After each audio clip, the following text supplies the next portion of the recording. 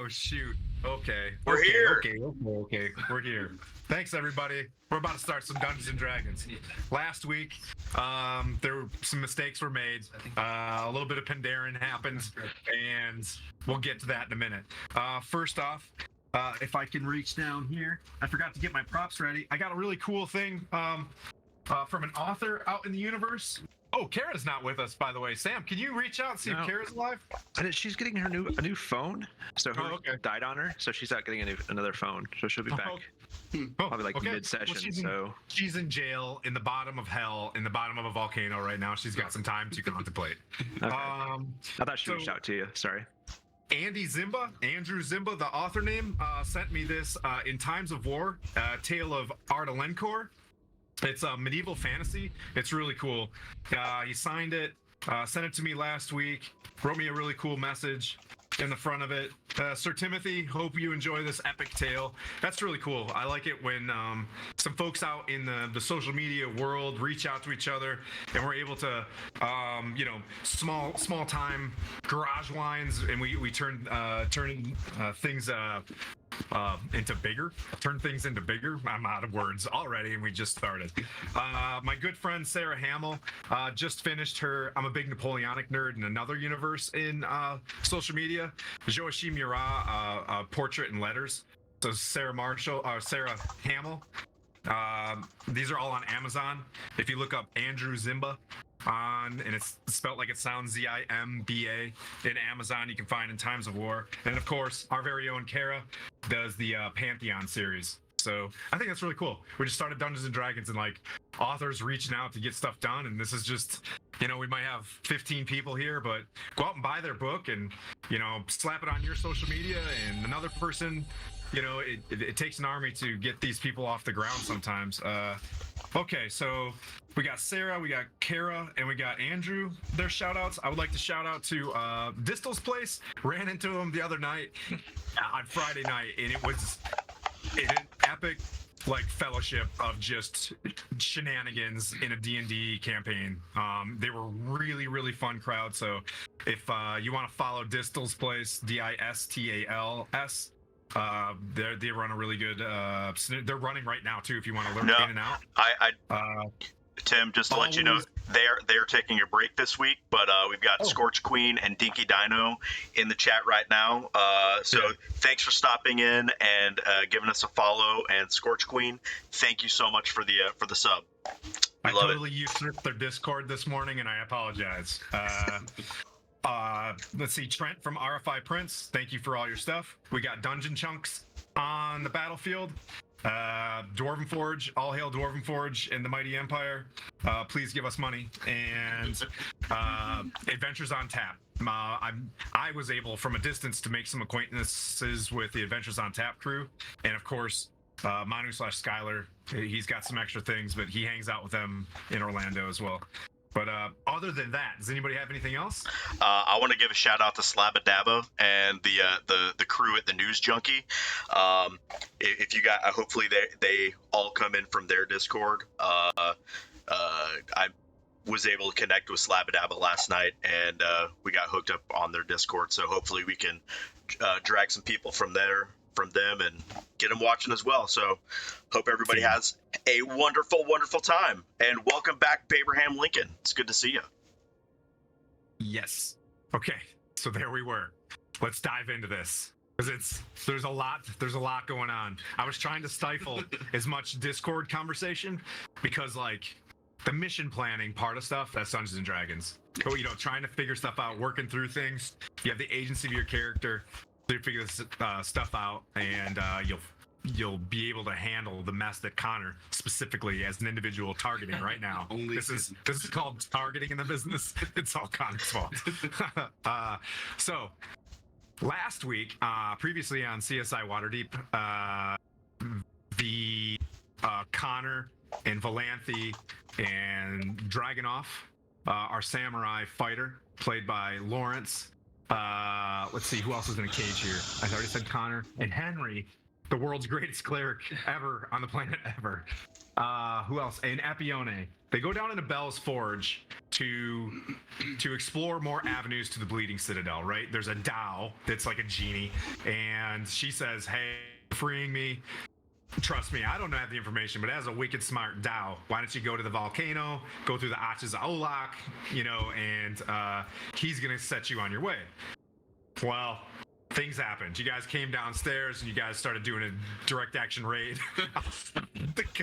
So Epione sits out her 3 cups of tea, sits cross-legged and just Connor started blasting.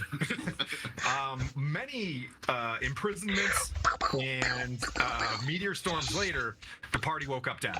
And at the very end of this, Bell goes, hey, I hold all the cards here, Epione. Why don't you go find your friends and bring them to me? Boop, and throws her out to the Arches of Ulach, which are like, we'll just call it a teleportation machine that's in Avernus. It's a rickety old machine. And the barbarian crowd, are we missing something? Oh, is this, you guys trying to do Zoom things? Yes. Is that what, okay, cool. I see waiting to join on the bottom right. I'm like, what do we do? Can you make me the lead on the Zoom? Oh, the host? Yeah, the host. Yeah. So you guys can hear me as I walk around the table. I'll keep telling the tale here without trying to unplug everything. Can you still hear me? Yes. It's okay. I'm trying to distract him so much that he doesn't kill me in the first minute of the game. You're in a cage. You should be safe-ish. Oh, I'm still a host. Whoopsie daisy. We had like 2 hours to set this up too. Never hire me for anything. Make the host. Okie dokie, admit. Oh, now I have to raise hands. All right. So, where were we? So the barbarians and Kluthkin and Mirren, the paladin, both left the Hellrider's crypt. There, they met a fallen paladin, Hellrider, one of Zariel's top lieutenants, and he says, hey, I need you guys to make a distraction. There's this pissed off demon in Kachchichi's Maw. Something like that. Yeah, Cottage Cheese Mall. Go to the Cottage Cheese Mall and release this guy. He wants his hammer back from Zariel, and he's super pissed, and he's an abyssal. I think he's technically I think he's a prince. He's pretty high. Yeah, he's a demon lord at that. He's a lord, we'll say. That's it's lords and princes, and then the old dead ones, or whatever the hell they're called in the abyss. So release him. That'll create a distraction. Release him and come straight back to me, and that starts go to the Bleeding Citadel. I'll tell you where the Bleeding Citadel is, and its action's on. Right? You guys begin you start your fight. Blah blah blah words. You guys travel about an hour there. The other parties, you guys are basically at a day and a half, we'll say. We're at Avernus and a half. Epione, we're gonna start Dungeons and Dragons now. So Manu, Kaigon, Kluthkin, Mirren, you're on it creaks and has winds, but it's an air boat. It's a schooner that floats above the ground. It's got, ocean things to it, but you're flying. Stay with me on this. You're cruising along. You've all had, we'll say, a short rest. Kluth highly recommend, because I looked at your character sheet. There was like a level of exhaustion. You have like 10 HP. So for your character, and I don't know if you played 5e, you can take all those short rests that you want. You can roll and roll and roll and roll. Oh. And Hakira, you can roll and roll and roll and roll. Save the times that you select short rest, because I'm tracking that. Because as you're in the Avernus, there's no long rests the way I'm doing it. Because there's technically no day. So we'll figure this out. It's a work in progress. But anyway, select as many as you want to build up as much HP as you'd like. The golden rule is, if you use more than half of your, and back me up on this, Connor. So if you use more than half of your short rests, you can only gain back half of your HP the next day. Is that how it goes? Your hit points. You can only use half the hit points the next time. That's right. That's right. Yeah. So the next time you only get half of your short rest, correct? Something like that. Anyways, we'll work it out. You get half of your hit dice. You get half of your hit dice back when For you that do a next long rest. Yeah. Yeah. Yeah. But if you're not doing, if you're Exactly not actually but if you're not allowing any more long rests, you're never getting the hit dice back anyway. So you can, if you make it to the Wandering, there are sanctuaries where it can be done. It just eats up a lot of time, and you cannot stay in this place very long. Hello, Valanthe. Can I have a long rest in the prison? So when it gets to your time, there's so many opportunities you can have with Bell. So many opportunities. Like, just, he's got contracts for everything, and you're gonna love it. You're gonna love the amount of things that you can have. We go. Yeah. You can have anything you want. Okay, so as a view, Kaigon, you're always at the head of the ship, the cartographer looking like Magellan from Night at the Museum, but he's a ghost, and he's next to you, helping you guys navigate to the Arches of Ulach. You see in the distance a lone humanoid figure, and as it gets closer to you, you see a smaller, like a dog or something next to this creature, and it's getting nearer and nearer. You make out purple. You're not really tracking it. You can let the rest of the party know, but Brick, Epione, you had just been teleported. You are in the middle. You just hear whipping winds, the sulfur, the heat from being inside of the volcano. It's not necessarily refreshing, but it's not as oppressing as you are right now. You still smell that rich, acrid iron of just being in the Avernus, and just the overwhelming, like, textures and smell of blood in the air. You see before you Slater, a little bigger, a darker hue of purple, and just a row of fresh laid down spines on his back. You have not had a short rest because you just booped out of this, so your character is where you're at. You did technically level up because you got in that fight, negotiated things. That's okay. You'll have plenty of time. So you're there. It's too hot to be able to see anything with your visibility. It's got, it's like wavy, right? Whatever that shit is. So it's wavy. You don't necessarily see the Reich wave coming at you. There's an occasional tumbleweed made of like thin bone, not necessarily plants, rolls by, and Slater looks at you, and just stares kind of intently, confidently at you, almost like things have changed, and he's got a little chip on his shoulder. He dances back a little bit before you do anything. He shudders his wings. He's like, if you hurt me, he kills one of your friends. You ready to go? Epione yells out, I hate this place! I don't feel like myself! What is going on? All my friends are gone! And I take out the holy water, and I take a sip of the holy water, and I'm like, you better stay right there! And I point at Slater, and I dump the holy water on him, and I'm like, what is wrong with you? He just starts like spinning and like dancing away. He's like, don't do that!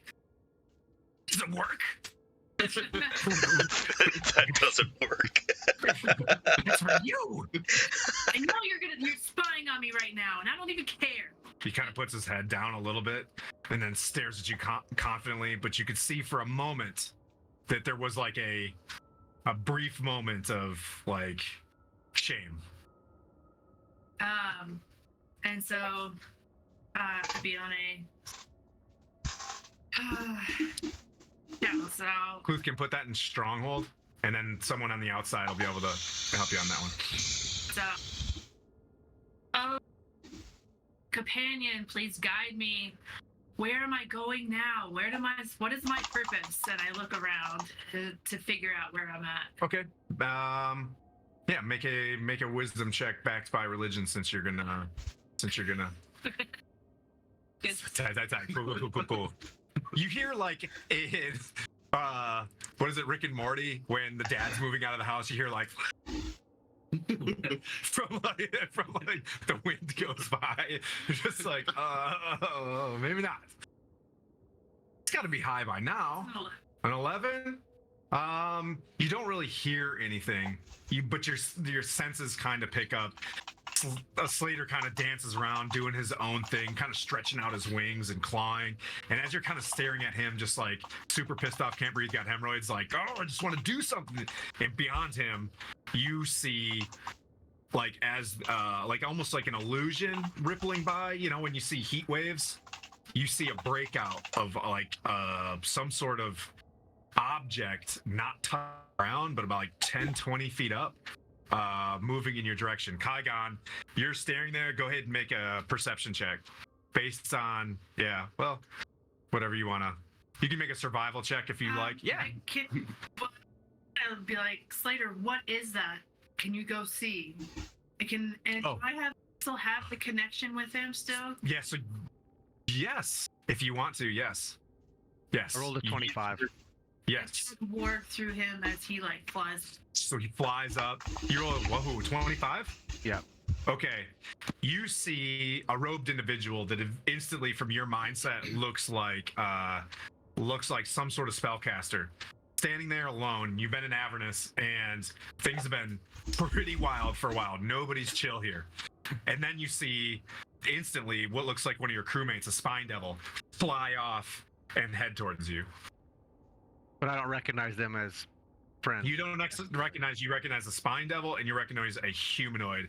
As you look closer in, you can make out like horns on the top of the head. 25.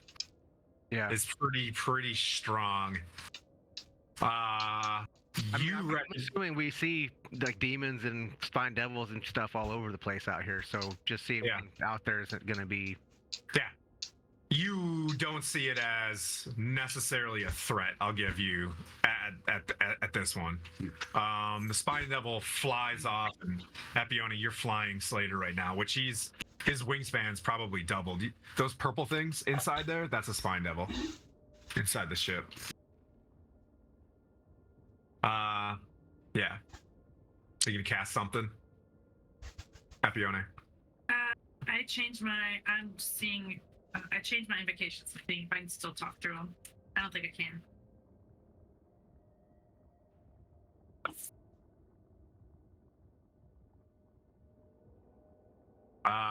So Manu, you and Mirren are in the back of the ship. Kaigon, you warning anybody?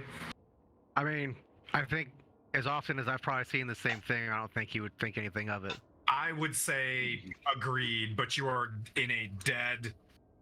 It's going to pass underneath you, is what the individual will pass underneath you.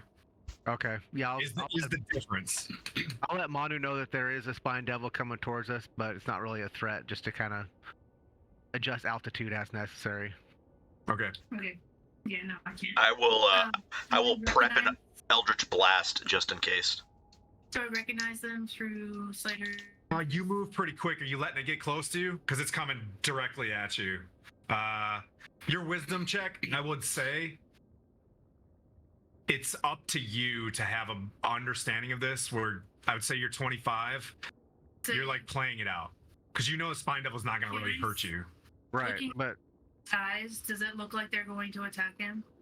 Nobody's really doing anything. The other spine devils are just like sitting there like, hey, you know what I mean? Like, yo, who are you enslaved to? He's not talking to us. Slater's flying closer and closer. As soon as he senses danger, he's invisible. You see Kaigon, and you see Manu, and you see a whole ship full of like motley crew. You see a bearded devil. You see a bunch of little kobolds running around. Okay. You see a homunculus, and in the back of the ship, you see a paladin. Control over Slater right now? As much as control as if you cast him. Okay, so as soon as I recognize them, he's gonna turn into a raven. Okay. He flies closer.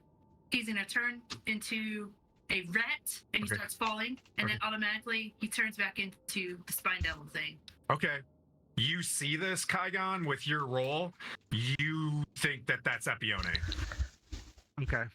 And you get a rush of, I would say, not necessarily self-preservation, but you know what I mean? Like you get a positive rush that one of your comrades is out in the middle. She's still probably 200 meters out. I'll yell back to Manu, like, I think this is Slater right here. Is it? Am I able to see the creature from? Go ahead and make your. You don't necessarily have to make a roll because they're telling you. They're like, I think this is Slater, but Like, okay. if you want to roll Probably is. perception, you could be like, yeah, that's. Believe you. Yeah. What? Well, 200 out. Same with you, Kluthkin. Hmm. Yeah, I don't think you've met Slater, so you're just like, what? Slater? I mean, Yeah. transformation between the 3 different entities. I mean, obviously. Kluthkin, if I was playing, I would have shot that thing because you didn't know. But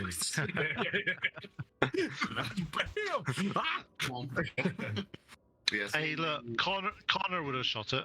Definitely. It's like Connor Christmas shoots everything. Yeah. Okay, so Slater. Well, I mean, he's not that, but if you control him, yep, you can run up and like rub somebody's face or something like that. But you see everybody, and then roll a perception check, Epione. Almost 18. It's a pass. Most perceptions, I think, close to probably 7. Okay. Yep, you see a ship, and it's really confusing. There's a lot of people on it. 6. You see wood. You're like, I'm not sure how wood is. This is gonna be a long day. Saying that he thinks it's Slater, I'm going to move to the front of the ship and take a look at the individual that's out there rather than be spying. I'm gonna toss you my spyglass. Like, here, use Okay. this. Okay. I will attempt to use that because I've never used one before. Okay. Yep, you move out. Are you moving the ship? Is the ship moving forward? You slowing down? You do anything? We'll move it to half speed and Okay. prepare our descent from 50 feet or however high we were. Epione, you're back there, warged out, and you're Slater on the ship, kind of dancing around. What'd you roll, Mira? Let's see, for perception, a 9. Like, I don't know who that is. Yes, you've got it. Oh, you don't realize. So you started looking before you focused, and you know how like you're looking for an airplane with binoculars. You're like, I yell from the back of the ship, Mirren, turn it around. Turn it around. Yeah, go ahead. She casts light, so roll for advantage. I'm just gonna Get another one. Like, Get another one. Yeah. Look through the small end.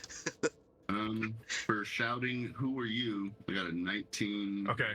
Whatever. You instantly get like goosebumps. As like your best friend from Phandalin. You just heard her voice, like straight through. You haven't seen her in like what, almost 2 years, and you hear Epione. Oh, I can. What is it? Prestidigitation. Or, She's yelling across the lake. Just keep using up. Those aren't. I hope those aren't at wills. I hope they're like real spell slots. Like, I cast fireball so they can see me. I cast lightning bolt. Use thaumaturgy. It's like a really loud whisper. Yeah. It echoes over Okay. the sky. Yeah, so that, that really cool cinematic moment where you guys like pick up each other, you know what I mean? Like everybody's like, it's Thunderstorms. and the boat pops up and you see 20 feet down on the ground, you see Epione down on the ground, like there's a level of happiness here despite everything that just happened. You did know that he was sending them to them, and that the last little bit of it is like, this is fantastic. Something creeps into your mind that they're also in danger. You know what I mean? Like, also, I'm here to deliver some bad news. So Epione is like sprinting. Kaigon, your 25 is, where's everybody else? Yeah, Sucks in I was just gonna say that. My first experience of Epione leads me to drift this ship into spot. Just Oh, okay, do a sick boat slide thing. boat slide. Yeah. I don't know the Miami Vice boat thing, but yeah. I don't know if anybody has ever seen Skies of Arcadia, but like they did that in like the old Dreamcast game, like boats in the air that would do that.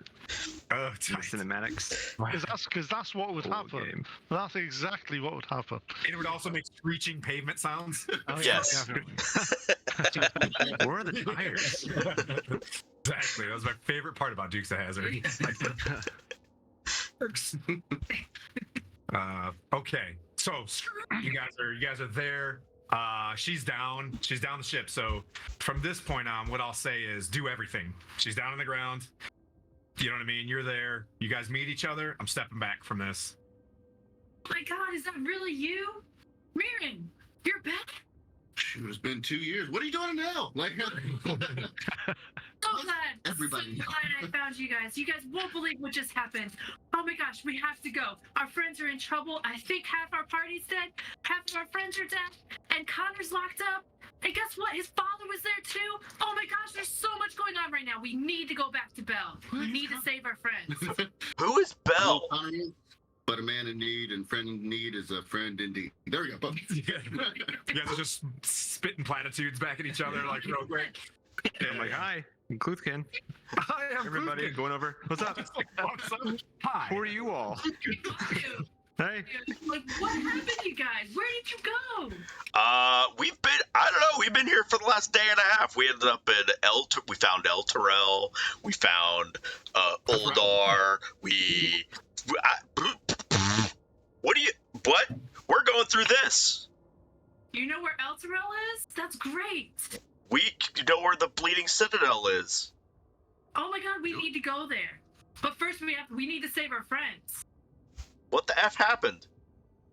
Well, What did? I was trying to talk to Belle and trying to reason with him and trying to see how we could get Zariel to step down. And then Connor had to start running his mouth.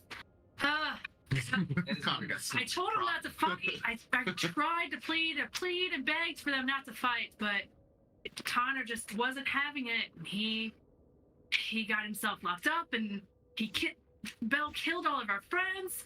Are they only mostly dead? What? Are they Man, mostly dead? Or all F dead? that guy.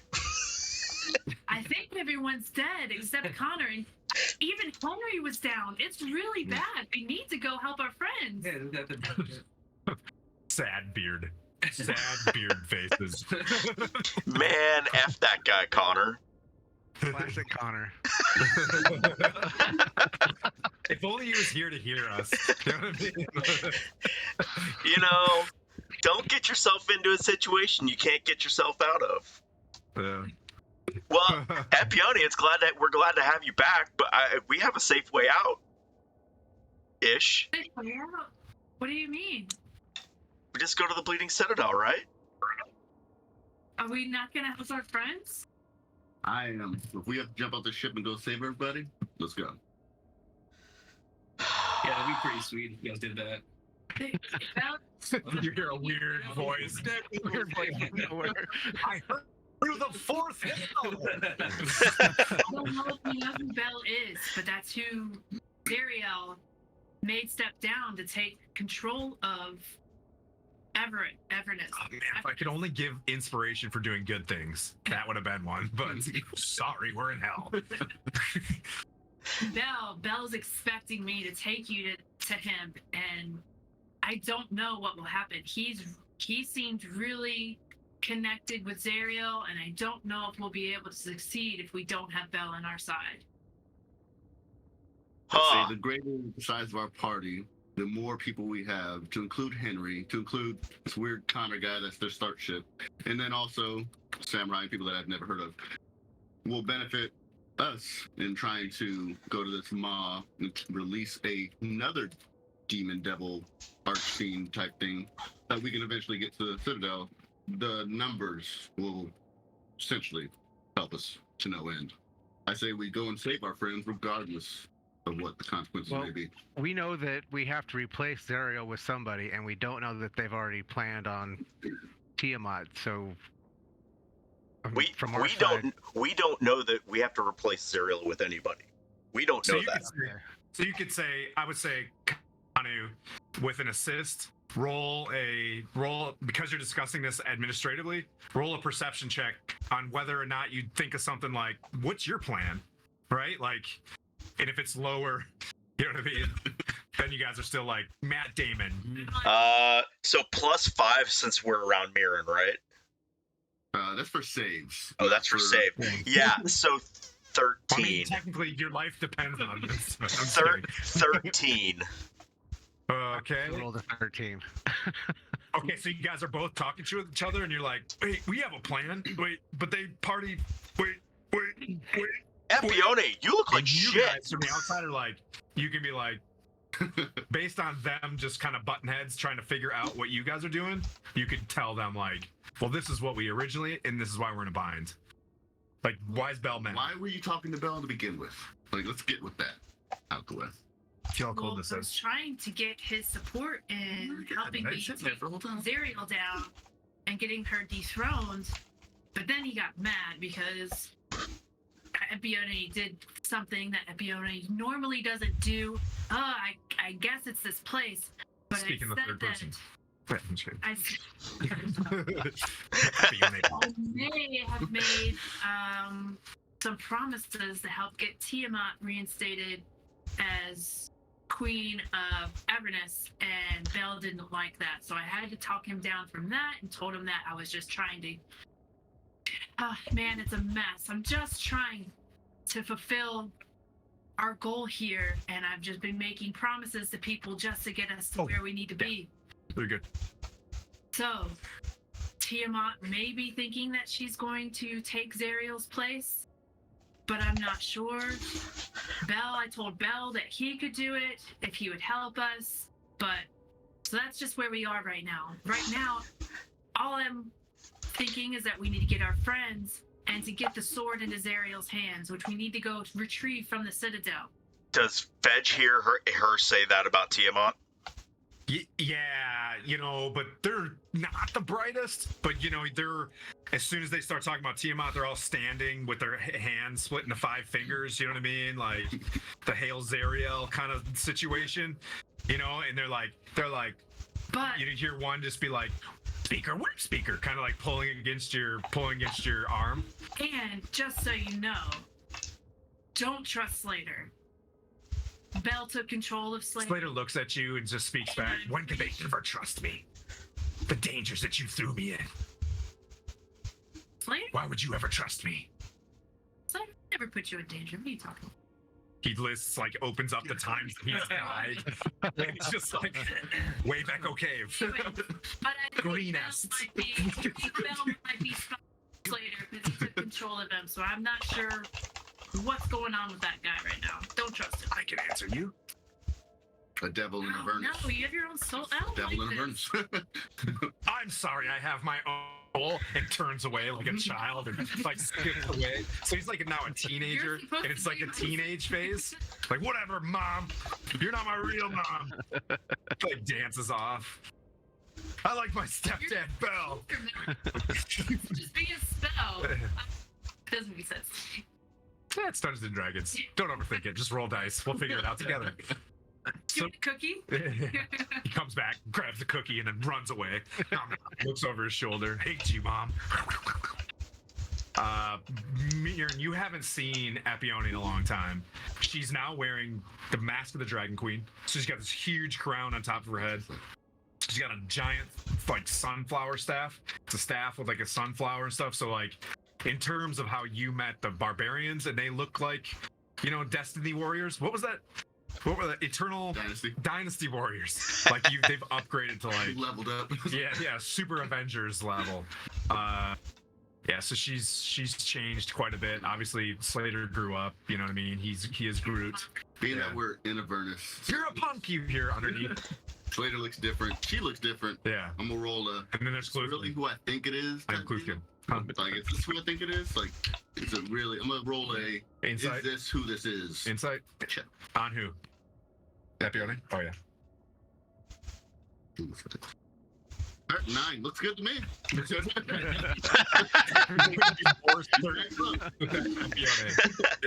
With Solo, So all this talk of he actually looks at you so weirdly that's almost he does the up and down thing on you, and you're like, "Yo, upstairs, bro, keep it up, keep it up top."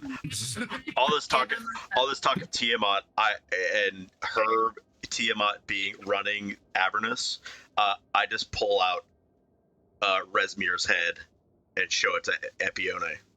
You see, just looks like a tiny black dragon's head, and it's just like his tongue like hanging out like all weird. Think it is? Resmir. Oh, when did that happen? Oh, just an hour ago. About 45 minutes ago. He still has like juice all over him. I just put it back on. You guys have been through some tough times too, huh? All of your clothes are just like really worn and like everybody's splashed with like demon ichor and stuff like that, like not on the skin, but everything's like tinged and like his armor, like Mirren's armor, where it was like a bright gray. Is that a thing? Once we get through once we get through All that white. we need this wonderful bath spa place to get us all cleaned up. You have to do that before this journey ends. Yeah. Where is Bell? So we can go and save our friend. Thanks. He's across the Here, blood. makes sense. What is it called? The river Styx, over towards the hill. Well, we were going to this I here. bring out the map. I love the map. What's going on the map? You turn around as he mentions the arches of Ulak, and you see the same arches you went through. I'm like, oh my gosh, this is how we got there. And as you see that, the cinematics of you start hearing the humming that you felt before, and it's at you're getting close level of humming, where it starts like getting really high pitched. You do notice one of the sides of the arches is like sort of like flashing, and the other side is like really strong. I'm gonna do an investigation. Do I know what that means? Yep, Arcana, a check or something like that. Yeah. 10? Yeah. Yeah. Hannah Arcana cannot figure this out right now. Let's see if Manu can do an Arcana check. Nope. And Mark, you start seeing her, and you just mimic what she's doing. You're like, whoa. Well, so I rolled a 12. Real lock and training. Yeah. Yeah. The cartographer's there. There's resources. The cartographer's there. The cartographer, as you guys roll up, have this. Has anybody still been here before? Do they know what this means? Can we all... You see this ghostly figure that looks like Magellan, and he looks over at the rest of the crew. Apione's still down on the ground. He's like, only fools step through the Ulach's gates. To lead to nowhere, a wise person wants to go. For your party, I'll read it again. Well, it worked once. Chances of success again. 2 ornate black arches dominate the landscape for miles, each one rising 200 feet into the stifling hot air. Every inch of stonework is engraved with images of devils waging war against demons. You've already rolled your check on this? Yeah, okay. You're just a little bit overwhelmed from the situation. Yeah, you're just overwhelmed. Do you guys have a place where I can take a 15? Yeah. She's still on the grounds, by the way. You guys are always talking to her Yeah. Why don't you come up here? I'll have hold on. Let me pull up a name real quick. Fedge. Not Fedge. Not Fedge. It's Feg. It's Feg. You have Fedge and Feg. So I'll have Feg make you some chicken. Oh, he's the cook. Yeah. Yeah. Good job. I'll have Feg make you some chicken. I'm not gonna. That's all I'm gonna say. Feg makes the best chicken in Avernus, and you see this one bearded devil who just be like, "No chicken," and he's holding one, and he's got a chicken in this horrifyingly ugly, like shaved looking chicken with a shark's tail or a shark's fin on top of it. I have Krickentool. No, not that one. No, not earwax. Not earwax. No. Okay. and he walks to the other side of the ship and sets him down and starts feeding him weird, gross stuff, like armpit, like dingle armpit. It's hell, man. These things would happen all the time. I would just assume. Yeah, so I order us some chicken Look strips. Like you would like Who? this creature. Crickendall? Yeah. Well, no. Gross stuff? Feg. Feg? Feg's a kobold Feg's the one trying. to feed you. Is he saying who's saying no chicken? A bearded devil that also has a pet chicken. There's other chickens on the boat. They just yeah. You're just watching. You're just overwhelmed. There's so much shit going on in this boat. They've literally collected every NPC in the Avernus. We have. This chicken's gonna I'm gonna multiply it into 4, and he's gonna go around as oh, and he's like earwax, and he just starts patting them all, and he's having a great time. Earwax is having a great time. Yeah. Or quick adult. For now. Yeah. Until I lose concentration. Yeah. He's happy. For a bearded devil. You fought these before in Tiamat's, but he's got a metal plate on his head, stitched in. So yeah, we can hang out here, and you can heal up, eat some chicken, and then she needs a nappy nap. Yeah, come on, take a nap there, Epione. Okay. Thanks, Maya. And we'll roll some bones while we wait. I mean, I'm really worried about our friends. I don't know what's gonna happen to Connor. None of us do. It ain't gonna be good. It's more like Pete, the individual. You know what I mean? It's gonna really be playing some Dungeons and Dragons today. Just kidding. Love you. All right. So you're gonna take a nappy nap. It's a very strong snore. Traumatic stress nap downstairs. It's just very deep snory stuff going on. If you guys want, I could skip you guys ahead an hour later when she comes up from, you guys stand guard pretty good. The Archers of Olak are pretty intimidating themselves. It doesn't appear that they get used that often. It's a part of the Avernus that doesn't. It's not near the River Styx, as I mentioned before, so it's just not frequented. But an hour has gone by. Noted. And I'm speaking to people inside cages right now. Uh-oh. What? Oh, wait. Is that a Twitch or is that a D&D? No, that was... You said, I'm talking to people in cages. Yeah. Time is relative years. Okay, so, an hour, 2, X amount of time, because no one's really gonna watch. About DM o'clock, you wake up from a nice nap, not fully rested, but a short rest. So you get whatever HP you decide to have back. Cluthkin, did you refresh? The rest of the party can take another short rest, I would say. And then I'll give you. They don't need to. They just had a long rest. No, they had a short rest. So you guys are. She comes, she wakes up. Fedge has some food for you before, waiting for you after your nap. You eat. It's cooked and it tastes exactly like chicken. You have no idea that you're eating a demon, but you are eating a very delicious chicken. Delicious demon. All right. And yeah, don't look that up in your dictionary, the delicious demon. But I'll make something up. It's gonna be fantastic. So you come upstairs and prepare to plan at your will. However you guys want to do this. Yeah, I'll use one more hit die, and also, so real quick, thank you to Campster 993 for the follow and welcome. They're only here to see Connor beat Bell. That's it. Probably. Secretly, I want that to go down. I really do. But yeah. If you had any kind of psychic energy that you could do outside of your cage, that'd be cool. Connor? I've got lots of abilities. More to follow. Tim doesn't know half of them. I know. I don't even care. Your character sheet just immediately gives me an aneurysm. Gloomstalker, fighter, rogue, ranger, paladin. I don't know. It just says win on the front of it. All right. So The fighter wasn't on it until fighter wasn't going to be there until you extended the campaign.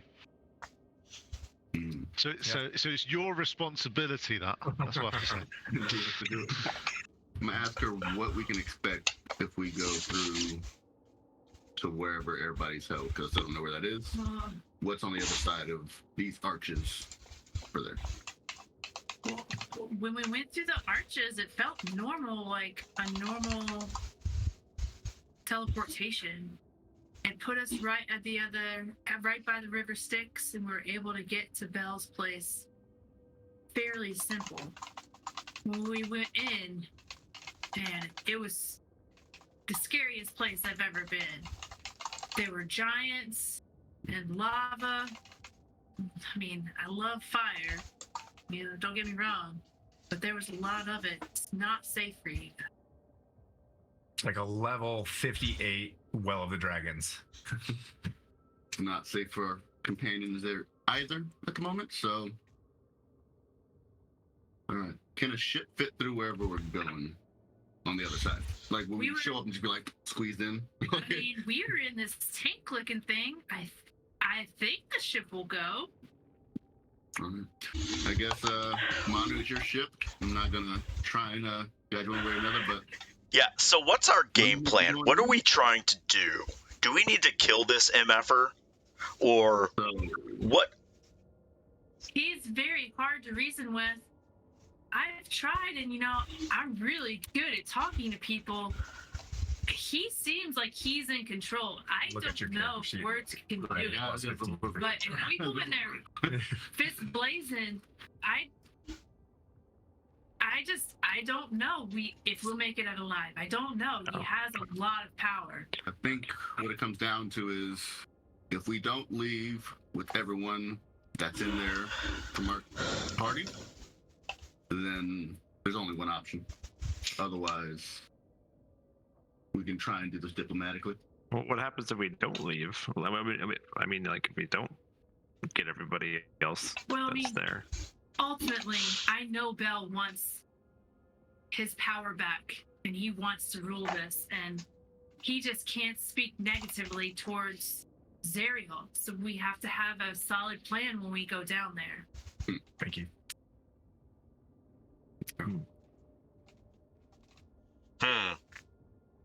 I don't know if we'd have his support in defeating Zariel, but if we go down there level-headed and tell him that we can do this without him and his support and put him back in place, that may be our only hope.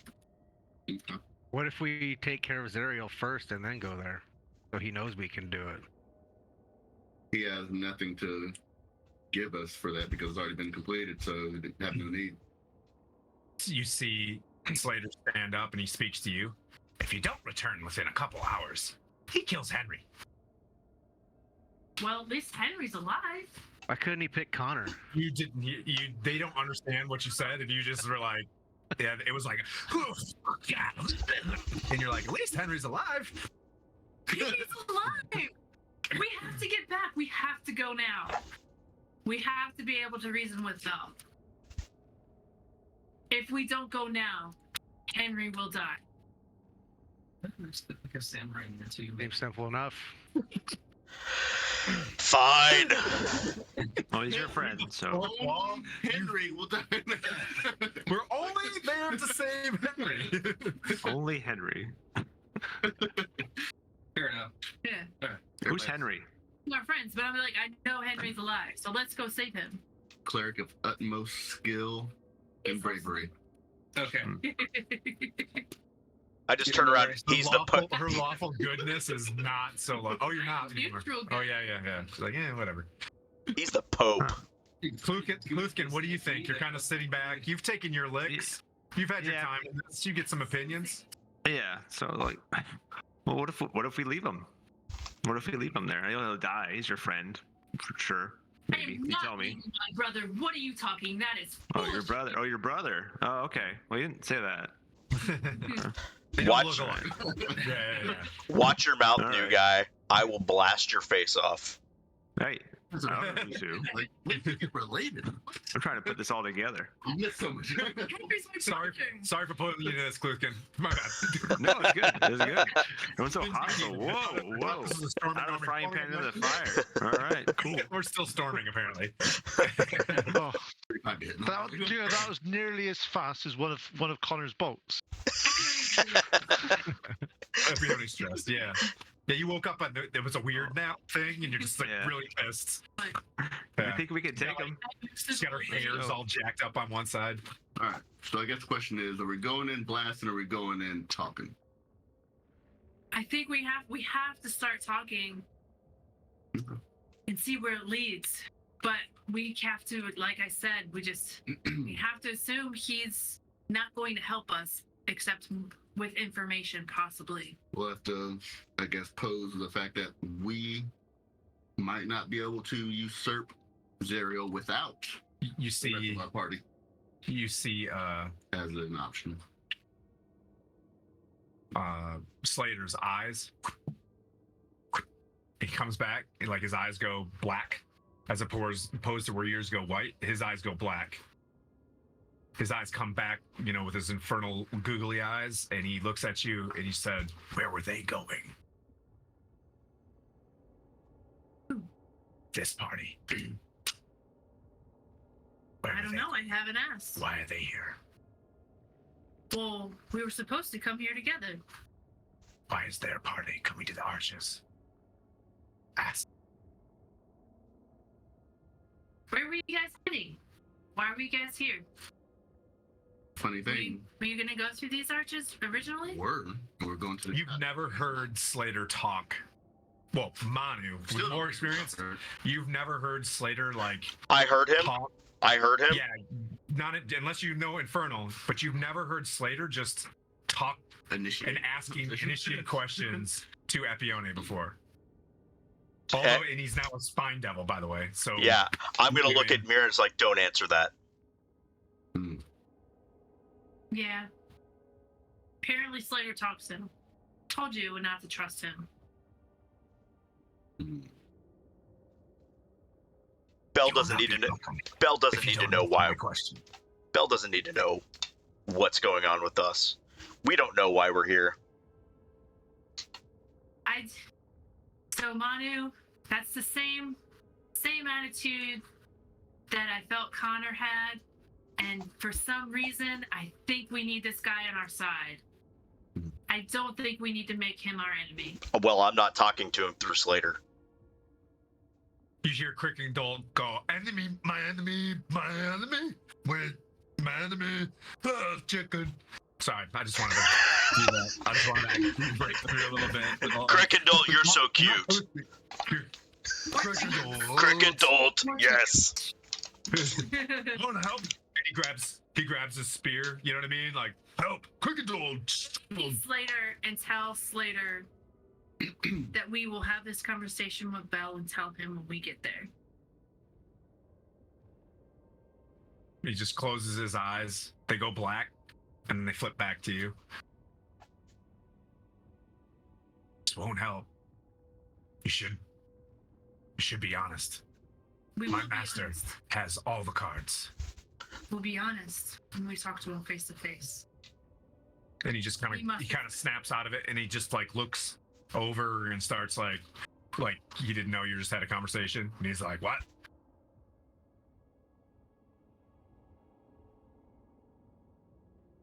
I don't have a control. I'm an imp. I wasn't an imp. He's like, he takes charge. He starts like having a teenager moment. First dad controls me. Now I'm here with you. And now you're controlling me. I don't know. And he just kind of bounces off, like upset that he keeps getting used. I'm gonna boof him into a spider. Comes the spider. And I'm gonna And he falls to the ground. He's like, scooping him up in a jar and I'm putting the lid on it. He's got like eight fingers that do this. Poking a hole in there. And he breathes against the glass and infernally writes, "I hate you, Mom. I'm running away." Jar, Marin. Should I poke a hole in the jar? Well, you He seems like a breathe? jerk. I don't know. Just breathe. Like, that's your room. He's One or the spiders. other. Spiders need oxygen, right? And I guess if he is taking on those properties, He's looking a little sleepy. at least one Hmm. of them. So she just passes out from it.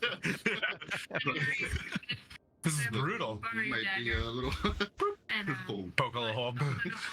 Yeah. in the jar. And he kind of curls up in a corner, just looks over his shoulder at with his 99 eyes or however many eyes. So So, Epione, what exactly is Bell? he's a devil? You studied at Waterdeep. He was the former Archduke Yeah. of the Avernus. So he's a super devil. Now Texas has created the super devil. He's got himself a Harley Davidson and an MC of 1%. Devil. Devil. He used to rule Avernus until Zariel came into power. Hmm. And he's thirsty for the throne, but I know that he won't speak or he won't cross Zariel. He's already told me he cannot cross Zariel. And you know this because they all work for Asmodeus, which is the super devil. Yeah. Then, if he can't, Asmodeus. Thanks. then if he can't cross Zariel, then why don't we just go take care of Zariel? I think because she just There's a said time limit. he's going to die. Henry's going to die. We need to go. Where were you guys headed before this? To the Cottage Cheese Mall. We needed to go to Claire's to get some jewelry. Kara, are you listening? Valanthe, are you up? It's the place at the mall that has like the summer sausage, the cheese, Yeah. like, sausage cheese. Hill Farm. Hillshire Hillshire Farms? Farm. Hillshire Farms. Yeah. Yeah, that's where the cottage cheese. It's Cottage Cheese Mall. Yeah. Anyways, so I'll have Valanthe when she comes back up, but Connor, Dragonoff, I'll roll for Henry. Roll a Constitution save right now. Constitution? Can we just go? And just save the number until we come back. Yeah, so I'm here. Sorry, I was driving to Cub Scouts. While you're driving, just I want you to roll a Constitution save with your eyes closed. Is that? Whatever you get. I just gonna sound quite. Is that for the people that are unconscious? Huh?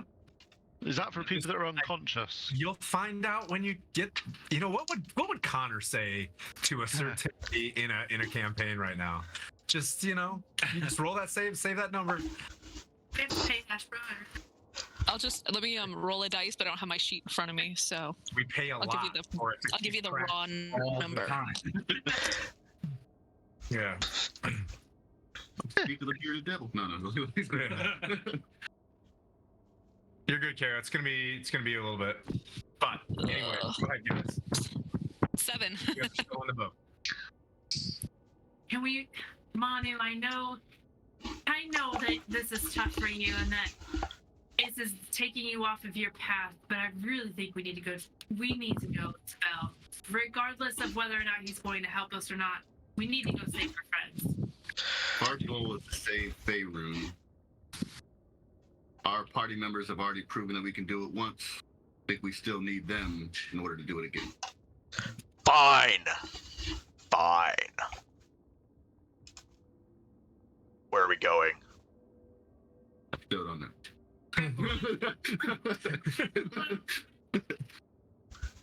Wait, you have a map?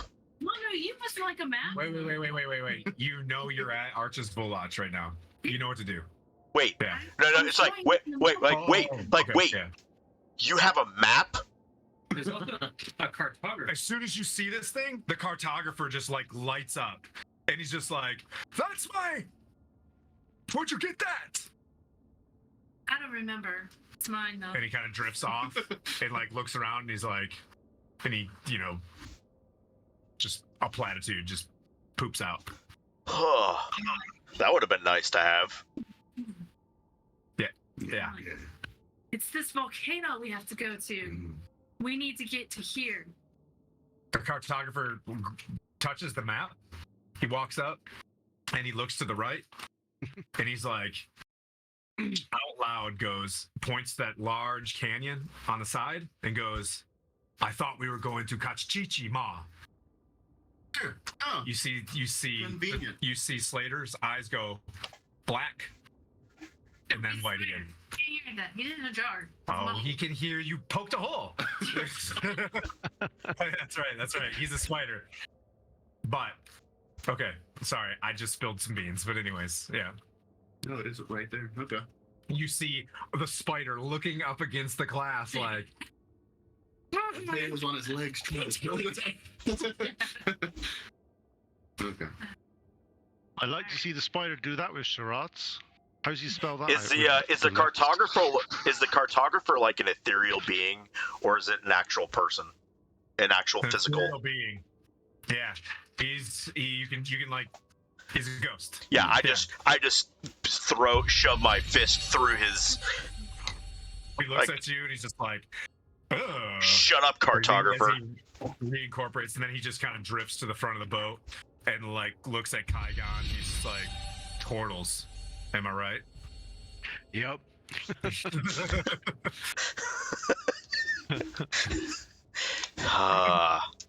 What's the place called that we're going? Bell's Forge, isn't it? Bell's Forge. Yes. Well, I wrote it on the map. Yeah. All right. all right. The humming, the things. I guess we're going. Guns out or not? We're all talking. Are we? Everybody's talking? What about Kluthkin's agency? How does Kluthkin feel about this? After he was Apparently, I don't have much of a choice. We got to save him. So, yeah. I'm like, I mean- sure, it's that or get off the boat, and I'm not getting off the Yeah, boat. Kluthkin, you're gonna say Bell's Forge, or you're gonna end up somewhere else. So Yeah. You are quite abrasive. I'm on for the ride. I'm not chained, bound, and gagged, naked, so I'm alright. It's definitely worse. Yeah, clothes are good. Clothes are good. Clothes are good. You let me even have my weapons. I'm good. yeah, I mean, like you have two choices. One, you could say Bell's Forge with us and end up where we go, or two, It's like a champ Like with your Just heel- one. If you guys looked into this, you could just jump off Kluthkin, like run to the Arch of the Lock, say where you want to go, and then they'd be screwed. Everyone else is different. But don't do that. No. There's no place like home. It's like, Oh, shit. Before we go through the arches, though, I want to like look and see if we get some camouflage and kind of get as stealthy as I can. That's kind of like what my character Okay. kind of does. So for something I can find, maybe get some of like the nastiness grime from the Yep. place. Yep. You can pick that. You can pretty much wipe that off the ship. It wasn't well kept, so like the spine devils and stuff like that are just like spine devil droppings in random places, and you can definitely pick up. There's enough stuff. Apione, about you to speak fight. you speak Infernal, correct? And she can read anything. Well, I need you to tell everybody in Infernal on this ship, including all the spine devils, and to tell them that they're saying Bell's Forge as well before we go through the portal. Something like you say it and it's active for 5 minutes Okay. thing. I'm like, so like I stand at the bow of the ship and I'm like, in Inferno. My name is Epione. I am Nepione. We're going to go save our friends. We hope that we have your support. When we go through the tunnel, say Bell's Forge, and please stand with us. Tight. Cool. No doubt. And I'll say that in Draconic to the kobolds. Okay. Just so it's Hail the Black Worm Speaker. You know, and they raise like they wiggle their thumb because I guess that's the black dragons off on the left hand side or the right hand side. Where are you at, Black Dragon? The right hand side. They wiggle their pinky. Yeah. That's what we do now. That's canon. Yeah, because he's the Black Worm Speaker. They were like, pinky. I think I deserve it after killing Rezmir twice. I ruined everything. Okay, so you guys are rolling up. It starts humming like really, really loud. You've heard this before. And Epiona, you know that it's time to be able to say the thing. Bell's Forge. Everybody, 3, no 2, one's gonna say anything crazy. 3, 2, 1, Bell's Forge.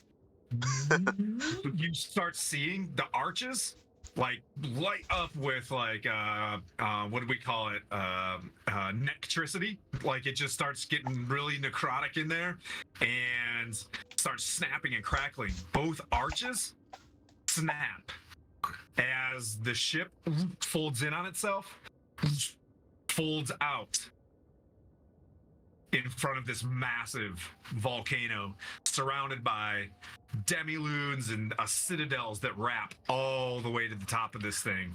And that's where that party we'll take a break. And you guys want to take 2-3 minutes? Want to do a quick 3 minutes? Let's take a full 5, and that way we can all refill and do everything that we need to. Is that cool?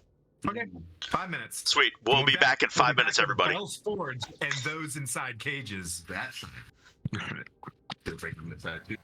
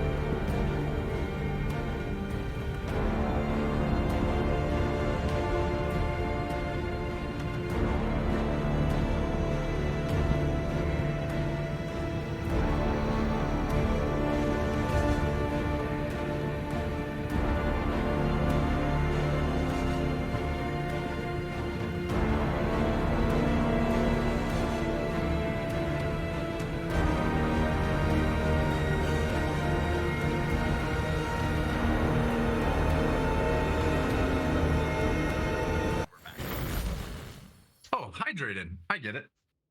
Okay, so Connor. So Cheers, everybody everybody. back at Bell's Forge. Just everybody's in a state of darkness for whatever reason. You are not in death save mode. You have 1 level of exhaustion and roughly 10 HP that you can load at will. So you can load your 10 hit points, and boop, I just loaded that for Henry. But I'm gonna go kind of around the room. What were the Constitution saves? I had 1, a 7 for Valanthe. What'd you get, Connor? And the 7 was just a straight roll. I didn't add anything to it. Okay, Because I don't have a sheet on me. I got you. I got yours. Think of a number that's reasonably low. Okay. 0? 1? A 1? You got a 1? 4. Okay. So you have a 0 modifier on your Reasonably low. I love that. I mean, usually the low for Connor is like 27, 28. Dragon on. 8. Okay. Fun. Those 10 hit points that I just gave you, take them away. And happy word, David. I think D&D Beyond just had a hiccup because all of my character sheets just say character sheet and not like the character's name anymore. It's like, Was about that. it's like, yeah. Just say you have weekly maintenance. Somewhere have a banner professionally, like all professionals do in any other organization, say maintenance is on this day. Don't try to fake the funk and be sneaky and just shut things down and turn things on. But people are paying a lot of money, D&D Beyond. Get your shit together. All right, so 7, 4, 8. We will start out with dear sweet Dragonoff. So you find yourself in a iron cage, very strong sense of smell of iron. It is black. There are tinges of rust color on the bolts like that seal it together. You don't see any like opening. There's no any sort of hinges or anything like that. You see yourself looking out across. We got a good camera angle. Okay, I don't need to move that yet, but you see yourself seeing this huge flame out in the middle of like a pond of fire in the middle of the forge. You hear intense depth in the banging on anvils. Yeah. Bang, bang, bang, bang, bang, bang, bang. And it's almost like the fire giants have a rhythm to how they're hitting and when they work here, where it's like one after the other, and you listen to it for a little bit and it's almost soothing as how their processes are. The heat is extraordinarily intense and it's driving you down, and that's where the exhaustion is from. You're sitting there for a while. You notice that you have all of your equipment on you, but you get a sense that there's warding. As you look closer on the inside of this cage, there is weird language written over. Do you have Infernal? Don't think so. Yeah, there's some weird languages of runes all on the inside of these cages. You come to consciousness for a moment. You're standing there. There's a bit of I want to describe it, not autonomy, but privacy where you're at. It's very standoff. You can't necessarily see the tops. You can see kind of the tops of the heads of the fire giants, who all of them have crowns on top of their heads for one reason or the other. So they seem like they were probably a big deal wherever they were at, and they mutter basic things in giant if you speak that, but kind of talking to the weapon that they're crafting, as you can kind of see out of your peripherals. The banging continues, the heat flows. You see a bit of a tinier volcano to your left. To your right, as you look, you see a very pensive, frowning, like thinking very hard devil, very, very large. His wings are relaxed over the back of a throne, and the throne drifts with his back to you. As you sit here and you're looking around and not necessarily sure what to do in your first moments, you get a sense that you can't see any of your comrades. You feel a little bit roomy. Pour it on me, but like you can't see anybody around you. Just for your initiative, is there anything that you want to do first? Did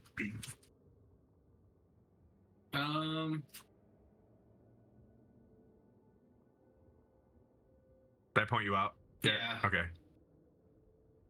Can I call out Yes. other party members? Yes. Okay. So I'm just gonna call out to see. No answer. Then, if I still have time, I'm gonna try and see if I can loosen some of the bolts with my fingers. Okay. Yeah. You cannot make any sort of purchase on the bolts. Like you can feel them, and as you get, there's not even a groove to where the bolt was sealed. Okay. And you'd instantly just roll a perception check. Of your choice, if you want to back it with religion, survival's wisdom, correct? Yes. Yep. If you want to back it with any of those of your choice, like, hey, I want to do a survival check, I want to do a religion check based on the language that's written on this, tinkering, whatever you decide to see how you want to figure this out. All right, 18 for religion. Okay. You get the sense that through speaking with Epione, through travels around, your short rests, that there's a lot of magic written in runes and whatnot, and you get the sense that you're in some sort of, magically binding cage. As you're staring at this, you feel a bit of like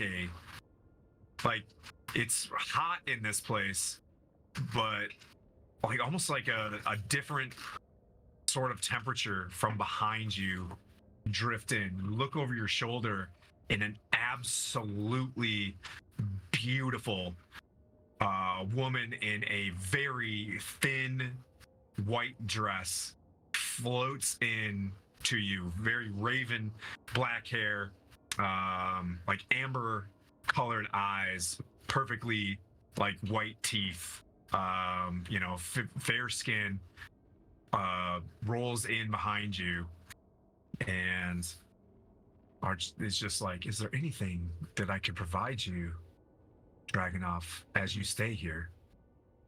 I feel like it's a trap. She wants something from me.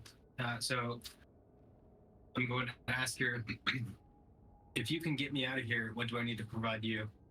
Oh, we can provide you anything that you would like. There are potential services to my master that would be most useful. But Who's your first, master? oh, and she kind of points off to her side. He's giving us some privacy. There are some things that, and she smiles and looks deeply at you and make a. She referencing Belle? Yes. Yeah. I'm sorry. Oh, my bad. Make a wisdom saving throw.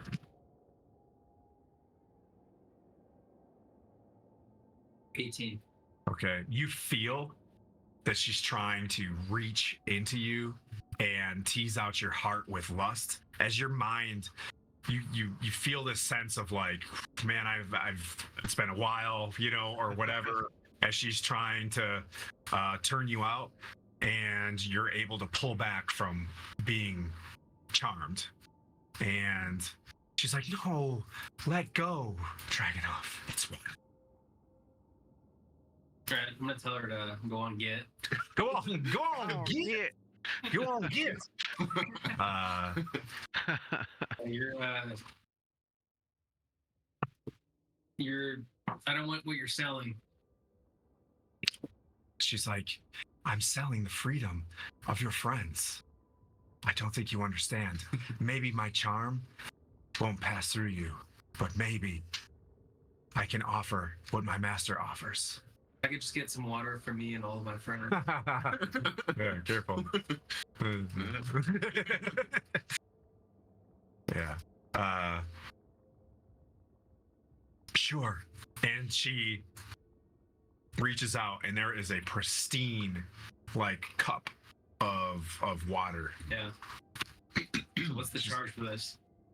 This doesn't cost me anything. Can we please have a conversation? What's my charge? What do I owe for this water? Well, regardless, I don't think you have a lot of choices, but it'd be better if you were more willing. She just like, Okay. Perhaps I'd be more willing if you told me what the cost was. He's a monk. she's like, I think my master would like you to run a task for him. I don't think you understand what you're doing here that will disrupt things. My master has great control over the demons in this area, and you nearly disrupted the great balance. Yeah, I didn't disrupt anything. That's Keep right why. there, Connor. That's why we're talking to you.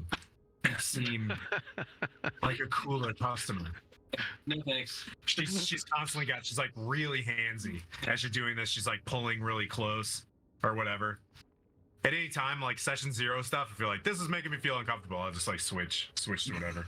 Please don't imagine me though. You know what I mean? Like, No. Oh, too late. Roll to like get her out of here. Can I roll anything? You can roll a persuasion to get her to get. You want her out of there? Yeah. Okay. You want her just to leave? I don't feel comfortable because I don't feel like I'm willing to pay the price for whatever she's trying to sell. No killing a lawful good creature, that's true. Yeah. Is that good? Is that all right? You good, buddy? Kai's doing the wall lean. Great. In case you guys didn't know, I'm not that good at brick and mortar. 23. For what? Yeah, so you tell her to piss off, and she snarls, her face turns, fangs come out, her eyes get really dark. Yeah. These gigantic wings of a succubus pull out, and she just like, she flies back, and she's like, and she just speaks in infernal, and the chair of Bell turns around, and he dismisses her, and you can tell the fear in her eyes for not accomplishing her task, and she flies off and like clutches the walls of the volcano and just stares at you scornfully. Good job. Philanthropy. What is your thing? Ooh.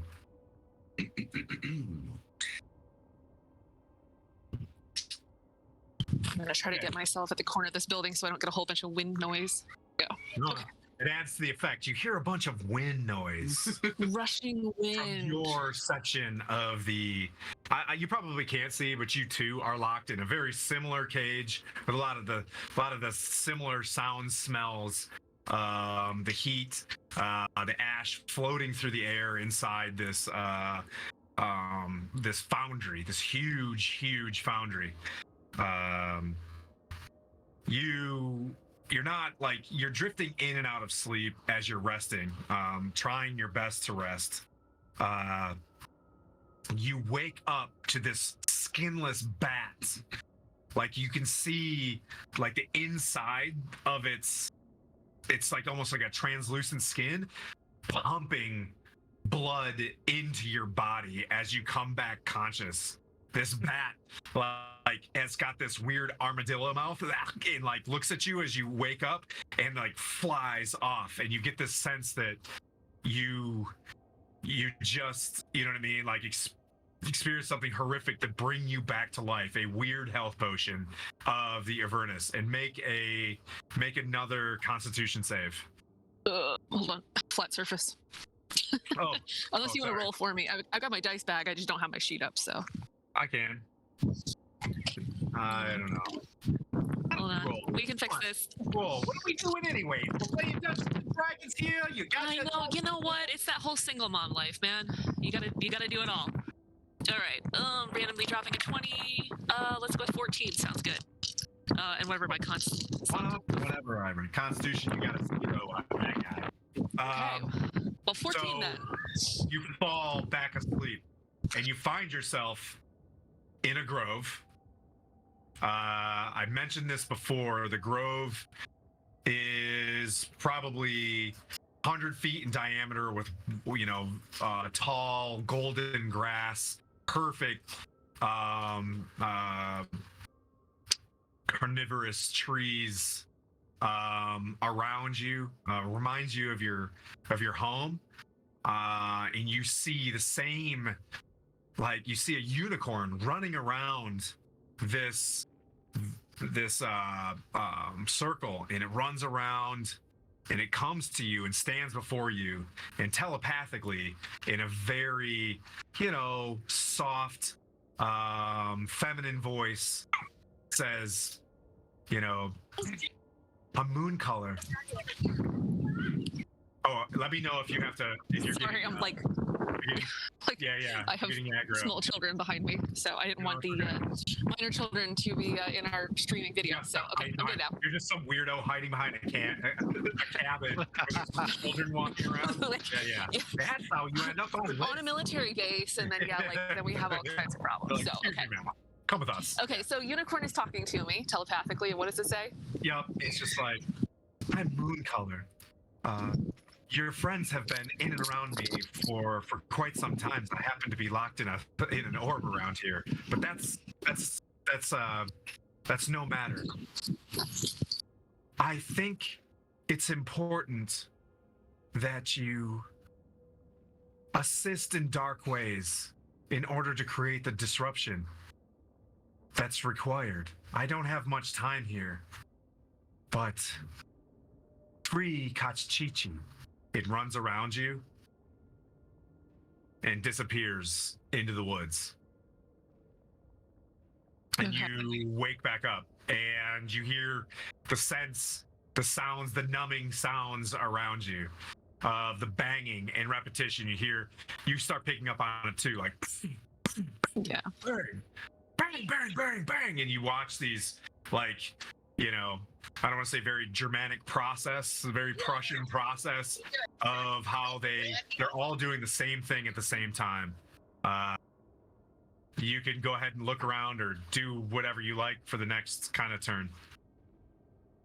Okay, so basically I've had this weirdly jarring juxtaposition basically of a creature of pure goodness is telling me go do bad things, and then I'm zapped back into my own body, and we got the Forges EDM going on in the background of bang bang bang, Exactly. Straight up dubstep. Thank you. Forge Yeah. dubstep. Sparks are flying and stuff.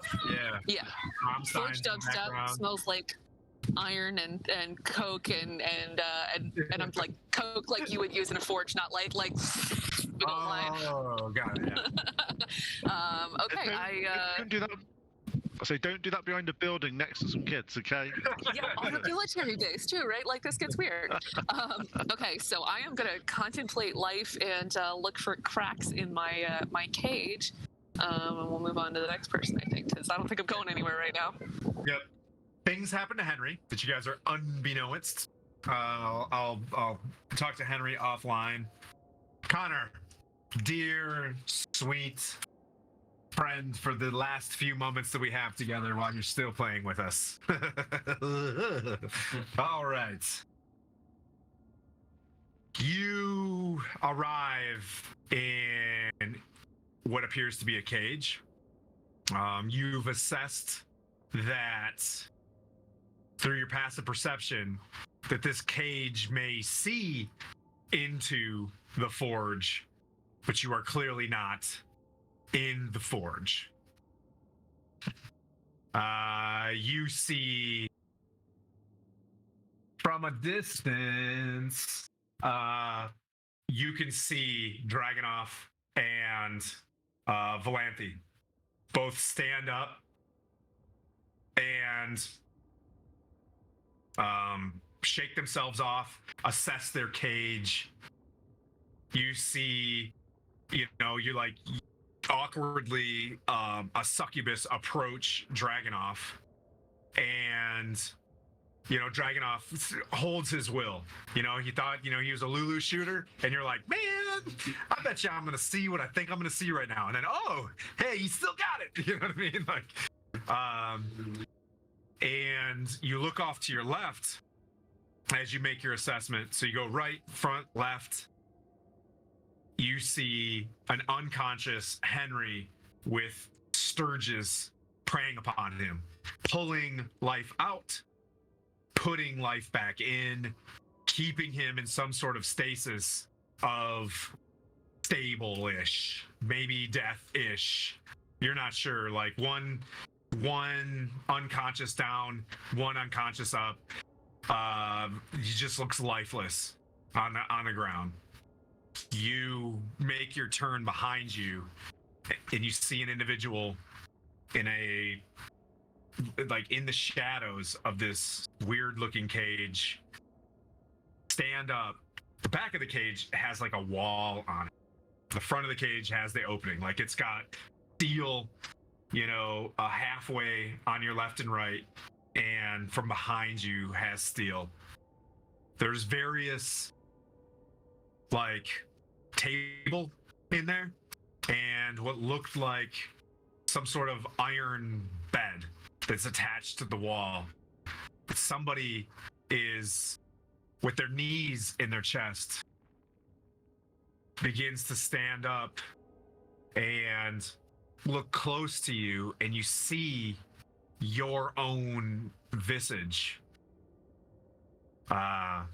Just for a moment, you can take it from there. I'll give you the first steps on that, or you can let it play out. Is it me or my father?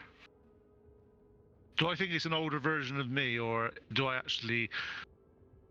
Has it got the tattoo on, and has it got anything like that on it at all that I recognize as... If you're looking at that, you do see, and maybe 150 elf years older, a slightly graying Connor. So so it's basically an older version of me, not my dad. It looks initially similar to you. Can I do a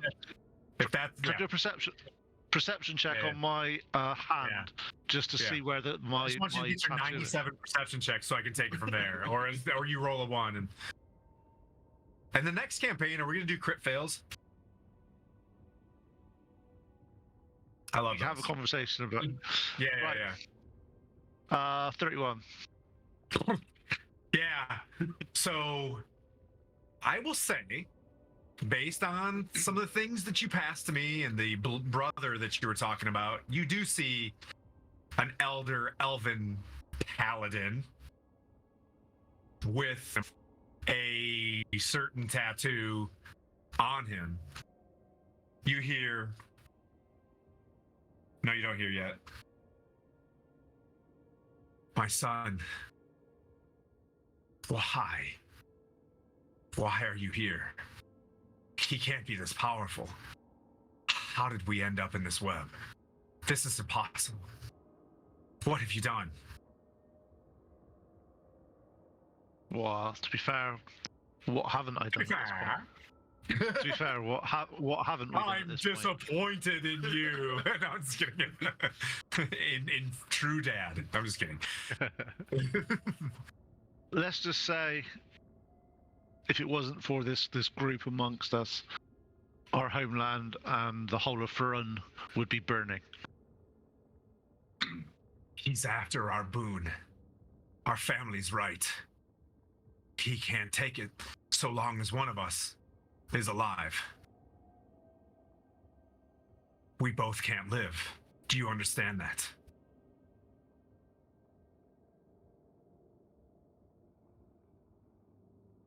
So if we both die, the boon is given to Bal. Yes. Can't it go back to Maleki? Or Melekai, sorry. I'm not sure. They're cut off from the Avernus. He's taking all advantages. Pulled that one out of my ass. This is tough. This is the tough part. When I'm playing and gets a 30-year DM. Well, even if he has our blessings, he won't be able to control it. He stops. He's Taken. Like, you know he can hear us. As like, and he points and the chair's like facing backwards. Like, he can hear us. Yeah, I was half hoping that a succubus was going to come in. At least we'd die happy. He's like, as you say that, his eyes kind of go down. He's like, the succubus come to me nightly. It's terrible. And you can see, like, as you make the joke, like he's been tortured by succubus, and he describes to you how they come in looking like your mother, and then they turn into a horrific beast at the end, and then they turn back into his mother, and his will is nearly broken. As succubus do, you know what I mean? Or incubi? My mother. So it comes in as my mother, not his mother. Yeah, your mom. So, and he's just like, don't make this weird.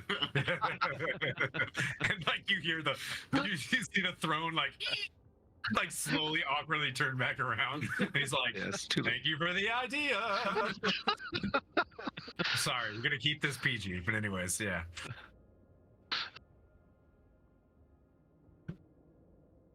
PG-ish. He's trying to take the boon to strengthen himself in his eventual coup against, and like you feel him being restricted. You know who? As he looks at you. Or his boss, the one who's beat him. And then telepathically into your head, he's just like, now, Connor, were demons and devils taking cities from Faerun before Zeriel? I serve by law Asmodeus. I was asked to step down. I was not rightfully defeated. I would request you show me respect in my forge. I show you respect in the forge, and you expect me to give you respect after you've treated my father like this for however many years. Well, think about this. If your father was here, if your father was in a similar situation, what would you be doing? Would you be having? And he points off bad example. And there's like a head and a wooden, kite shield, and he's just like, I ate him. Wow. Devils are ruthless. Devils are pretty ruthless. He was weak.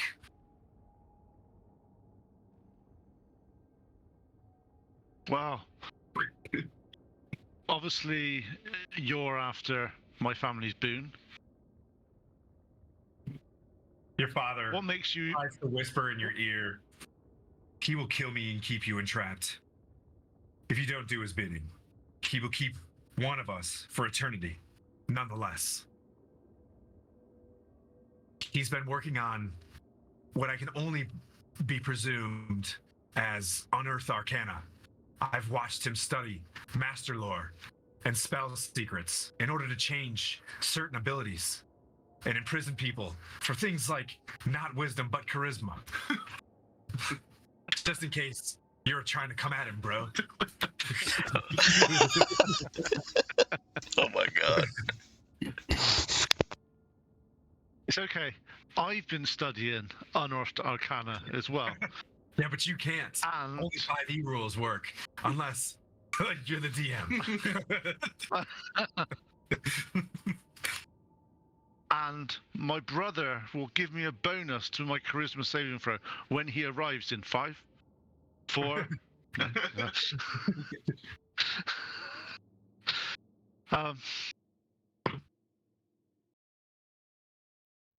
So Bell reaches forward, he moves forward, and he's like, our conflict is guaranteed, Connor. In the meantime, I have tasks that you will perform for me. You will need my law and order here. I will set you two on the path of the demons. Baphomet and Yinogu will control Avernus without me, without Zeriel.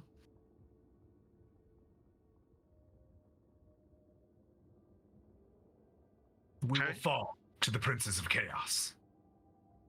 You have brought much disruption to this realm. Why would I work for you? If you don't, I will kill your friends systematically to begin with. You have no choice.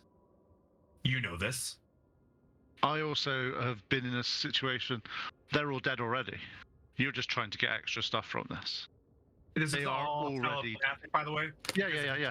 I'm like, yeah. I'm like, to be honest, the second we walked in here, you weren't letting us leave. You know this. You think that a group of adventurers walking in here of our stature would have been allowed to have left under any circumstances? I'm not a fool. I may be a bit of a hothead now and then, but I am not a fool. I can get you out of here to save your friends. So, me, leave my friends here, and that makes it... All but that foul priest that you brought into my domain may leave. But you will get in your war machine. You will recover. If you want us to, as you say it, put right what we've done wrong here, without Henry, it will not happen. There are two things that are a problem here. One, Tiamat. If you face Tiamat, I will give you, and he points off to his left, my engine. I cannot be seen facing Tiamat if she fights you. But if you betray her a second time, only logic would something, she will kick your ass. What do you have that can sway Tiamat? To be honest, the reason we sided with Tiamat was strategic. We needed an item, we needed a way forward, she was there. And if she's here, you know where she is. You know that she's around here, you know who her followers are. If she was on Farun, and all the chromatic dragons were behind her and bread, and do you think she'd stay there? Do you? He's like, when you return,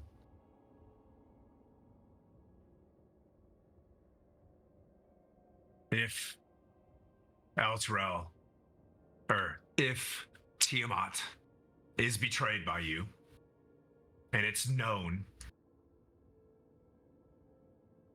in the end, you will see your father again in Elturel, or fucking Faerun. Why do I want to keep saying Elturel? Beef River. I will form a contract, but you need to complete a task for me.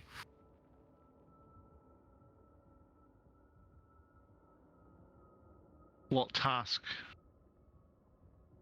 There's a demon not far from here that you will face.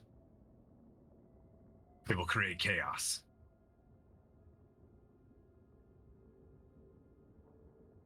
And this demon's name is? You're not going to kill Kachichi. You're going to free him. Once you free him, return here. Who is this Katsuchishi, and why did you think we were going to kill him? He's a demon giant. Oh Lord, you could kill him if you want. Do not kill him. He will create a disruption. He will attack Zeriel.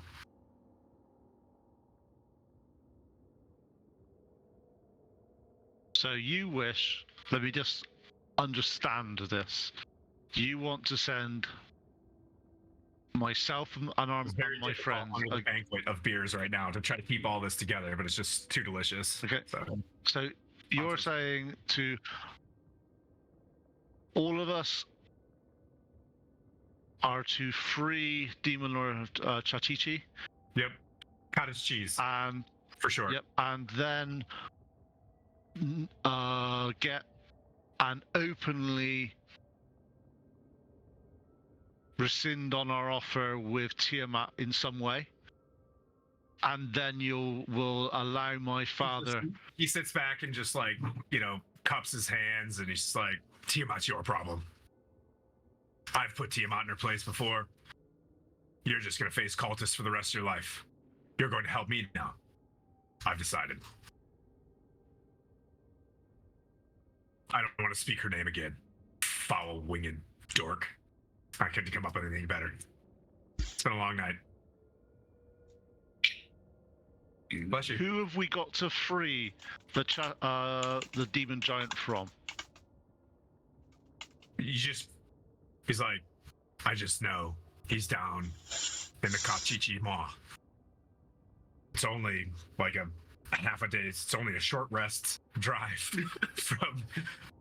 Oh yeah, I get that. But he's not just going to be sat there having a picnic, is he? We need to go there and save him. You're not saving him, you're releasing him. But yeah, I guess. Okay, release, save.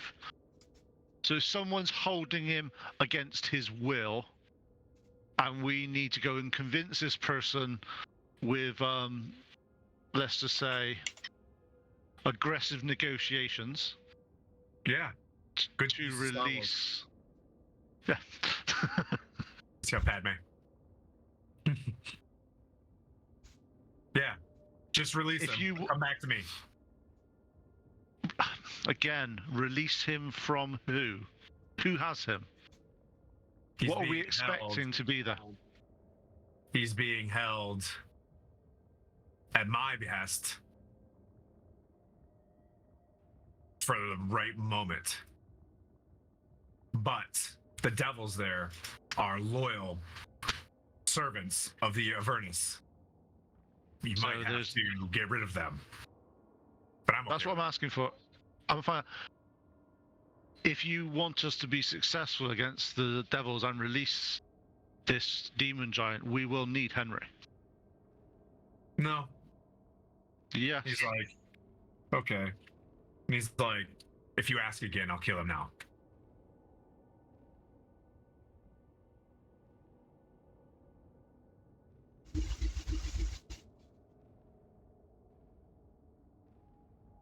And he sits there and he ice forms in his hands, and you see this like tall plate mail, it only looks like a big lizard underneath plate mail. Almost looks like camouflage. It doesn't really fit in this area, but as it sits, steam just forms around him, and he turns and starts marching up towards Henry's cage as he's unconscious with this massive pole arm. And he's like, Connor, if we release this giant, I'm not going to mention his name, but will you free him with us? When you return. If that's in the contract, I'll do it. So the stone opens up. It's like in front of you. There's a basalt stone. Iron in nature. We'll say it's very bellish. It's got Fe all over it. It's a fee stone. And it's got... the bottom line is Kachichi Ma, release Release the giant. Just cut the chains of the giant. Is all it says. Like, get him out of there. If Bell's reign in Avernus is the release of your father, the release of Kachichi is the release of Henry. Is that what you're looking for? And Henry will be alive. You see it. You see that part come out. That part gets written, and in the bottom, any breaks in this, Connor becomes a pit fiend. Miliki's boon is belongs to Bell, and it requires your father's signature as well. In that case, to make this binding, give me the boon now. I will make use of it whilst we're doing this. And if I fail, you'll have the rightful owner and the boon to use as you wish. Did you make level 18? Yeah. The only way he'll do that is if you reverse that level and Bell becomes your patron for 1 level of Warlock. Don't think I can. That's right. No, it's not that. I'd have to play with some stuff. Checking in. Let me think. He's like, that's only honestly, but if I fell. In order to do that, in order to take that boon that he's been working on, he's like, well, as I think about this, what are you going to give me? You cannot use the. I'm saying I get that, but you cannot use the boon at the moment. If it is given to me as passed down as it should have been from my father, and I became a pit fiend for you, you will gain control of that boon.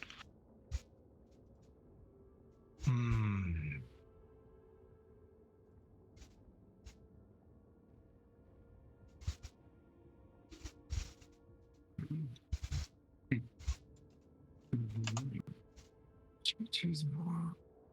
How much do you wish this Chi-Chi giant and for you to take back over Avernus? How much are you willing to gamble on that? Do you think I'm going to fail? Which I can see how you're stroking your beard, that maybe that is the case. My lack thereof. Trust me. Give me one day. Give me. I'll be in a world where I can grow a beard. Yeah. Give me whatever I ask. It'll be yours. It'll be back. Because you, how much? What do you rate our chances of success are? Getting Kachichi's Maw, or getting to Kachichi's Maw? No, getting to Kachichi's Maw and succeeding in turning against Tiamat and returning Avernus to your control.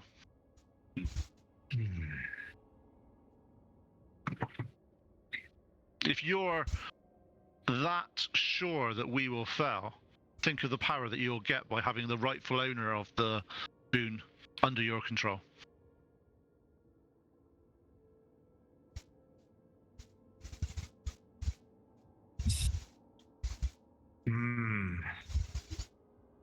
Tim versus Pete right now. This is Tim versus Pete in terms of dealing more than it is Bell versus Connor right now.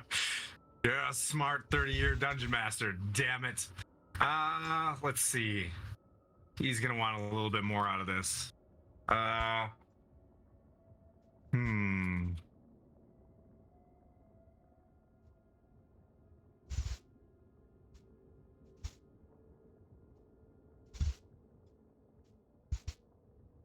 I'm sure. Okay. Given the opportunity, is there any other person around here that you do not wish to be here?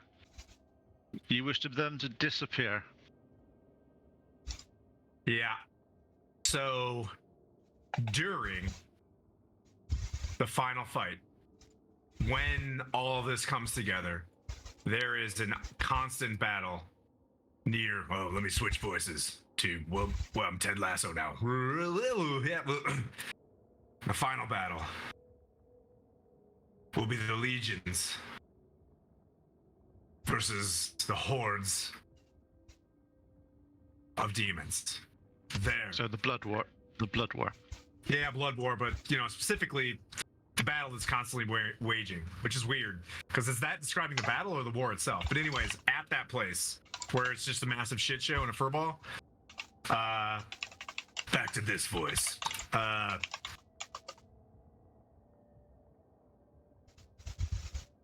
You will slay Baphomet.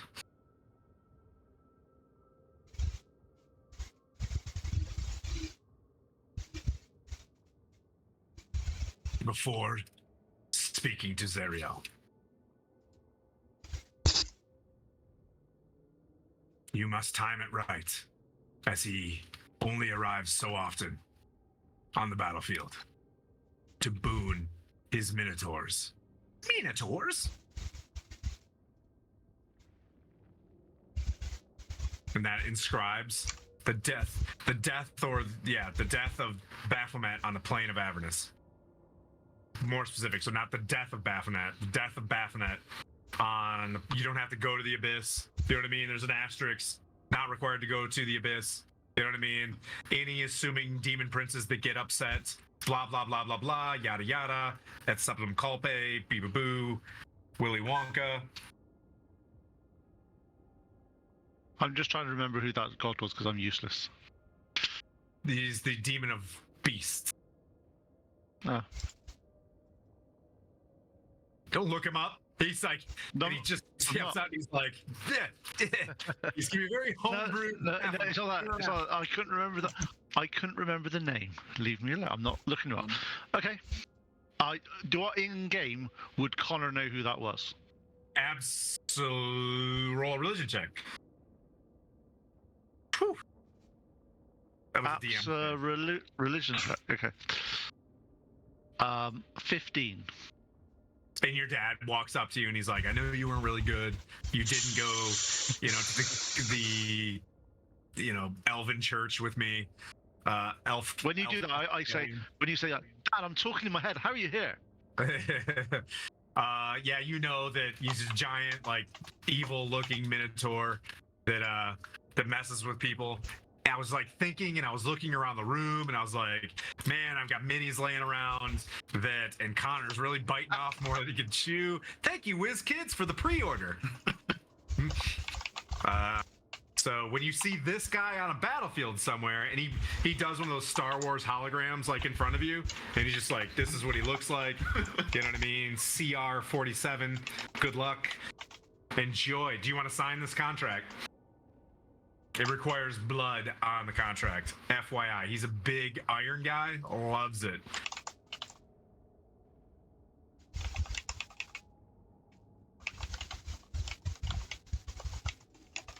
You in? I'm contemplating. Really contemplating. You're Lord Silverbow string behind you's like, no, son, don't do it.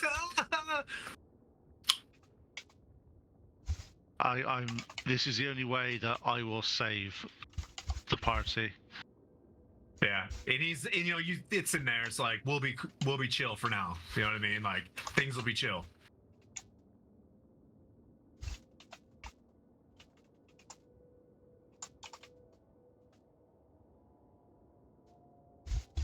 I'm thinking.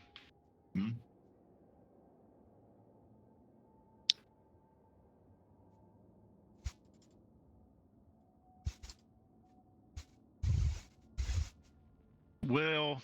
Oh man, yes. Dungeons and Dragons. If you can keep Pete thinking. See, you had me thinking. I got you thinking. I'm just. Where's all the admin, like, you know what I mean, that you guys were adminning when you guys were just fourth walling on the other side?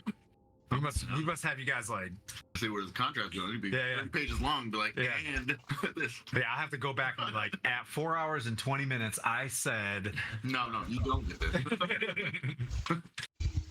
Can I just read through I'll read through the contract to make sure there's no stupidly hidden print on it. Okay, so as I see it, free Kachichi, freeze Henry. Bell rules Avernus. When Bell rules Avernus, your father is released to Faerun. Only if we openly. If you get at the that point, we've boon, got. if you get the boon, right now, Baphomet must die. Or in the bottom, Pit Fiend. Pete the Pit Fiend. Oh, remember we had Pete Petey? We got Pete the Pit Fiend. Yes. Pete Fiend. Yes. This is gonna happen. This is it's too you're gonna fuck up. This is In the car. yeah, it's too easy. You have to mess up now. And I painted you and everything. This is gonna be great.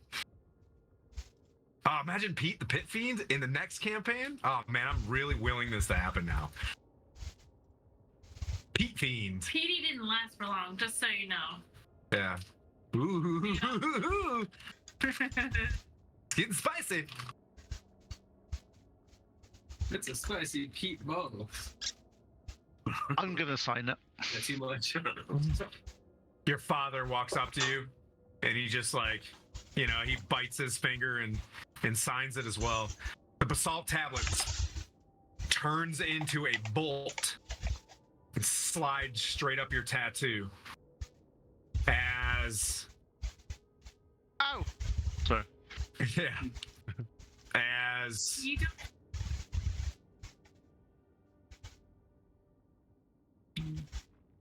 how would this work? Yes, indeed. I don't know, boss. How's what work? You signed it. Can we do a little bit of Quentin Tarantinoing? Do you allow me to redact a little bit? You need to be able to go to a less than crappy Moon Color can pass you the boon. Unicorns. Who's in the Demon Zapper? Huh? Who's in the Demon Zapper? Was that the one that we didn't release? Yeah, she's probably not chill with you, but they're really positive and lawful good and stuff. You're back. Yeah. Yeah. We didn't see you. You ready? And as You As may I- take as- Buoyancy, and you may take Dragonoff with you to Kachichi's Maw. He'll let you go to Kachichi's Maw, to Moon Color, and back. I mean, that's a good one. can we go to Moon Color first? He'll teleport you there, and then teleport you back without fine. your vehicle. That's fine. Also, Nope, I don't like that. That's too much power.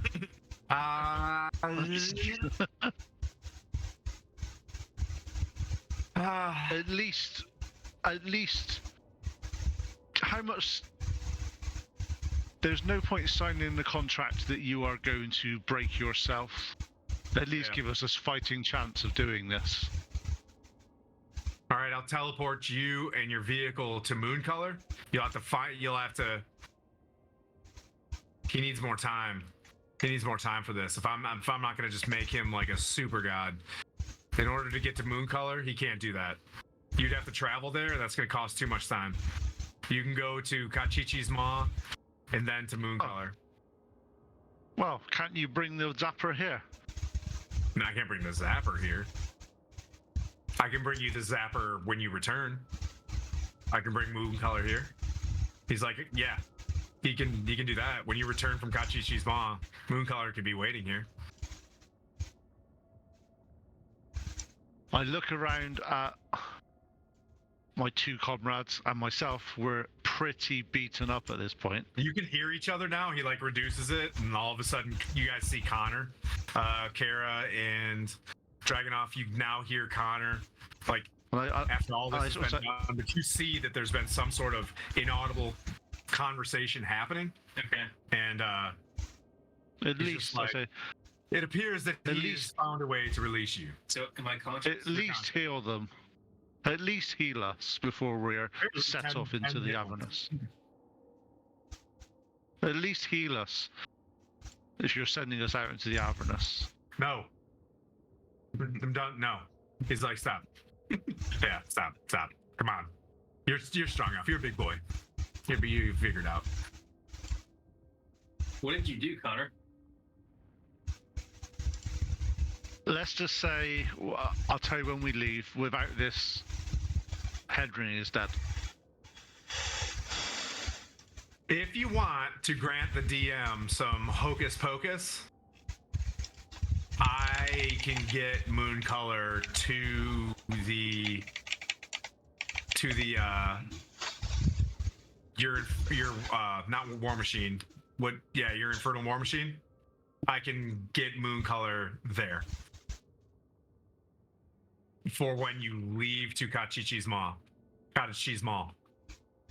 Well, as we leave here to go to Kachichi's Mall, or as I'm confused. It doesn't take much on a Sunday night. He's just gonna need. He's gonna need something to empower his magic. What, a ring? No, I'm not gonna take your ring. Yeah, give him an offering of a magic item, and he can get Moon Color there. If you want it that bad, your choice. It's got to be above rare.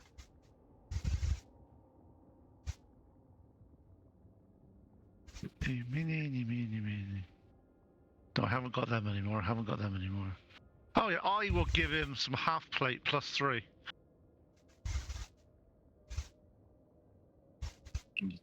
Oh, he'll take that. Just carrying that around. Yeah, Bell will take that. He takes a half plate +3. He gives it to a ice devil that's with you, and the ice devil will guide you to Kachi's Mall. His name is Belacros. And when will Mooncolor arrive? Waiting out front. Talking to Lulu, having a great time. You know what I mean? It's you know what I mean? Like, how long you been in Avernus? This sucks. Like, ready? Yeah, What do you want to do? You want to go? leave. I mean, I want to know. Hey, Connor, what exactly is happening right now? We have to go and free Demon Lord from captive. It's not what I want to do, but there's no other way that you guys and Okay, I'm pretty stoked. Henry will. But what obstacles are going to be on the way? Oh, everything's going to be thrown against us. You get a free unicorn. And an ice devil that's probably real chill. Chill.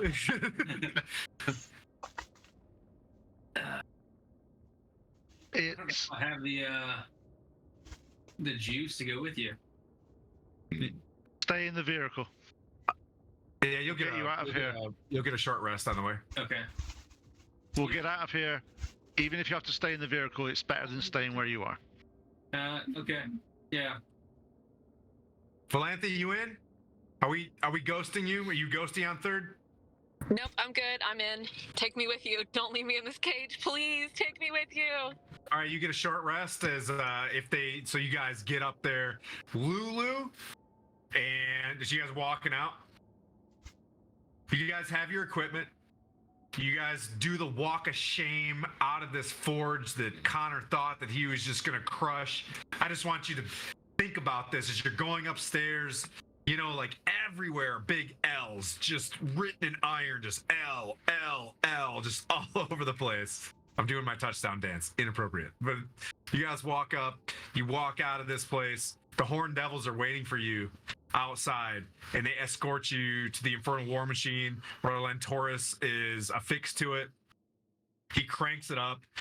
Balakros, the Legion Devil, squeezes into this place, snatches up the harpoon where Valanthe wants to work it, and just like holds it himself and just points a claw in the direction of Kachichi's maw, which is behind to the east, or to the right if you have an Avernus map, behind the volcano.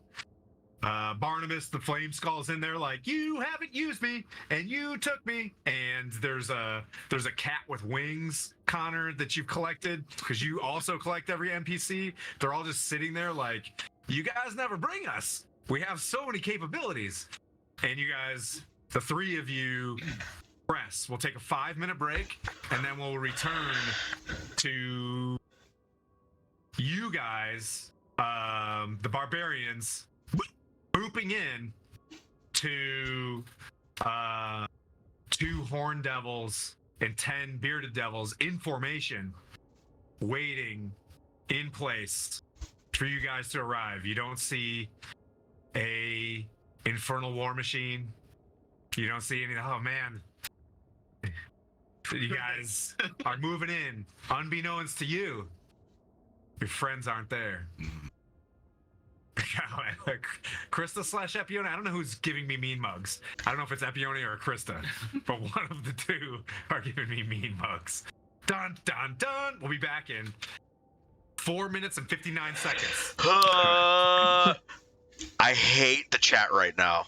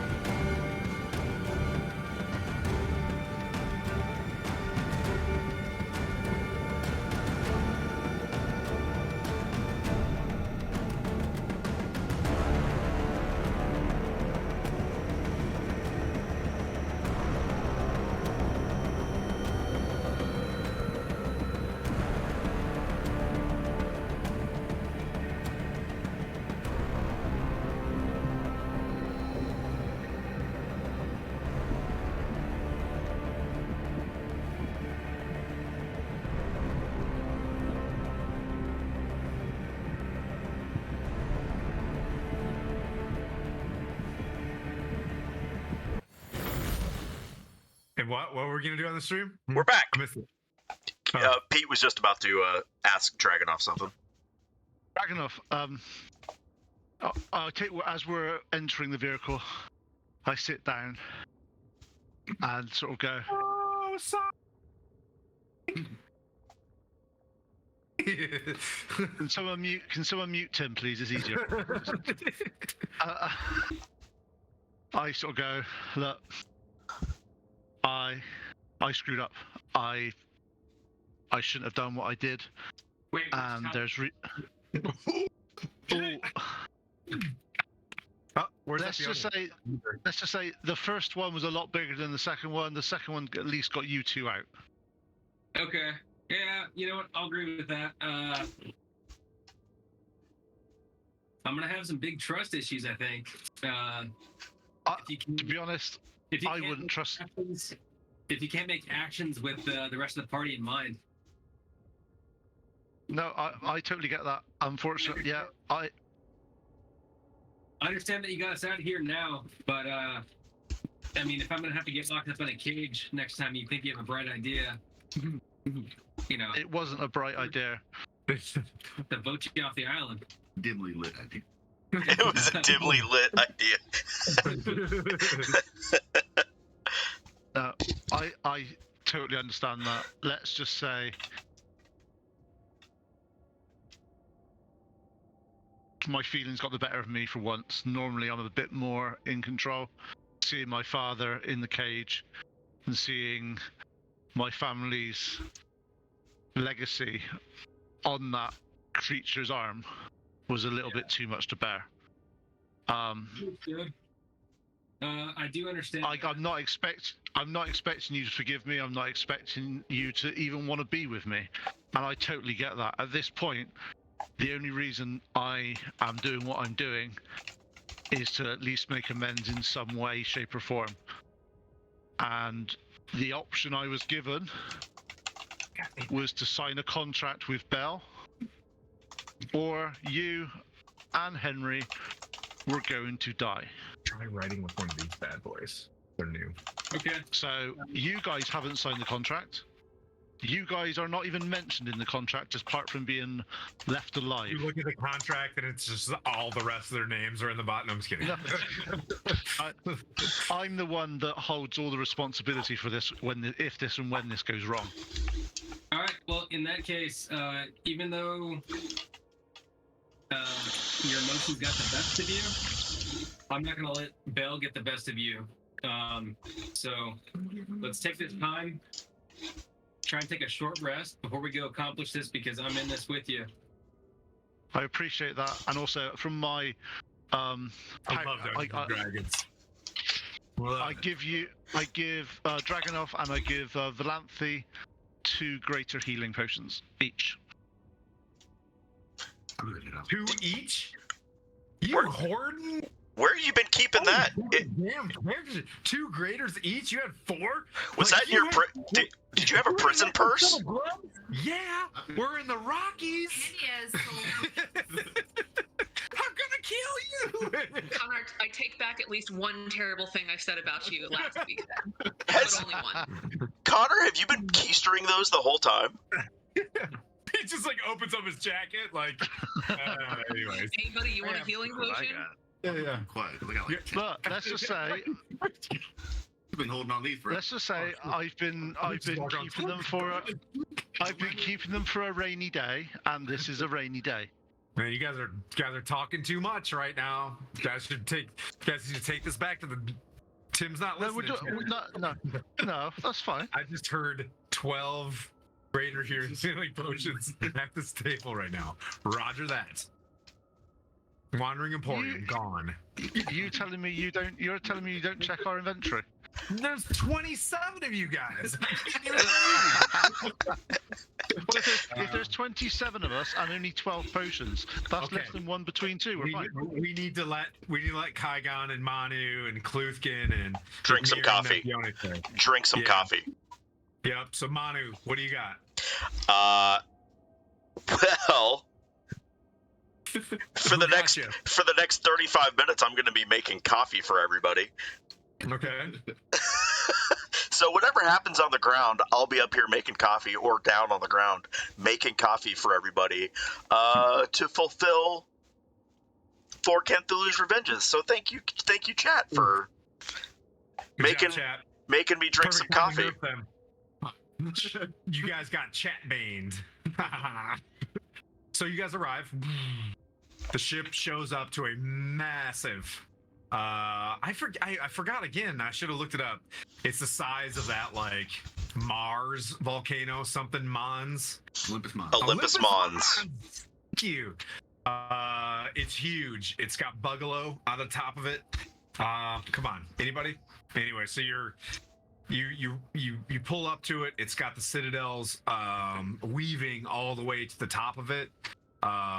Like a lot of different like towers with massive ballista. You see formations of legions doing their weekend activities, marching, making turns, forming into checkered squares, breaking apart, coming together, and kind of practicing to go to the Blood War, the Battle of the Blood Wars, near the Styx, wherever that's at.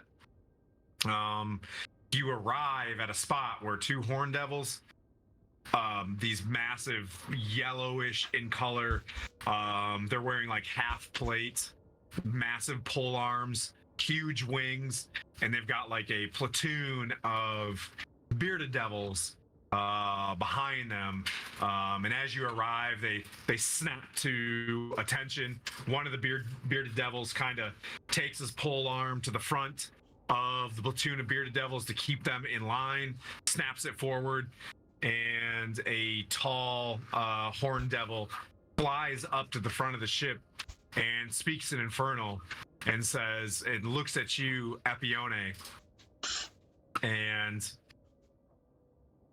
says, accompany me.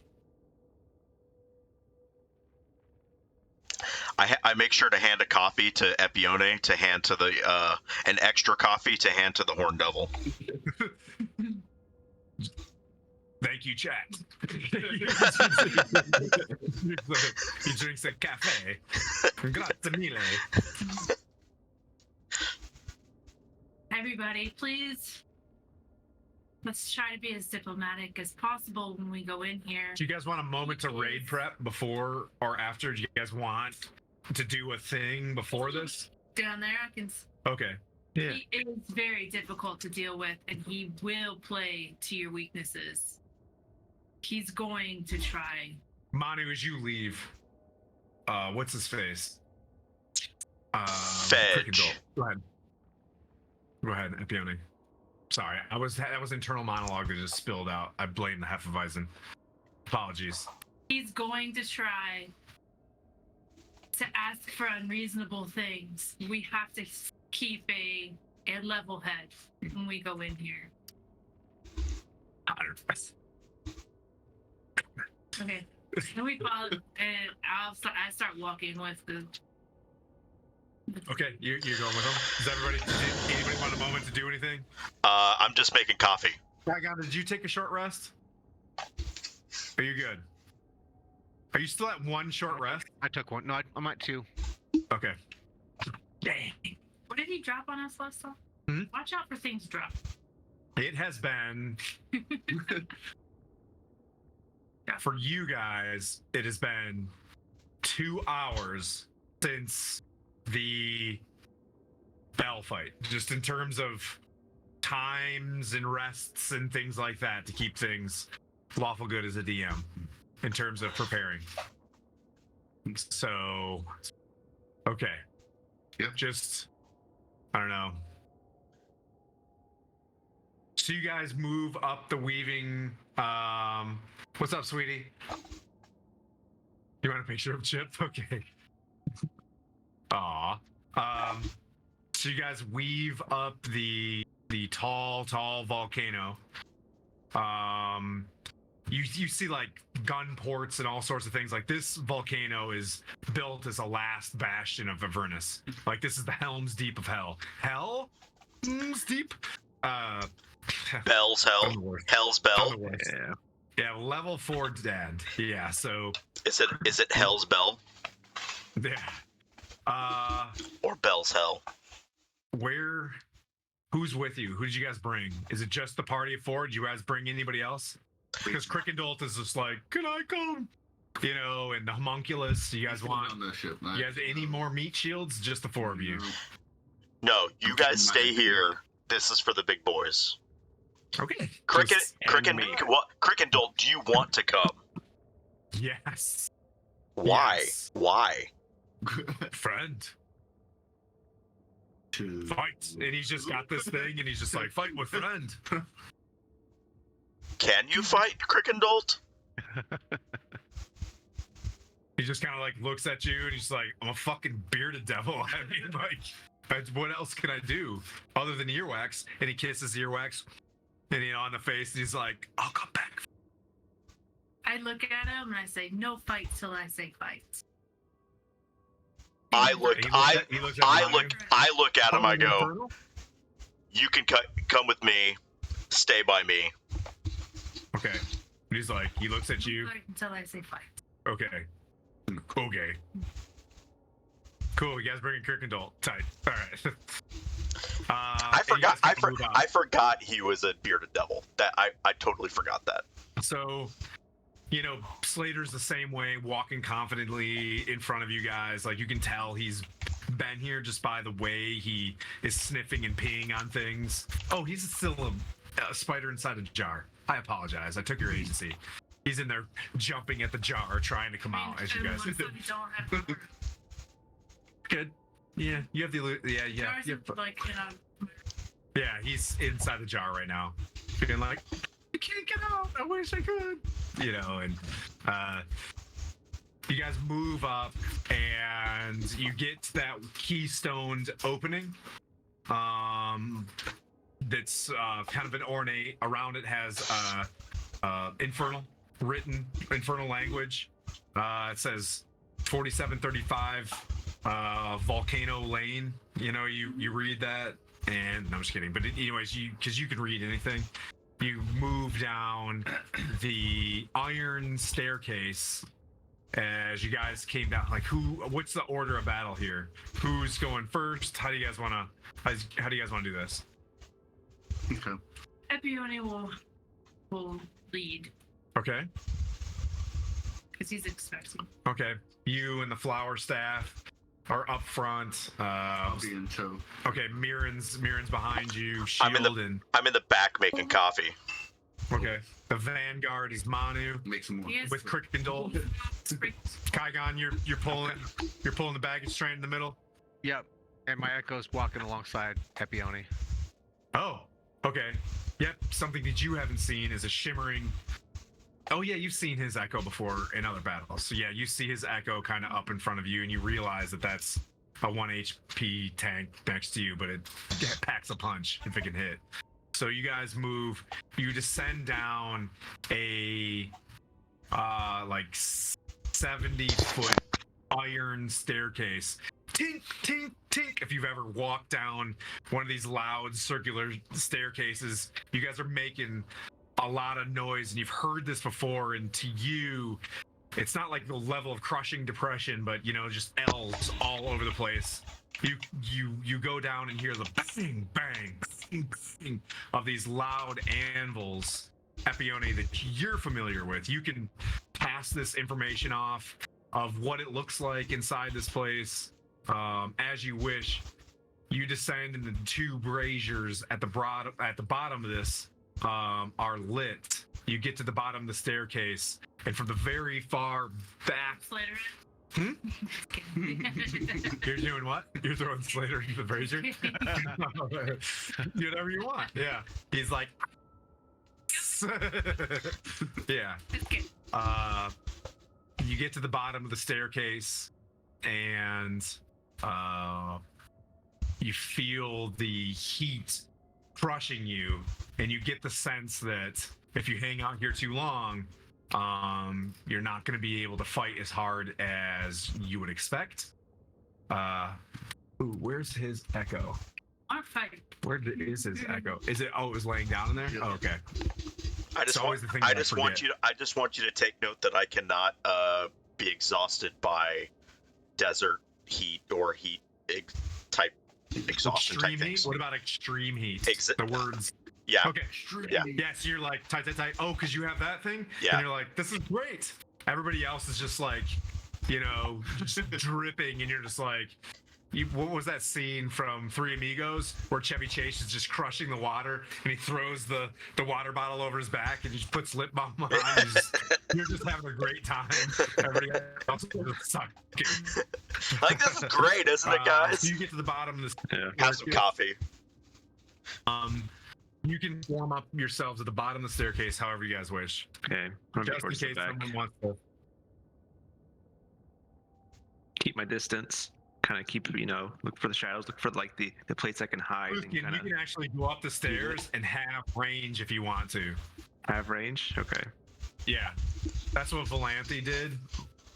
Yeah. Well, still. Yep. Cool. Oh, there you guys are. It didn't work for me. I was gonna say that worked out well for her. He doesn't know that. It's fine. Yeah, but yeah. Apione, you hear. Well, aren't you diligent? Thank you for bringing your friends. Well, you didn't leave me much choice. Now, Can you show me where Henry is? and you see like a huge flame from your front and left in this direction, just like lights up, and you can see a body covered in these hairless, transparent, like bats that are about like 2 feet. You've seen sturges before, weird, sucky armadillo thingies, and they're just like crawling all over him. And he's like, he's stable. Where are the rest of our friends? Oh, they're working. Oh, I should have pulled them off the map. But yeah, pretend like those cages aren't filled with things. They're not there. They've gone What? Gone where? to release your Kachichi. We're all working together now. Wait a second. I was waiting for that. We were gonna do What the F are we even doing here? well, Well, obviously Henry's here, so let's say Henry. unless you want your friend to die, you will help me with another task.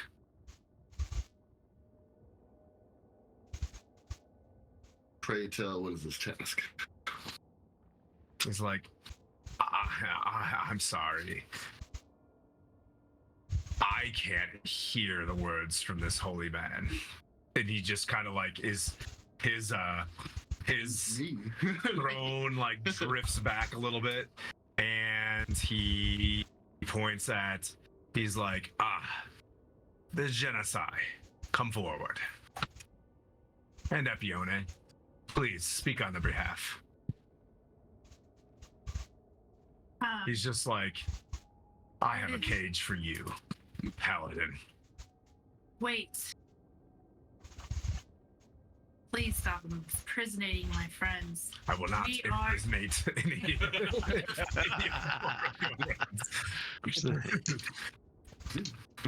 Obviously, we need to work together. We have a common goal, whether or not you'll say it or not. What is it that you need? This is all We can telepathic, be- by the way. I just want to, just asterisks, blah, blah, blah. All the conversation's telepathic. What is it that you need from us in order for you to help us do what we want? There are 9 adamantine rods, Yes, you spoke of this last time we talked. and I have a friend that can take you there. I would like those retrieved for me, but I don't know where they're at, unfortunately. There is a great, ancient demon who lives here. It's called the Sibriex. I know where he's at because I have him chained. The Sibriex, I would like you to negotiate with because I have failed to be able to reach him. How is that our problem?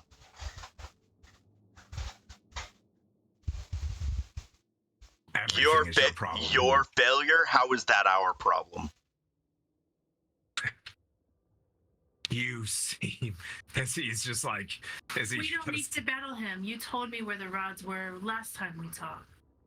that I You did. moved. They're in spaceship. Yeah. How is He your knows where the how spaceship's is at. your failure our problem? It seems to me that we have a similar goal with old Chachki. Yes. And we will no longer move as two separate groups. He We snaps will his join our fingers, friends. and the pounding of the fire giants stop, and they turn. They throw their hammers on their shoulders, and they turn around and take a step in on you. And he's like, "I'm not going to hear one more word from the turtle." Epia. I'm gonna put my echo next to the nearest giant. Epione thaumaturgies. Epione thaumaturgies. And Where's the then nearest? The nearest. stay right there to the giants. Can you put the echo next to that giant right there? The giant you can see is they're all locked on Bell. Like they're looking at Bell. And Appione, apparently you don't speak on behalf of any of these fools. Let's see if I can get one of you to willfully walk into one of my cages. I will consider this conversation. We will do as you ask and let us go from here now. All of us. So you will speak to the Sibriex, and he's looking straight at Manu. Release our. I'm waiting for you to talk, Turtle. Do not. Manu. Make some coffee. Going to. I make more coffee. I'm already hopped up on coffee, and it's only going to get worse. It's going to get worse for Bell at some point. So. You've got this, Manu. You've got this. You don't want to be the only one. So Bell says, like, destroy that echo. And, you know, with a fire giant, takes a swing at it. And misses. It actually does. It went 6 seconds longer. What are you doing with the echo? I'm gonna leave it there. It Doing misses that with your again, hand. You're doing that. and it finally hits the echo. It takes 3 swings, and the echo leaves. Jeez, it's horrible, Rose. I tell Belle, I ask very nicely and charismatically to let Henry join us when we go talk to this guy. Make a persuasion check. Because he's the only one that can allow us to heal and to protect us. Okay. I'll assist with that. And It's like 17. he's like as you start talking. Yeah, he's like, well, it's clear to me that you have enough health potions to take care of yourselves. As like he's walking up and he's like jingling with health potions, like clinkety, clinkety, clinkety. I've been holding back. My bad. Not very lawful good to me, but.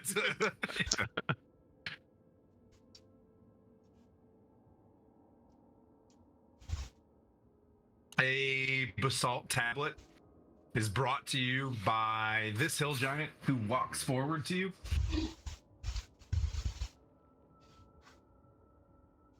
It states that you will retrieve the 9 adamantine rods from wherever the wrecked flying fortress is.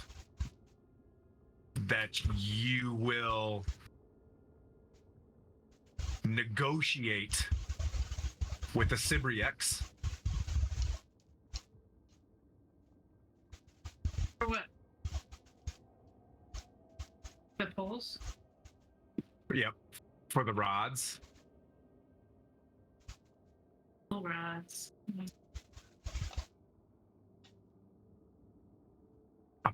upon your return,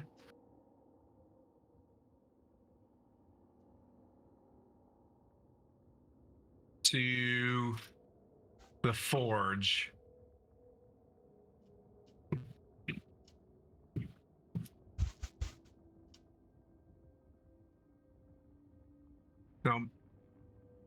it depends on the and the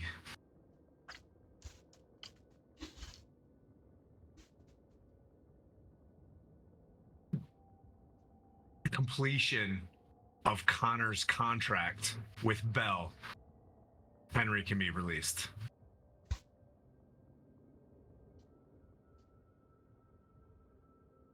We need him for this mission.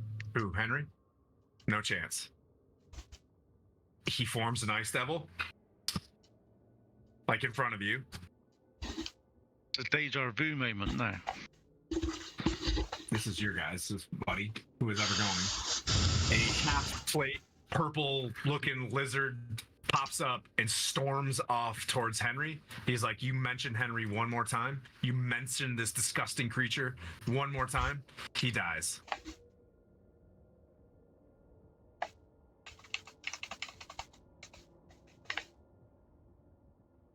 Should have went with this approach way earlier. And it feels good. This is not my real MO, by the way. I'm much nicer. Assault tablet, and Pretty I'm dark. saying, so we have to. Sorry, Blueskin. My bad. This is not who I Oh, am. that's good. That's good. You, we bring these routes back to you. Where do these routes go? It's my business. Pluskin, this wasn't covered in session 0, is all I'll say. Okay. It wasn't covered. Where is it? Sibriex only knows. Where is the Cyprian? He's like, my friend, Chu Arbalma. Hey, Chewy. Yeah, okay, Chewy. Nice, thank you. Chewy will take you there. Yeah. Oh, that was the worst Chewy ever. I can do way better than that. But yeah, Chewy will take you there. Chewy the Ice Devil. The Bantha. Can you point? Yeah. Can you just point on the map? Huh? Yeah, you gotta bring him. Yeah. You guys are in a He's in my pocket. You're in a shit spot. You guys are in a shit spot. I will, although, upon completion of this contract, fully release Slater to you. And Henry. No.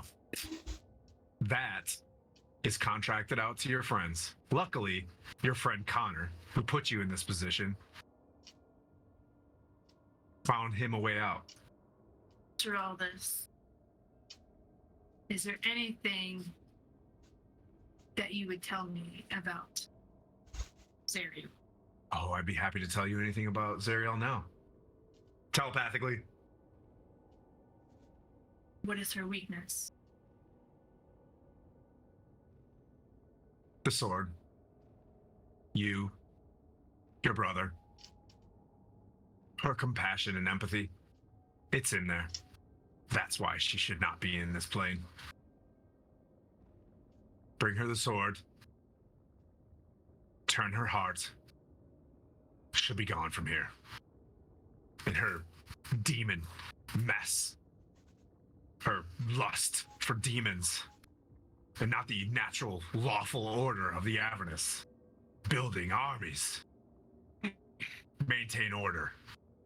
We'll be gone. And I look at Mary and I'm like, where's the teddy kid? Who's in charge of him? Who's he real I punch Epione in the shoulder as hard as I can Okay. and glare Roll a it hit. and just glare at her.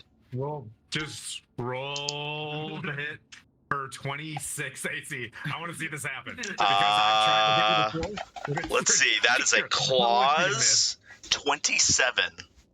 Ooh, I think you hit her. She's a 25, I think, aren't you? Okay. Giving me damage? 1d4? What is your damage? 1d4 plus 9. And all the rest of your bullshit. And all the rest of your barbarian bullshit that I'm lights not- her up. I'm not raging. Okay, all right. Okay. So okay, it's okay. 12 damage. No, Let's actually, see, no. being- It's just a razor fist, so it's a straight 10 damage. Being on Everybody's okay with this in the party? being on heightened status and ready for an attack, I will do Divine Allegiance and take the damage for. They're like, what the fuck, man? Okay. Mirren says, "What the fuck, man?" Got to watch for my back too. So Yeah. I'm just looking at these two. Like, is that all he wants? Is her out of here? So you talked? No, to them. Hang on. Do you want to do it? Yeah, I'm gonna give you one chance. You want to whisper this? Or you want to yell this? I'm not yelling it. I'm just like, this is all he wants is her out of here. Okay. But as you do this, a massive hand reaches up and holds your shoulder. I'm not attacking anything. I'm just like, that's all he wants is her out of here. Okay, cool. I'm down with this. All right. Okay. Like he just that fire giant's got Manu. Yep, one of those has got Manu just already holding his shoulder. That's fine. Like he just said, her weakness is just like rubbing your cheek with his huge thumb. You know what I mean? Just like I look up at him and wink. All right, this is how I do this. This is how I do this every time. Like, I just look up at him and wink. Shoot him! Are you winking or blinking? Don't worry about it. He just said she would be better off not in this plane. We already know how to get her out of here. But he still has Henry. We're doing this for If Henry. all he wants is her out of here, is her out of the Avernus, why do we have to do all of this stuff if all he wants is her out of the Avernus? Oh, you know, it's just like because I said so. The dad answer. He's like, "What are you gonna do, Manu?" He's like, "I'd love to have you in here on display for eternity, sucking on your power, so to speak." Just Funny thing about that part got away from me just a little bit. Make it awkward. Yeah. You know, shoot. All right, meteor storm. It's a fuck. All right, fuck it. Fuck it, we gotta fight now. Damn it. You guys are confusing me. Keep on going. What was the guy's name? Is this Ponfar, by the way? What is it? What does Asmodeus want? Why did he put Zariel into power? Are you asking? I'm asking Bill. Well, he has different motives. Apparently, I wasn't serving the way he wanted. He sees the bigger picture. I don't know. I want more law here. Well, if we break these chains, Come on and break the chains. I'm sorry. I can't. if we break these chains of El Terrell and turn Zariel, what's going to be the repercussions from Asmodeus? I mean, who else is he going to put in charge? Does that make sense? Is he going to come for us? Is my question. Asmodeus? Yes. You're not important to him. Unless you want to rule here. I hate this place. Going out of here as soon as possible. Okay. Sibriex, hang a left on Jefferson. just make your way past the Starbucks. I'm gonna turn and walk out, and I'm gonna push Manu up the stairs. The Ice Devil starts. He yells an infernal. He's like, "Escort them!" And the Ice Devil, just like super rate of speed. This creature looks pretty powerful. Not necessarily a pit fiend, but this thing looks pretty strong. Rolls up, get next to and like looks at Mirren, you know, like eye to eye as it walks by you, as if this was a paladin of the South. You know what I mean? Like, kind of looks at you and just like wants to, you know, just like licks its teeth and then gets behind the tiefling and looks back at Kluthkin to see if everybody else is coming upstairs. I guess we'll In follow. a giant fire giant finger, just wiping and petting, you know, Manu's face. I turn and I grab the finger and I stare at the fire giant and just Yes, this is what I wanted you to do. This is what I wanted you to do. This is what I wanted to do. and I just throw it back at. I throw his hand at him. I'm going to. No. I'm not attacking. I'm grabbing his finger and throwing it off of me, and walking away. Okay. You're passing arcane gates. You're casting arcane gates. Casting arcane gate back to the ship, and I'm pushing Manu through it. Oh, that's a tough push. He's 500 pounds. I will Do a strength check? Eldritch Blast push him into the gate. Okay, cool. I love this. I love this scene. Does it hit All right, me? where's the That's the gate? question. Does it hit The me? giant? As soon I'm gonna cast it right like in between the giant and Manu, Okay. and then I'm going to Eldritch Blast him, which hey. Didn't miss. What's the score? And what's the hit? Hate you. Plus 15. As a good spouse and dungeon master, you need to know your wife's modifiers, just as a recommendation for any other future dungeon masters. Was it higher than 3? Was the roll higher than 3? No. Yeah, with a roll higher than 3. Yeah.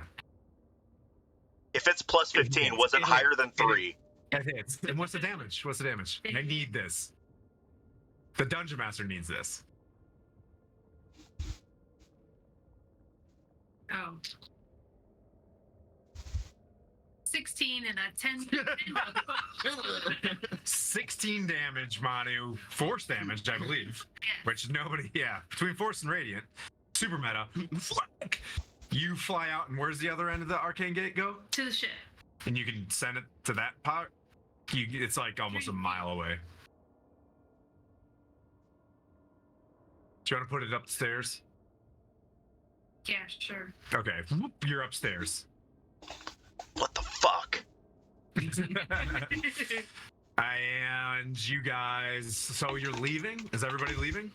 Mirren, you leaving? I know, right? Isn't this delicious? As soon as we get upstairs, I'll cast Healing Light on Manu and heal him. So you walk up and you instantly healing light Manu for what he did. Love him. You guys hug it out. You get 8. Mirren, you going upstairs? Bell just looks at you and he's just like, B word.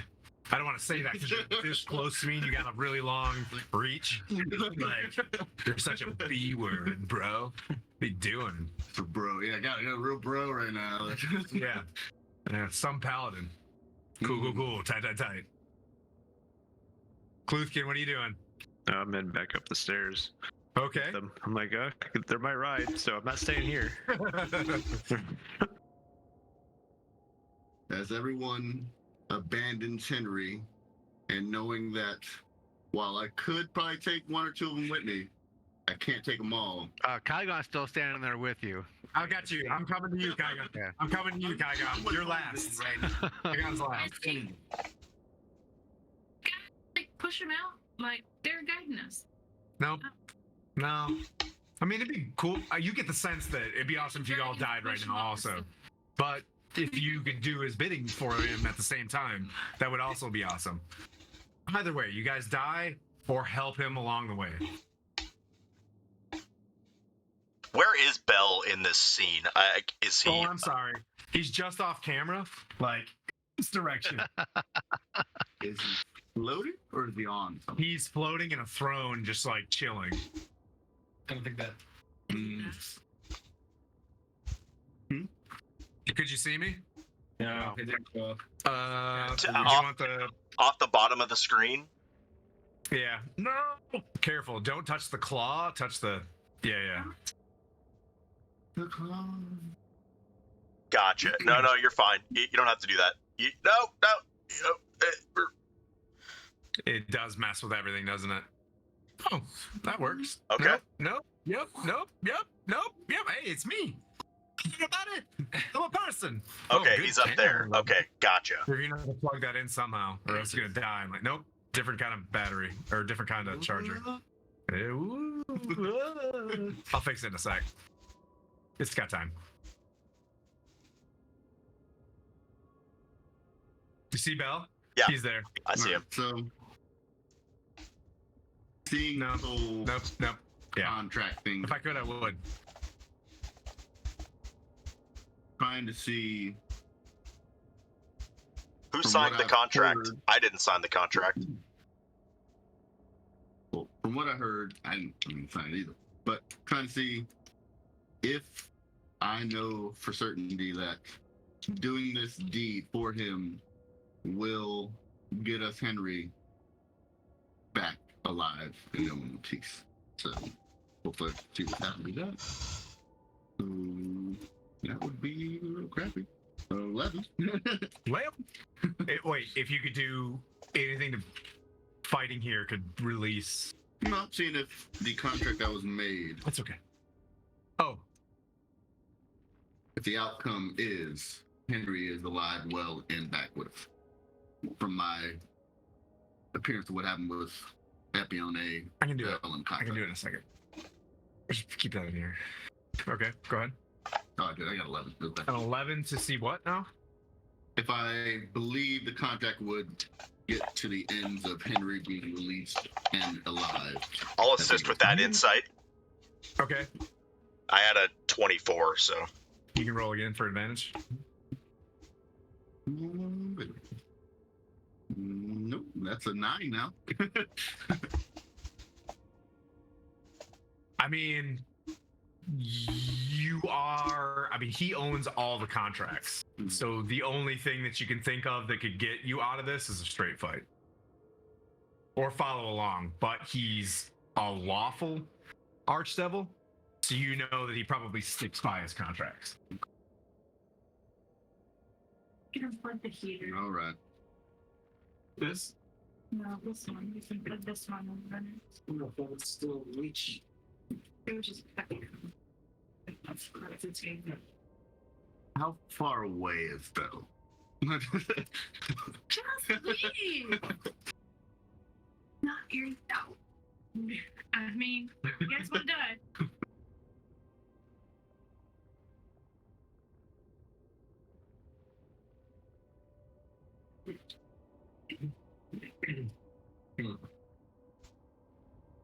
No, yeah.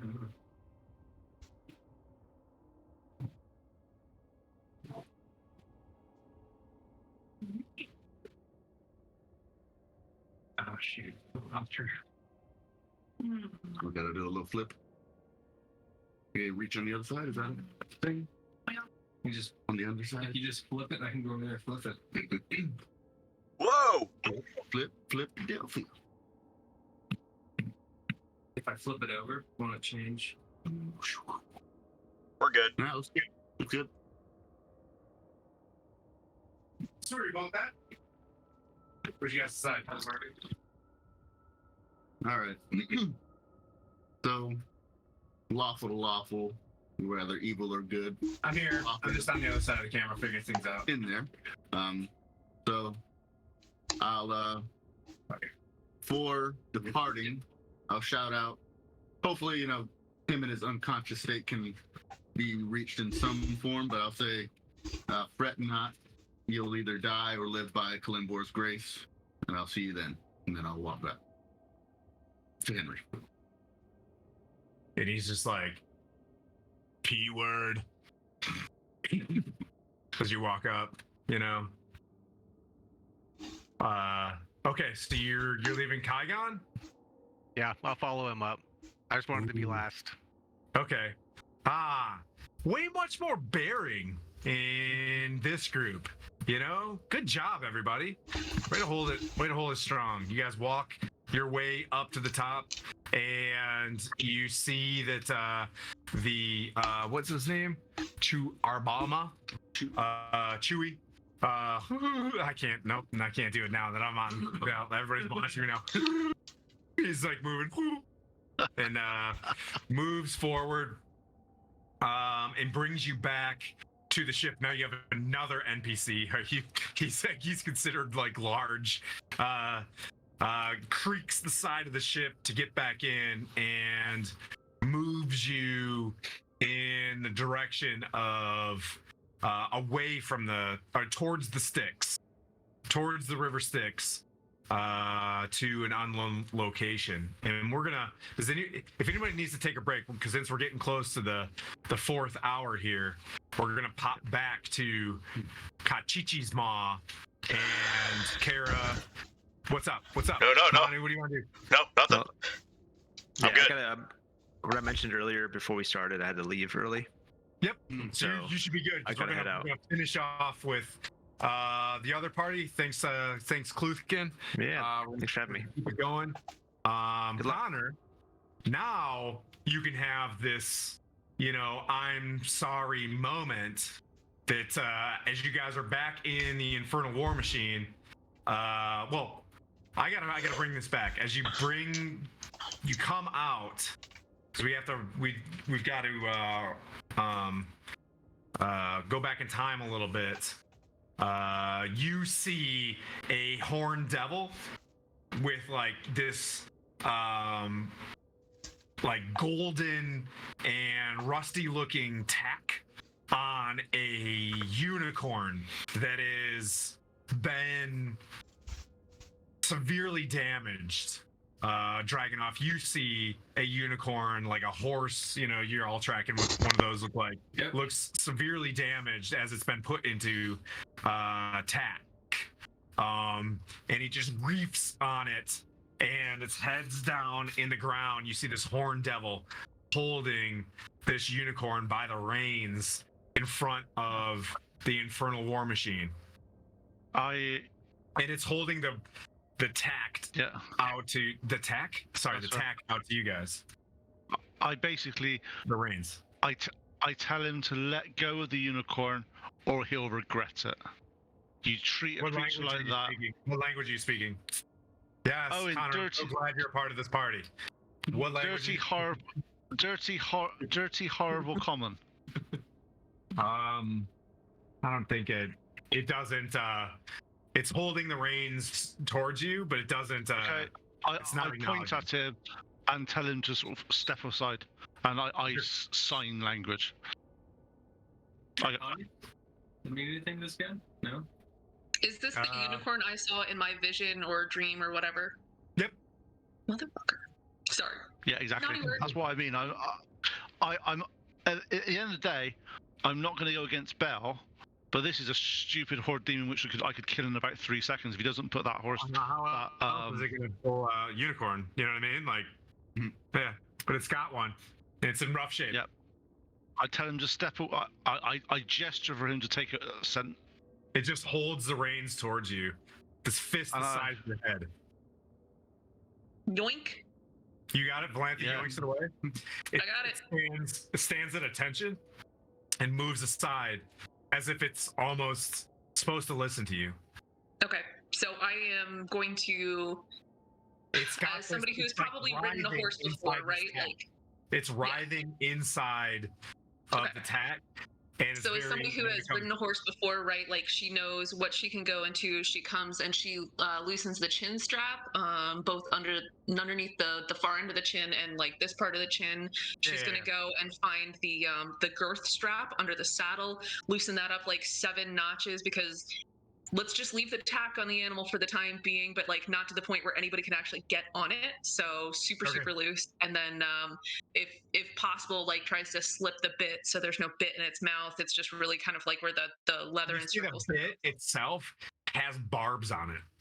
Okay, yeah, definitely gonna like maybe take off the whole bridle and just keep the reins looped around the neck, like just real gently and holding that so that As you for look whatever reason, closely, we need to keep the unicorn. even the reins have barbs on it. Okay, well then just kind of holding it loosely because I somehow suspect that if I just sort of turn a unicorn loose in a place as horrible as this, bad things will happen, but I don't want to cause any more harm to the animal than I Okay, so absolutely that's your have to. intent. You want him? Yes. Okay. There's maybe enough room for if you bring Moon Color in, it's gonna be, what did we say in Beast Coast? It's gonna be butt to nut inside the Infernal War Machine, but you can clippity-clop it in there, and Okay. it is extremely submissive to you while this tack is on. Okay. So To the like point where, intentional as an elf, subjugation. as an elf, it's uncomfortable why a unicorn would be so submissive to you with Yeah. this tack on. Okay. Since I have no idea what would happen if I turn it loose, it sounds like I'm gonna guess bad things, but Are you I say, inside? Do you bring it in the Infernal War Machine? yeah. I'll say, It I can't say to fit. Valenti, It take can't it fit. inside. It tries to go inside and it can't fit with the ice devil. Hmm. Ice Devil, fuck off. You have no map. You have no cartographer, Yeah, we're kind of screwed if we do that. No hit. and you have no hit points.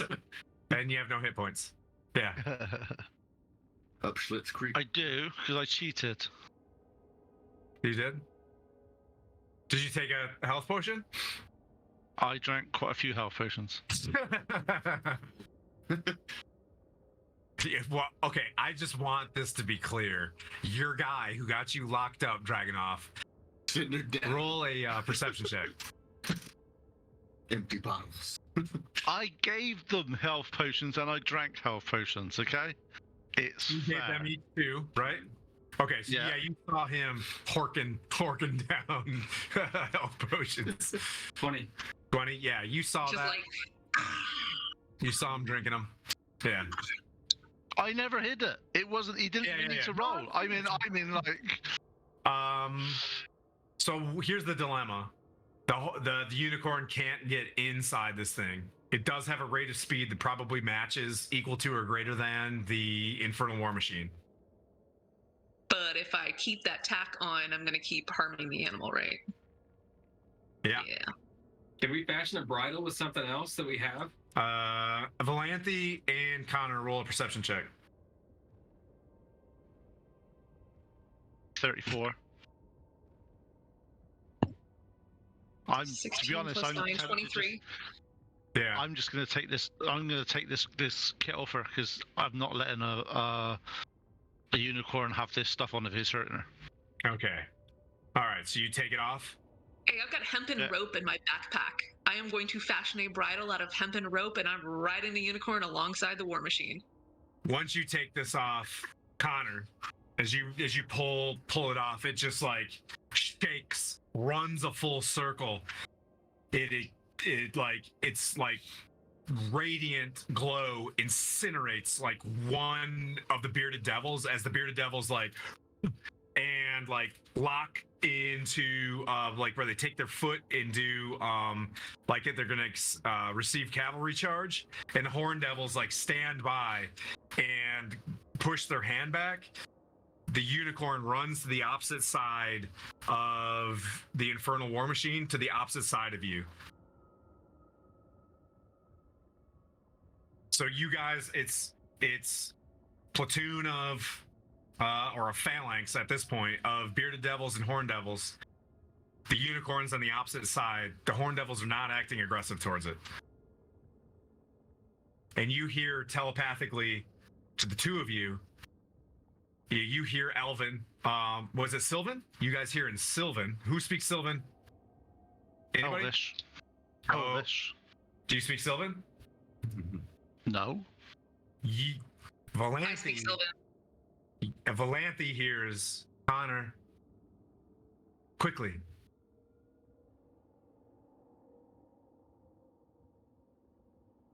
She said down. Do I hear anything or just not? Then you hear Connor. Yes. When you Sorry, walk Tom. forward, the unicorn stands at a charger's height as it starts to gain its mass again. You see very slender unicorns before. Moon color takes the size of a charger. Massive, striated quad, you know what I mean? Like arms and legs, all legs. Gets wicked jacked. The farriers that are in my squadron, I am sorry if you're listening to this. I don't horse good anymore. Anyways, it's a huge charger. Stomps its front hoof into the ground, looks at you in the face, and you can hear what's no less from the both of you is the voice of Maliki. Take this boon. Connor. Philanthropy. It turns its fucking horse butt to your side. I don't know, help me. It's horse ass like towards you. And you both, it's big enough so the both of you can get on. Yep. All right, hempen rope, little, bridle, halter, whatever, some reins. Rump? And Is it a rump? Does a horse have a rump? I'll say to Valanthe. I'll say to Valanthe. I don't think we'll need tack. No. Okay, so in Sylvan, I say, thank you. Just chill. It's okay. We're not trying to hurt you. And I kind of take a quick running leap and mount up. Yep. So you guys can go frontsies, backsies on this with probably no issue with your dexterity to ride Mooncolor. You get the sense that she is bound to the both of you, as the both of you receive a bit of energy seems to come from no less than 13 feet above you, as it looks like it was struggling from the heavens to get to you, and only the bottom half of its energy was able to reveal itself from, the planes that Maliki comes from, not Celestia, but that's just my heaven for my campaign, where the both of you receive a boon of +2 to your dexterity. As you become nimble AF, and Mooncolor, massive charger, as I mentioned. Here you go. There's Mooncolor. I've been waiting for that mini for about fucking 2 years. Yeah. So there she is, and she's quick as shit, and you're able to push with this thing. You hear Barnabas outside, Lucky, and the rest of the crew. You guys are able to drive if you want to. So Dragonoff, you're in there? Oh, you're by yourself inside the Infernal War Machine. I'm just gonna yell, regulator! And Lentor's I'll say, Dragonoff, you know how to drive, right? I do. I also know how to ride a unicorn, but that's okay. Yeah. I also like to ride a unicorn. Yeah. Yeah, I mean, there's plenty of space. You can go on the unicorn. It's big. It's if you've seen chargers, not necessarily a Clydesdale, but if you could take a foot on half a hand, 2 hands in length on either side, the 3 of you could probably get on there weirdly. But if you want to drop all the unholiness, Lulu's what the fuck? But hey, Lulu, you can drive, right? yeah, she can kind of drift next to you, but they would have to drive the Infernal War Machine behind you. Take the Infernal War Machine so we don't lose that. Okay. I'll have it known that I would really, not only can I ride a unicorn, but I really prefer it. But that's okay. I'll drive it, guys. And I got to bring up unicorn. I'll say there's only room for 2. Sorry. He's so mean. He's the meanest friend you'll ever have. Everybody, my dear sweet Pete. I really wanted to yell regulators. Unicorn, monsters. They're not monsters. Jeez, that's not very nice. You're a monster.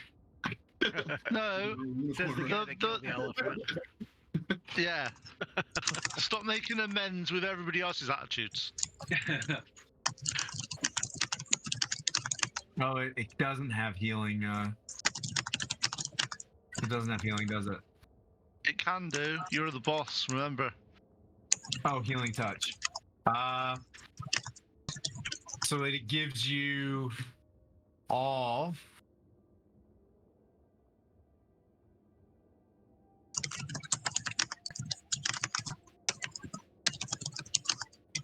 Seven HP. What do you mean when you say all? You as well. Okay. Yep.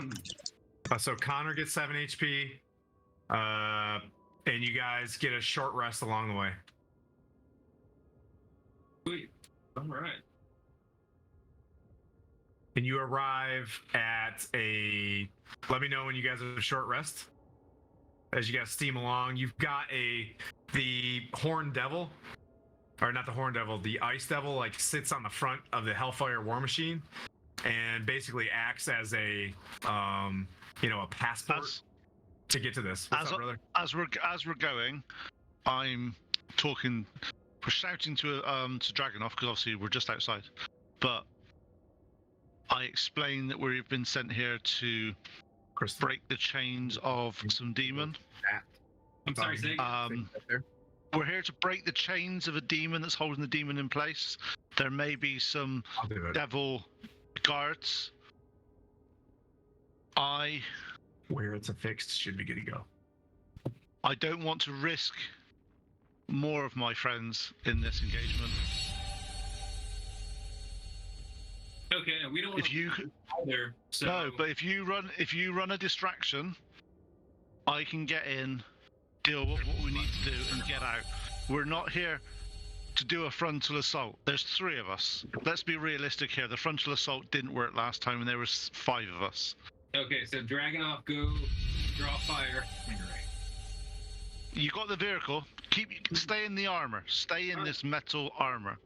That sounds better. Okay. Yeah. So just tell me where you want me to drive. All I know is we're going there. We're following the devil at the moment. We just need to break the chains. We are not. I don't think we're equipped to be able to handle however many devils are going to be here. So basically, let me know, and I'll just go up there and spin some donuts in the Infernal War Machine. Oh, good angle. That's good. Hold that. Hold it. Because if you spin some donuts, Valanthi and myself may be able to get in there on Unicorn back. Yeah. Okay. Because you're not going to get Valanthi off the Unicorn now. That's not going to happen. Oh, okay. I see what you do. I am a princess, and this is my unicorn. You are not Exactly. getting me off of this. I see a Damn, I don't have my multi-class tiara paladin. right now. I see a multi-class paladin coming up to take this as your mount. And if you become a multi-class paladin, Tim won't kill you. I do not multi-class, and I stay valid. But if you, on the other hand, Paladin all day. All day. All day. I'm sure someone could do some stats and see how many times the paladins have been hit in this group, but I reckon it's less than other people. Is all I'm saying. I feel called out. You have seen me. I have seen you. All day. All right. So, are we good? Okay. So what you're saying is I should have made a Barbaladin. Ooh, I like it. So I think Rose from Swole Initiative is a Barbaladin, and I was like, dude, that's kind of a tight. That's exactly, I think, what I am as a character. I was like, that is, if I would multi-class, I'm probably a barbarian. Although, Go for it. I'd love to see medium it. shirts. I need to bulk up a little bit. By the way, Tim, I love the tight, cool shirt. Like I'm gonna have to get myself one. I just made that. Did you? Okay. Yeah. Yeah. I don't have that Okay, talent. so it's Yeah. Manu's design, but it's Tim's jam. It's his thing. Peralta's. I had a full squadron call me a Peralta, and I'm like, oh well, he's at least a positive person on Earth. Okay, so there we're moving forward. Do you guys want to prep anything before you go to the Cottage Cheese Mall? I'm gonna Basically, take as one I of said- those health potions. Okay, you're gulping, and you also got the 7 HP from Moon Color. Okay. And you can also take a short rest as well. And I think I got that already. Yep. I'm taking both health potions. Go. Go. All Are they graders? they are. Damn, I gave you guys too much shit. How much is the grader? How many points is that? 4d4 plus 4. 4d4 plus 4. Oh. Equals 48. Yeah, 40. Moon Color does D8s. Is there Yeah. anything on the I can't remember. whether it's offensive or is it just armor? Huh? Is there anything on the Infernal War Machine that is offensive that I can use while I'm driving? Or is So it you could have used your short rest to get there to work on the crew serve. That's the harpoon, okay? but I don't think you Even did. if I'm driving it. You're not driving. Lentorus is. Lentorus is a former party member. Yeah. Love you, Dan. Who is fully affixed to the Infernal War Machine, and he crushes it. So like Okay. when his gamer soul kind of went on to Final Fantasy or whatever, he is the Infernal Is there Machine. any portholes or anything I can shoot my crossbow out of at least? Yeah, absolutely. Yeah, there's slits and stuff. It's like a World War One tank. You Okay. slits and things. Sweet. You know. You said offensive, Yeah. and I thought, oh, yeah, there's a calendar on the side of the wall. That's just really offensive. All right, I'll just stand near a porthole Okay. just in case. So you roll up, and she's got a picture of it in her map. There's a large, humongous fracture in the Avernus that you see it's just you see this humongous canyon that breaks into the Avernus. That descends about, what is it? What did they say? Oh, I'm supposed to be reading things. Silly. 1 million feet. We're gonna do this. We might go a little bit longer than 4. I apologize. Because we want to reach a spot where we had really good. We'll figure it out. Kachi's Maw. A dark chasm gapes between grumbling volcanoes that spew lava and smoke into the hateful sky. The air trembles with the bellowing of some monstrous creature in the dark depths of the chasm. You guys can pull up. Moon Color bravely just moves straight.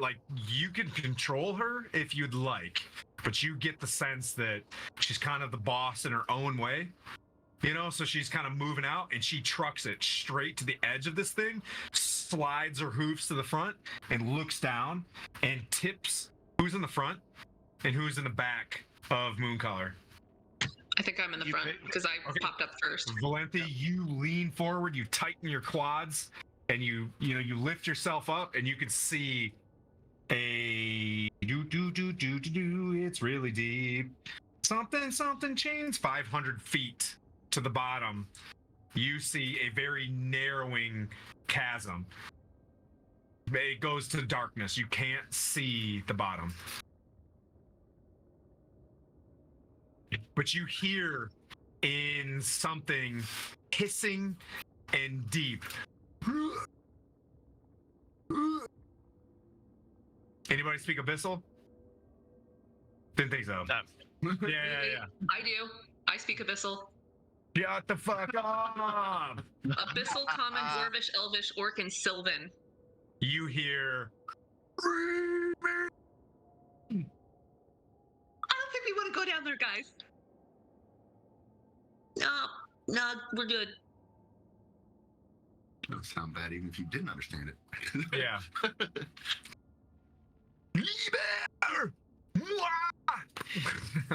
All Abyssal is French. I'm just kidding. Vive la France. Vive l'Empereur.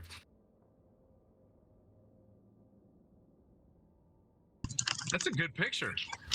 Thanks, honey. Oh, wait. Nope. Yep. Nope. Yep. Okay. Well, someone's typing vigorously. Someone's Kermit typing right now. It's acrylics, man. I'm sorry. When the Okay. DM doesn't read your character sheet, as I mentioned, Angel, at disadvantage here eventually. It's okay. There's nothing Okay, here. that just means we get to add extra healing potions, and you don't know. Oh. Okay.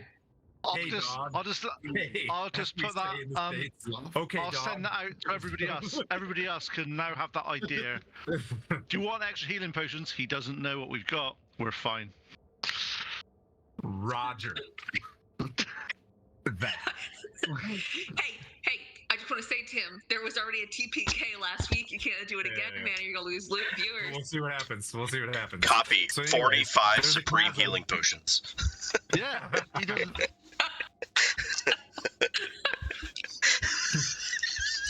Aw. We love you, Tim.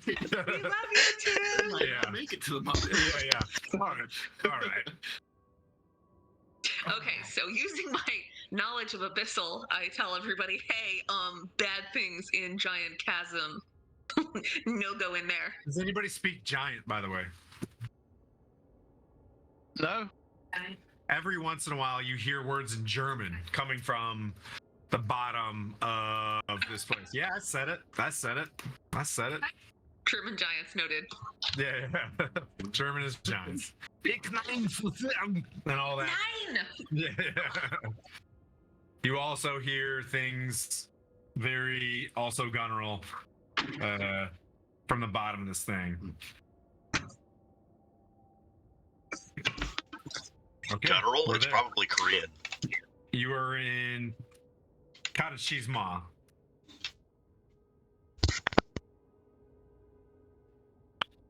What do you guys want to do? So, You guys are at the question, edge of this 500-foot precipice to. I have one question. Obviously, when Moon is taking us to here, Yep. she was going to bestow the boon of. I know she gave me the +2 dex. Is that Yep. the boon of Maliki? That's it. +2. Cool. Just want to know. So, have I got a different tattoo on now as well? Then. Yes, you do. I'm sorry. Allow me to 1 second. Okay. Oh no! Oh well, mistakes were made. You got in my head again, Connor. I appreciate you. Oh no, is it just flooding into my nice Dungeons and Dragons mouse pad? I overfrothed my mug from the root beer. Oh no! Yeah, I had a rookie mistake over here. Rookie mistake. You rolling with disadvantage again? So you can see as it covers your sleeve. Also, I will say that Volanthi gets the +2 crossbow as well. That is a tattoo on your arm. You get a sleeve. As this is your first boon from Maliki, it goes up to your half of your bicep.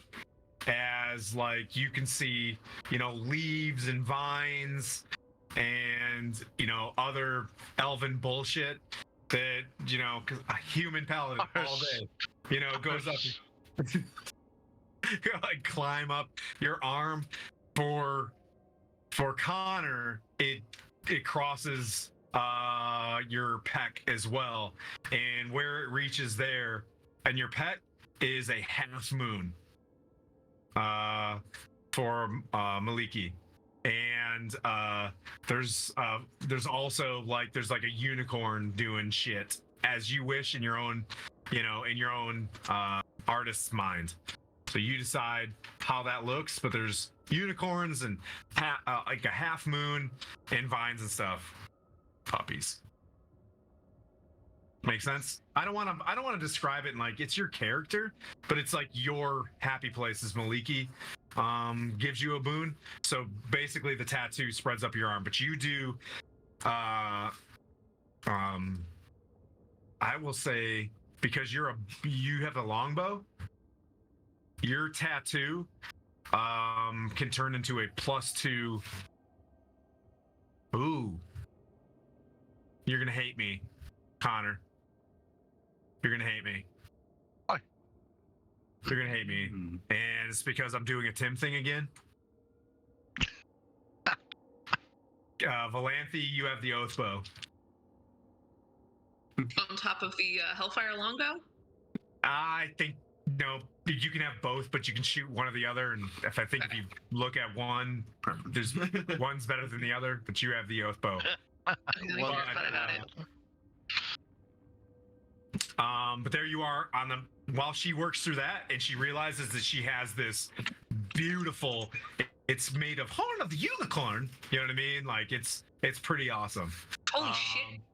Connor and Found it. oh, you know what? Dragonoff, what do you want to do? How do you want to get down this thing? I'm gonna work with you. So there's a 500-foot precipice to head down. There are various handholds. It looks, in the words of this thing, steep and treacherous. Okay. Can I talk to the other party members? Yeah, absolutely. Okay. Well, I don't think that I'm going to be driving the Infernal War Machine down there to create a distraction, Connor. What do you suggest without killing me? I love it. I love it. I love it. To be honest, at this point, I don't know, mate. I don't. This wasn't as what I was expected. I could give you an answer now, but it'd be ill thought out, and that's not something I want to do. We need to do some reconnaissance and find out what's happening. There may be a way down, there may not be a way down. At this point, we don't know. All right. Let's find some evidence, get some information out, and regroup once we've got the intel. Do you think it's smart that we split up? Or should we just do some recce and then see how we can get down there? That's exactly what I mean. To Dragonoff, let's just say you're a little bit loud. You make a lot of noise. And to be honest, I'd rather split up and do some reconnaissance and come back to you than we all go together and do it. You have your benefits. Let's just say stealth isn't one of them. Okay. Unless you want to feel that if you don't trust me enough to do the reconnaissance, which I understand. Climb down based on your strength? Like you can climb down. You can climb down based on your strength, but you can't do it quietly in plate mode. Check. Yeah. And that thing is going to hear you, whatever it is. Okay. Yeah, So, I'll sit here, and then we'll. On that. Yeah, go on. That's it. Can we just look at the cliff edge and see if there's Can I say one thing? You guys can take the unicorn stat from the unicorn and look at it. Other than the 3 heals that it can do a day, because that's gone. You can use the unicorn for whatever you need. Does that make sense? So you can add that as a familiar. Go on then, Valanthe. For both of you, but you have to decide who's going to do the whatever, which makes it fun in Dungeons and Dragons. Valanthe is more pure than I am after my cock up, so she can have that. Yeah, I haven't murdered anybody lately. Exactly. No, Mooncolor is not about you guys deciding who Mooncolor wants to be with. She decided to be bound to both of you. So that's it. And she kind of looks at you like, I'm not yours to give to anybody. I'm not saying you are. I'm just not giving you any orders. Oh yeah, tight. Cool. Sort of like gentle person's agreement. Okay. Mooncolor, the Tim unicorn. Hella tight, Callie unicorn. Love it. Super hella tight. Okay. So Connor will not be giving Mooncolor any commands. I will, and I'm still trying to pull it up, the stats for the beast. You both can. She just doesn't want or as I call it, suggestions, not commands. Yeah. Suggestions. Very good. Sorry, I'm clickety-clacketing again. That's okay. Can I have a look at this edge of the abyss? Obviously, this massive drop off, and using either. Do you want me perception or survival? Yeah. I want to see if there's any way down other than a sheer drop. Is there any sometimes there's like optical illusions that you can't see some of the pathways down and stuff. Yep. Which one do you want me to use? Survival. Do you want me to use perception, do you? Oh, Yeah, survival. Okay. Yeah. That's fine. Oh, that's a nice roll. 19 plus 17 is 36. Gotta climb. It's I'll come really back and say. wide, and then it narrows, but you're gonna have to climb. But then it gets easier as you get down. So there's one strength check that you guys get to make, just one per the book. It's either, it looks like if you make it the first few feet is good, but if you miss, oof, big oof. Looks real slickish at the top, but there's the only way down is climbing. Cannon. Hate that stuff. Just kidding. Love you. Oh, there's a cannon to send us down to the bottom. You can do whatever you want. Do you have the unicorn stat? It might be a little worse. You mean the unicorn that can teleport, you mean? So there's... Okay. Sorry, I'm going from my... Somebody has a falcon in this fucking party? I'm going from my memory. Like, bro, you're the worst ranger. Sorry. All right, so I'm gonna send out little caca. There we go. And he's gonna, as soon as you do this, it goes in Blue Falcon standard. It goes. Dive bombs. Yeah, and it just as you say that, I talk to Valanthe and go, by the way, the unicorn can teleport once times a day. I think we should maybe use that. No, I think we should use that. Yeah, but I think we should use that to get out. It does announce in the Blue Falcon way. It does announce your presence as it goes down, and you can see at the bottom of this thing, shackled by ever-tightening magical chains, a massive, it looks like a hill giant covered in scars and just writhing against chains in a massive tar pit. Okay.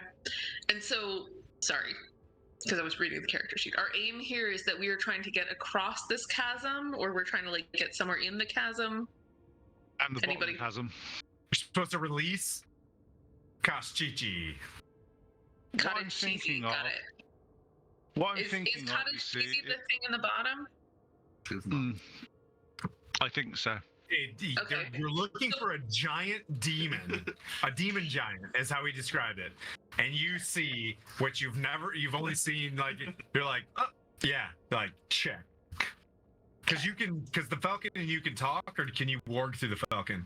I know I didn't read your character sheet. I apologize. I just assume I've just been making amazing maps for you, and I just assume we can kind of communicate in some way. I don't think I'm working through it or anything.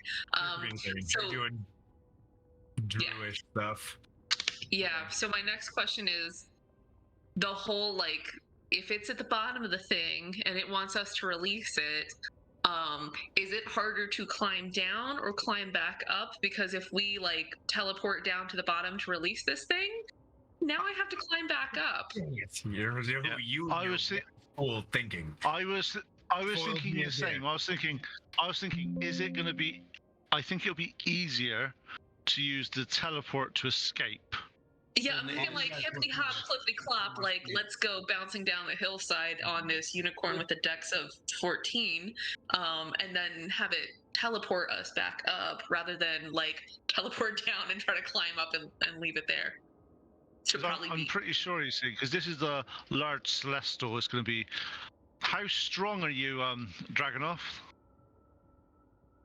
See here. Could you carry a unicorn, sir? I don't know if I'm that strong. Especially a big beefy one. I'm just looking at your. I may be peering through your character sheet, Dragonoff. As he looks you up and down. Yeah, I'm not. How come you've got a really? How come you've got a really high intelligence and not that high strength? I'm a smart fighter. Yeah, but you're a really smart fighter. Yeah, Yeah. Like, wizard smart fighter. Maybe he took a level in wizarding. And knowing's half the battle. I didn't. Yeah, knowing is half the battle. So.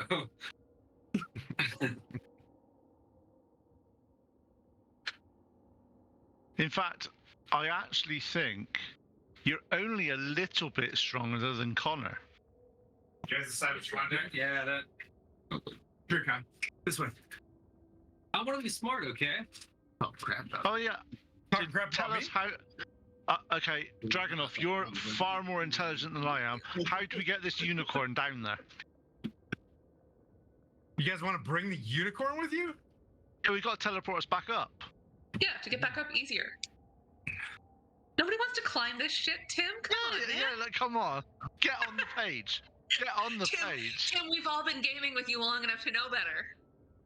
Yes, cute puppy. I'm sorry, I'm swooning over the puppy now. What if we? Video. Turn off the video. He's doing it on purpose to get in your mind. He's doing it on purpose. Let's Thelma and Louise the Infernal War Machine, and then take the unicorn back up. Wouldn't we all? I'm pretty sure Thelma and Louise both died. I don't think that works, man. Just a suggestion. You're a super intelligent fighter. Connor, do a quick check on this. What type of check do you want? On this thing? Survival check 32. It's not a very high DC to get down. Handholds galore. If we're taking the unicorn with us, what's the DC? Easy with your tone. I don't know. You guys got to figure that out. Is it part mountain goat? Sorry. You can climb back up with the same DC. But unicorns can't climb cliffs. Yeah. The choice is, do we leave the unicorn at the top of here? It casts Pass Without Trace on us, because it's got that spell as well. And then we climb down with a really quite a decent... a little bit of initiative because the Blue Falcon. We'll call him No, Steve. he didn't do that. He kept quiet. He kept quiet. He's a well-trained Blue Falcon. I submit that the DM There had is to no such thing remind as a well-trained Blue Falcon. characters that they had a fucking falcon. I believe that my actual notes were that it was a hawk, but you couldn't find a hawk, so you gave me a falcon, and it was blue. Yeah, there you go. It is definitely 100% a falcon. Stop running her falcon, you. Right. Actually, how big's this chasm? How can we see the other side of the chasm? Yep. And Dragonoff, you've got was there some type of weapons on board this There is a harpoon. metal?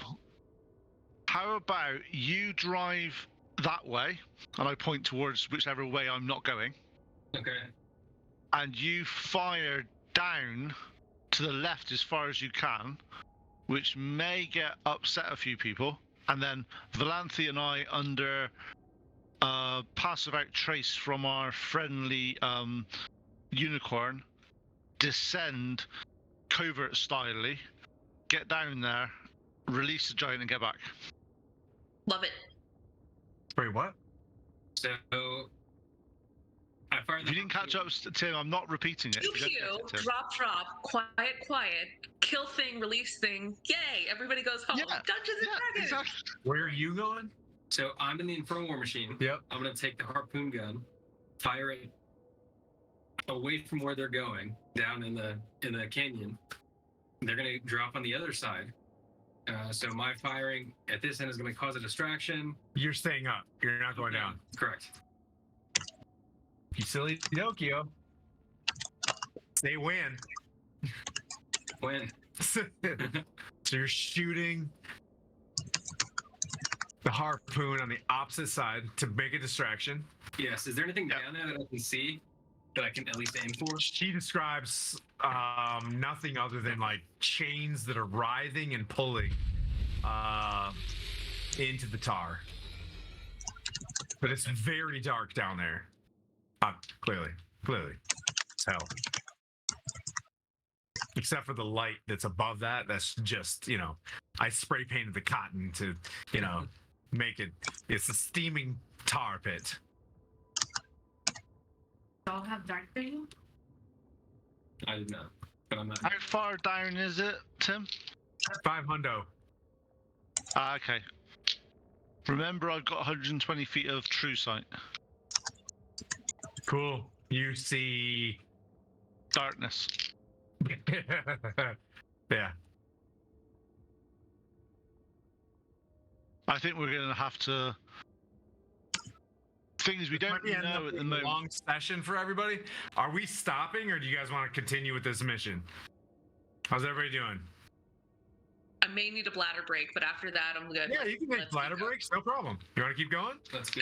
Let's out go. 5 minutes, All be right right, back. cool. Tight. 5-hour session. Depends. I may fall asleep on you because it is late here.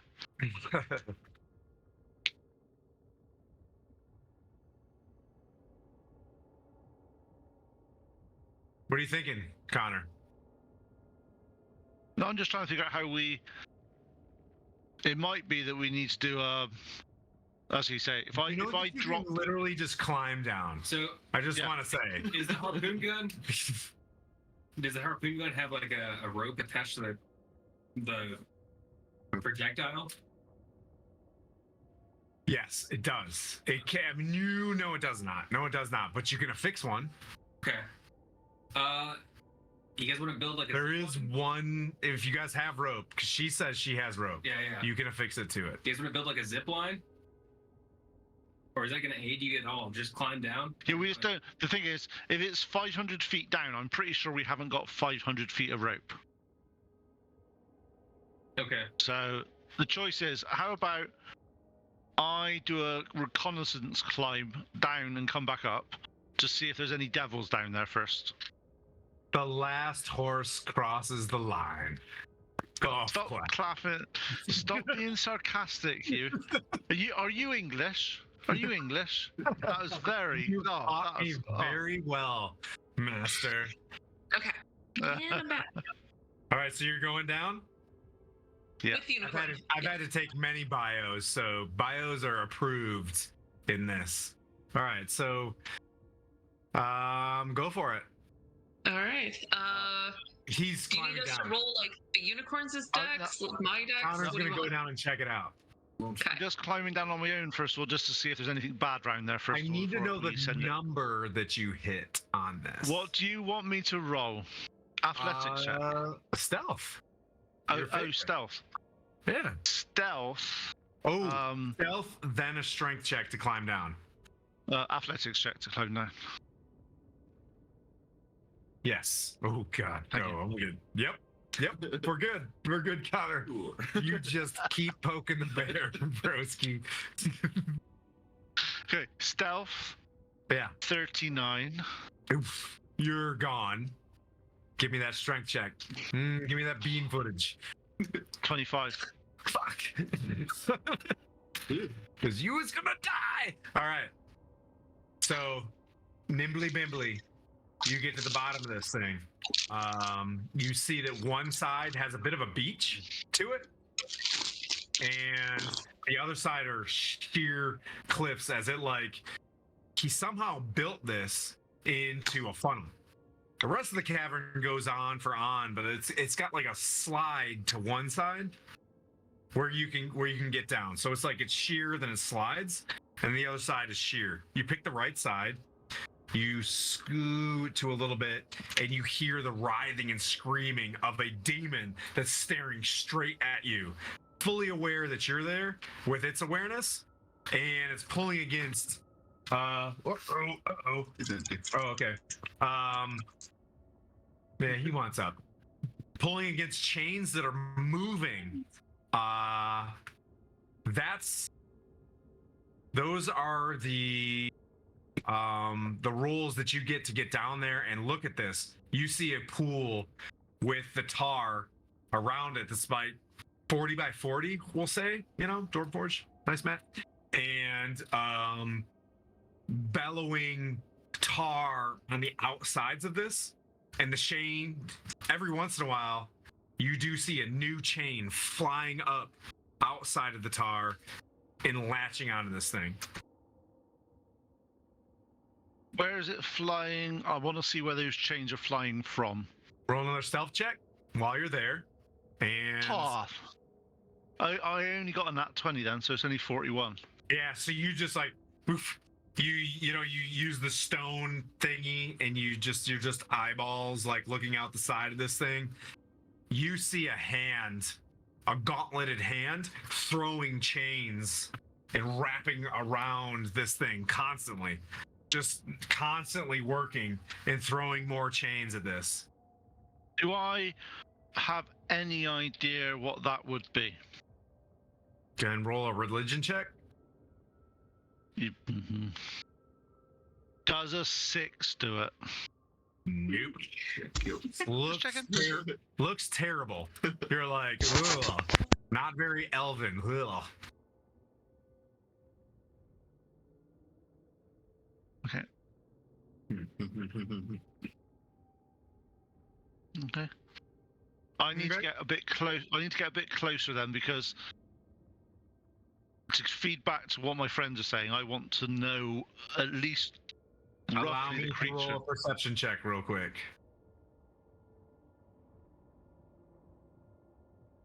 Because the enemy have minds of their own. Well, they can see They can see a 41 stealth. That's impressive. Oh yeah, you're absolutely. But they get a nat 20 though. No, even a nat 20. No. Nope. You're right. Nope. You roll another. You roll a 41 to move closer. No, that's what I rolled. That's unless you want me to roll another roll now. Yeah. So what are you looking for now? I want to get closer to see what that creature is that's throwing the chains out. Yeah, roll another stealth check. That's not quite as good. Okay. 34. 34. I love you. Smart ass. Okay. You can't. It's not. You can. It's you not can as do. good as I'll 41. give you one more religion check before. 9. Yeah, you got nothing. Okay, I can't see what size the creature is or anything like that. I don't know what it is, but can you see a gauntlet hand inside the tar? In the tar? Just chilling there in the tar. Like it's probably been there for a millennia, and it's just doing its thing. Okay, do you want their stealth check and athletics check to get back up to see these guys? Yes, I do. Okay, stealth 32, athletics 19. Oh, very close. So you walk up, and you know the pebbles are falling as you're grasping for a handhold. You get up to the top. Piece of cake, easy peasy. I described to these guys. Key behind the war machine because he's been waiting for you forever. But Kara's there, or Valanthi's there. I describe the situation down there of that there's a creature. I think it's a giant that we need to break out this in the tar. It's breaking chains and breaking out. It looks like it could break itself out, to be honest, except for the fact that there's a creature there that's throwing additional chains at it faster than it can break the chains. I couldn't get close enough to identify it. So I'm thinking if we take the creature out that's If you could just hold on one more day. Yeah, I think if we stop the creature from being able to refresh the chains, he would be able to break himself out.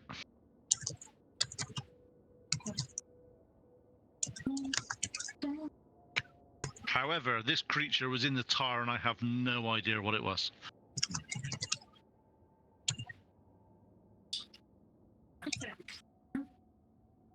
It was as it was behind some bullshit religion check that I couldn't make. How thick are the chains? Oh, they were quite chunky. Quite haunchy. He described that there's a creature in the bottom of the pit. Okay. He doesn't know what it is, but it's throwing chains at a giant monster.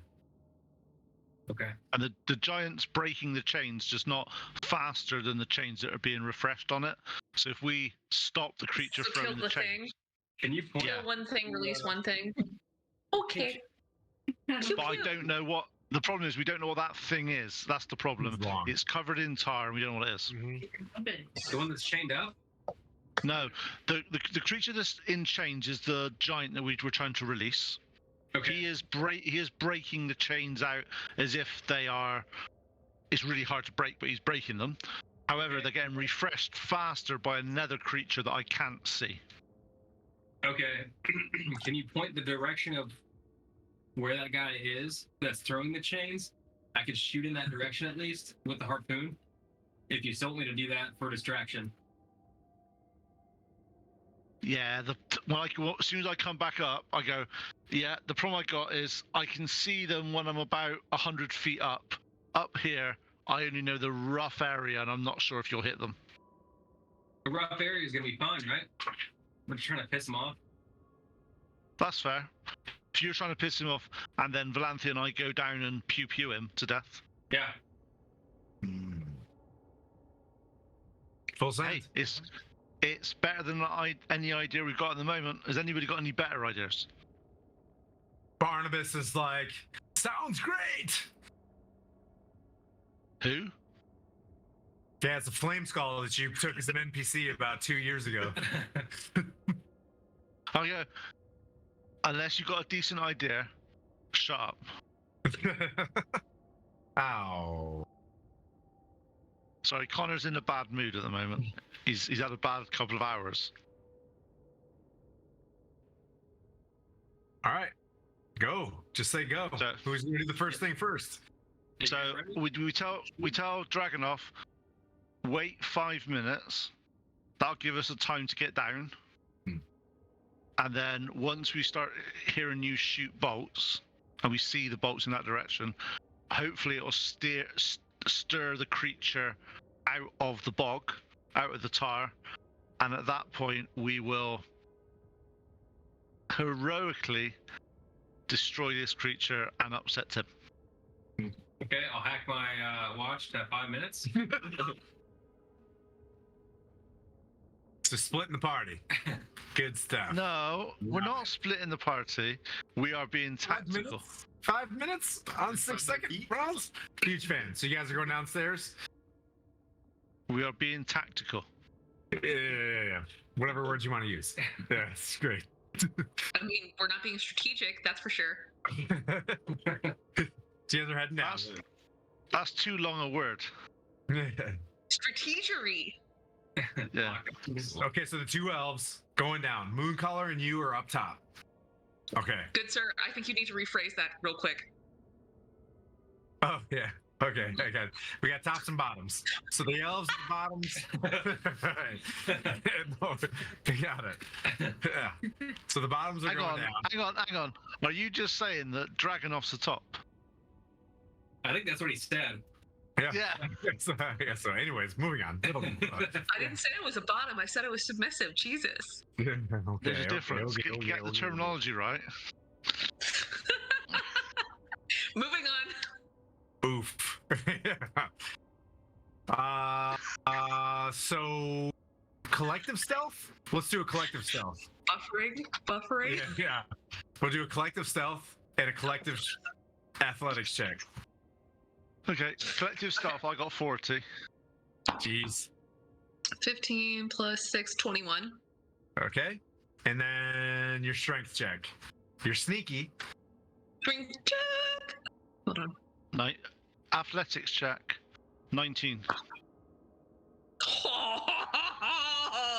I need a picture. I rolled a 20. Hold on. Yeah. 27. Nice. Okay, so you get down there coolly, and you get to the edge of this small beach. Let me set you guys up. Where's the I need a Volante and I need a Connor. Oh, Connor's in cage number 1, to the right cage. You can just pop the bottom one. No, that one. Yep. Yeah, nobody's in there. Oh, nobody's in there? Oh, you're taking them out? Did I take them out? I'm not in a cage anymore. I got let out. Oh, they're over here? Oh, okay.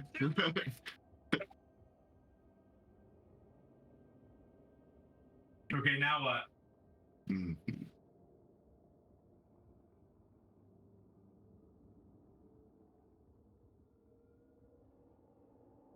What would you guys like to do now? Shoot that Well, guy. once we get to the bottom, we are waiting.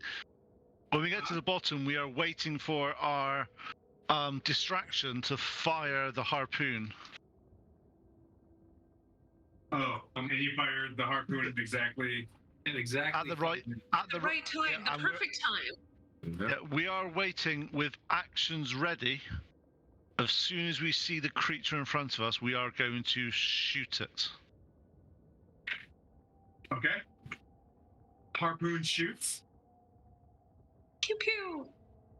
makes a loud, cacophonous smack against the wall. Okay. All right, Tim, I am going to knock an arrow.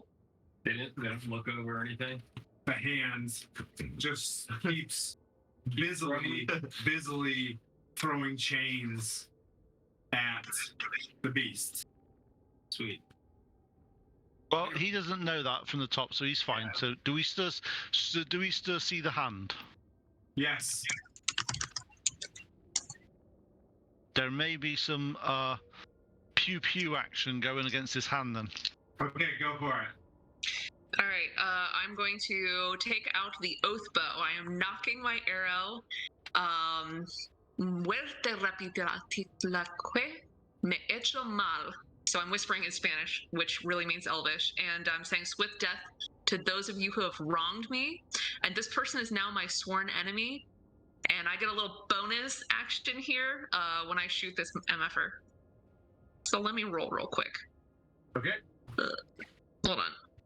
By the way, my Spanish is super rusty, so to anybody out there on Twitch who listened to me absolutely slaughter that, I apologize. It's better than any other language I have, so there you go. All right. 17 plus 13. Tim, I rolled a 30. Pretty. To hit. You both. God, I hope so. I hope so as well. You guys definitely hit. God. All right, let me find my 8 real quick. There's I'll your let- surprise I'll let the- round. You guys get a surprise let- round. Okay. And I'll then let roll initiative. Valamphi. Yeah, I'll let Valamphi go first. 7 plus. Wait, hold on. Where's the 2 a sworn enemy? Oh, that's 3d6. Hold on. Oh, I want to know what that Twitch message deleted was. That had to have been pretty gross. No, All right, hold on. it was. It said, "Want to become famous? Buy followers, primes, and viewers." Oh, yeah. Boop, boop, beep, boop, bots. 13. Yeah. All right. Sorry. I think it's 13 against sworn enemy. So So you declared him your sworn enemy. I whispered my little thing. He's my sworn enemy. 3d6 against a sworn enemy. A total of Okay. 13 damage, piercing. And that was my surprise attack, right? Yep. You get That's another. what- You get another That's attack. the oath You book? get. Yeah, it's 3d6, whereas the normal damage is 1d8 plus 6. So Yep, I got you. yeah, one of No, them I you only still rolled get- 2. But No, you still get a +6 to it. oh, plus 6. Okay, then 19 damage. All right, my second attack is 7 plus 13, 20. Is it 20 hit? Hits. All right. Number 1, 5, 8, 11 plus 6 is 17 piercing. Okay. Did that look like it was damaging it? As like those 2 arrows like stitch up the front of a pauldron, you see it like you see this large creature thrash out of the tar and begin to, like, you see a chain begin to ravel. Go ahead, Connor. Okay, I see that big creature coming out. And I sharply shoot it with my crossbow.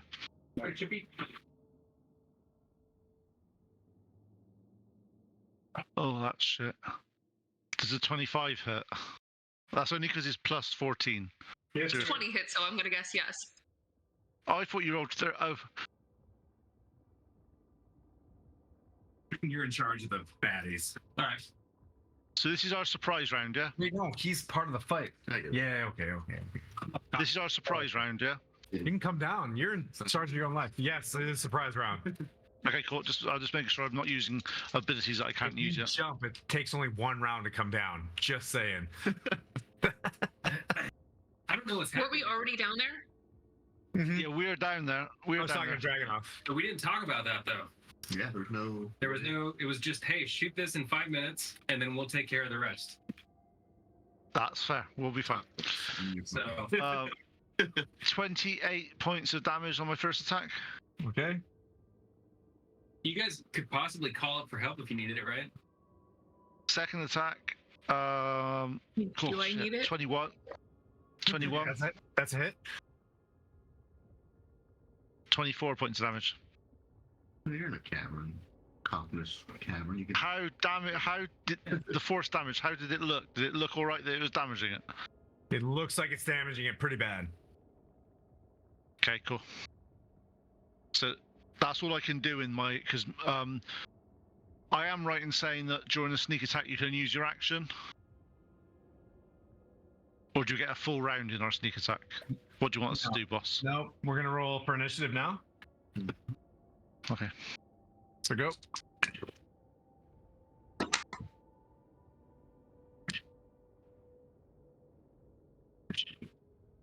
Oh.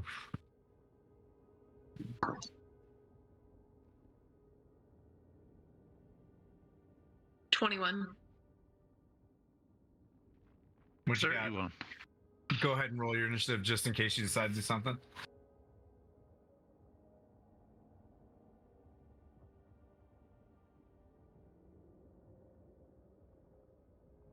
I apologise now, Valanthia. There'll be maybe multiple attacks going on in this round.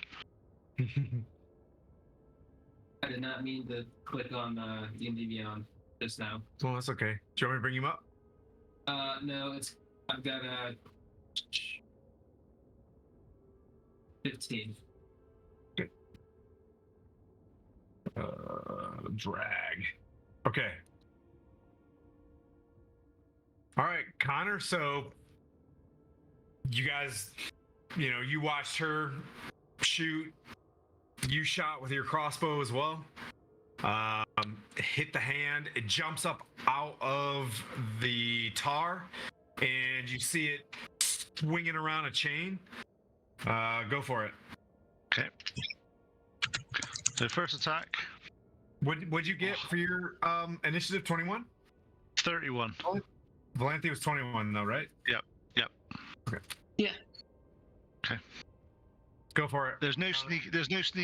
Annoyingly, there's no sneak attack because he's too far I just away. want to say one thing. From your left and right, you see from your right side two like wolves with flames and like bright infernal eyes, and to your left 3 gigantic hounds like howling just race around this kind of cavern up to the beach to try to flank you guys, just so you know. So there are more enemies than just this chain devil. Okay. In that case, then Or it's not a chain devil. Damn it, I did it again. It's been so fine, don't long worry. since I've done a reveal. Okay, in go that ahead. case, I use my ring to make a bunker. Okay. I basically put stone bunker around all of us with some arrow slits in for Valanthi and I to shoot out of as my action. What's the composition of this thing? It's I can make 10 foot by 10 foot squares. 3? 10. 10 foot by 10 foot squares. Okay. Yeah, so I basically make a 10 foot by 10 foot bunker with 9 of them because there's 9 squares. Okay, so you're sealing yourself in. Yeah. You're leaving arrow slits. Leaving Okay. arrow slits inside so we can actually What's into the HP on area. this So thing? And 1 second. HP on it. I don't know. You're asking questions. I'm supposed to know these, but I don't know.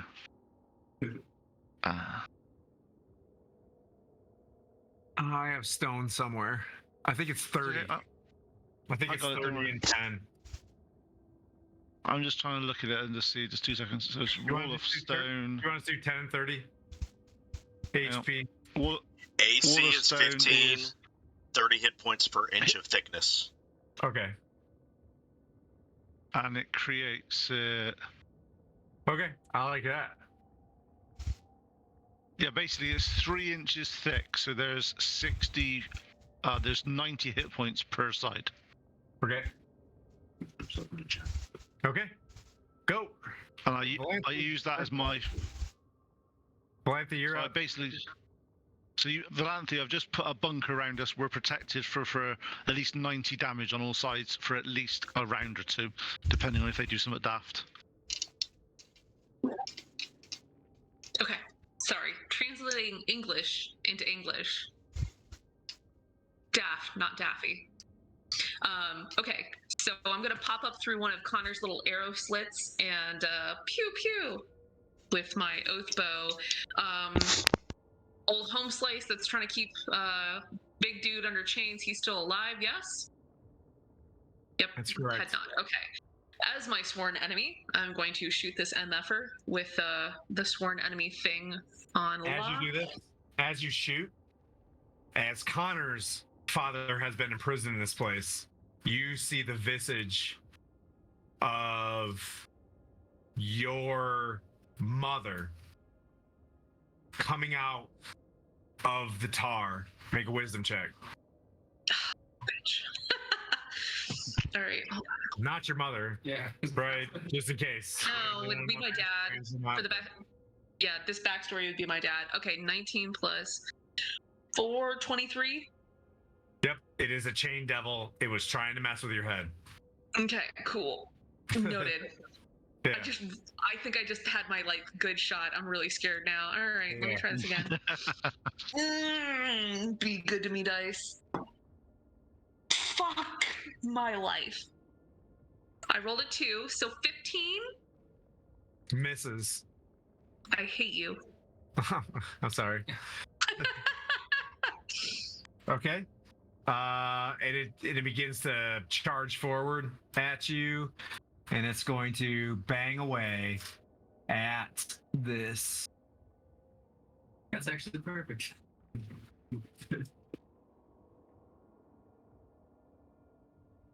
You guys have full cover too, don't you? So that's Oh, plus yeah. 5, correct? Actually, full cover. They can't even target us unless they can actually. They have to hit the wall.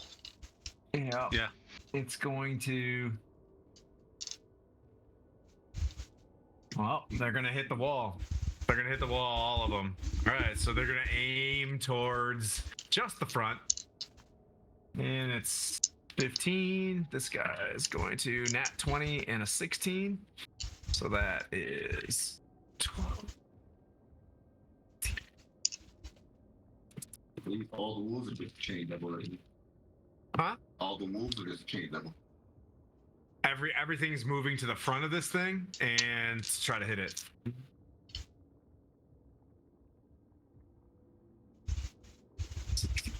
That's 20. 27 on the first hit. 27 on the first hit. Oh, did I tell you that the first one's got double thickness? And still play 40 damage from that, and the dogs are gonna. Dragonoff, do you want to do anything? Call me. That's You hear dogs howling and that you weren't expecting. yeah. You hear a bunch of dogs howling.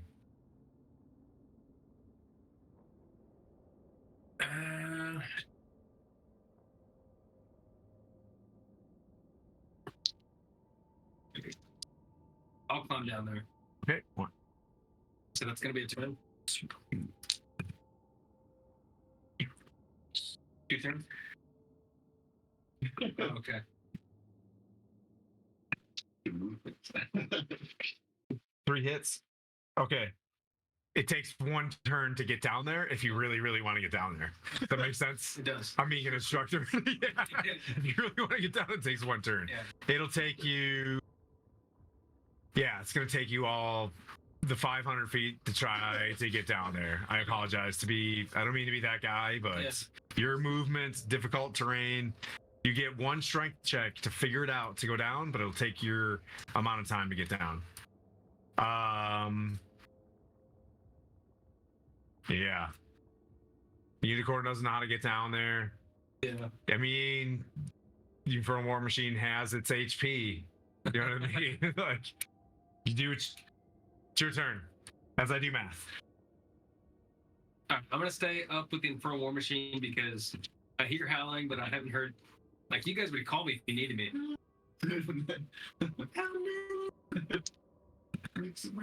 7. I mean, I assume you guys would call me if you needed me. 8. I'm assuming that we would as well. At the moment, we don't know how bad these guys are beating up my little shack. 5.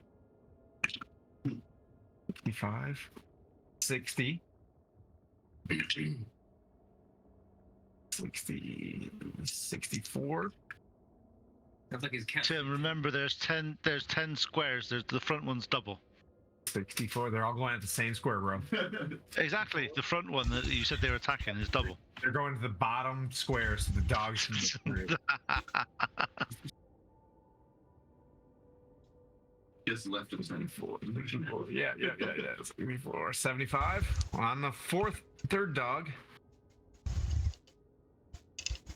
Yep. Bottom left hand goes through, and 1 dog zips through, and it's going for Connor's leggy. That is only a 14 to hit. As 1 dog gets through. I laugh. And it is Connor's turn. 1 dog's through. Okay, that dog is getting attacked because he's actually next to us, isn't he? Okay. He's made a mistake of being able to be sneak attacked. Poor doggy. Yeah, exactly. Yeah, poor doggy. 25 to hit. No, 35 to hit. What do you say? 35 to hit. That's it, sir. Hang on, dropped a dice. 2 secs. What happened? I dropped a dice. 2 seconds. Oh, okay. 10, 21. How to do that? But that would be the front side of the wall if you wanted to. Just gotta position it in some sort of So way. 57 points of damage. Dad. Okay. Next wolf that's about to come in and attack us. Okay. So you're reaching down and you're looking through this 10-foot by 10-foot. Well, no, because that whole wall's gone now. You've damaged enough of the wall. The wall's gone. So I can see the creatures in front of it. Yep. 29 to hit. It's a hit. 9. Is that was 1 hit? 29 57 damage? Yeah, sneak attack because it got near us. It's his own fault. Mm. Okay. 29 points of damage on the second one. Okay. It's still kicking? It's still, yeah. it looks pretty good. Does it look...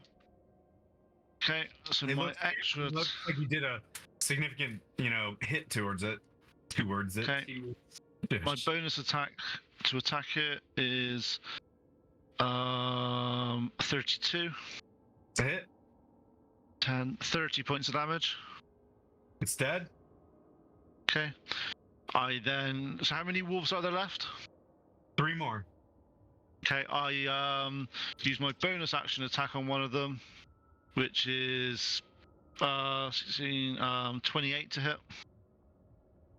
It's a hit. 30 points of damage. Hit damage received. Okay. I'm then using my actually it's not the first round of combat, so I can't do that. I'm using action surge because I can. Okay, it's a spell slot. It's not. It's a slot. It's a slot. I get that back on a short rest though. I'm never getting that again. Go ahead. Action surge. 13 plus that, 24 to hit. Hit. 30 points of damage. Dead. Okay, so there's 2 left. Isn't it? I've got 1 more attack. Blanty's left. like, dude, stop! I want some! No, because her oath bow is on the big guy. If I take the little ones out, it works out well for her. Oh. Very wicked smart. Okay, 26 to hit. Hit. Nice. Max damage, so that's 32. Okay. So Still there's 1... Was that, sorry? It's still coming?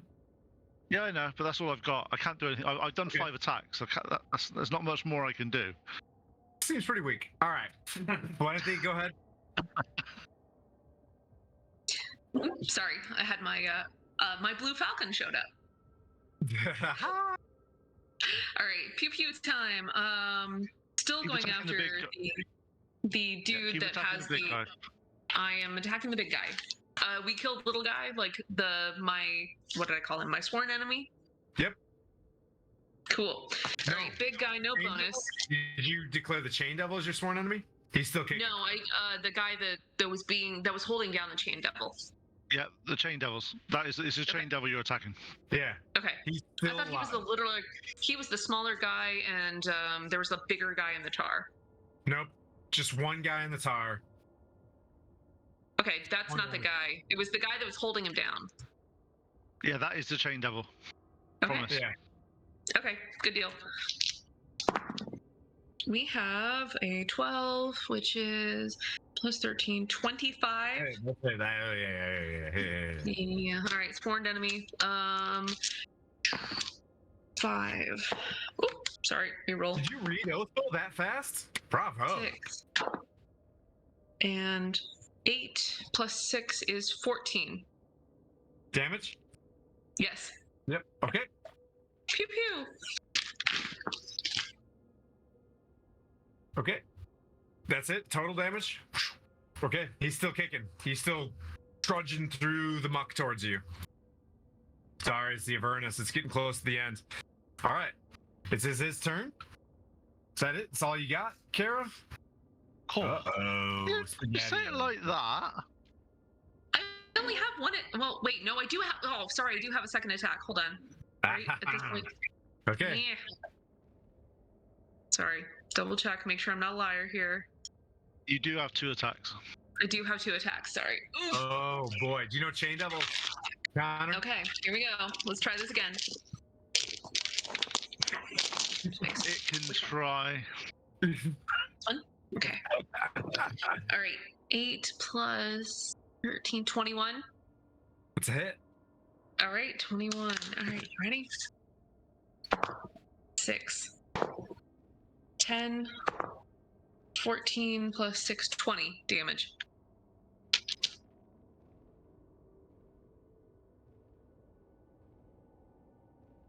It's like as you're slamming this thing and it's like falling, you've seen that scene from like Helm's Deep where the monster's trying to throw the pot into the hole. Like as you're just like zipping, it's still got like one action left. You can tell as this thing is like on its last breath. What's up? It's okay. It can attack us all it wants, but then the creature that it's trying to keep will beat the hell out of it. 2 attacks with its chain. All right, Valanthi's hitting him. It's going to make 1 attack with its chain. Misses like a champ.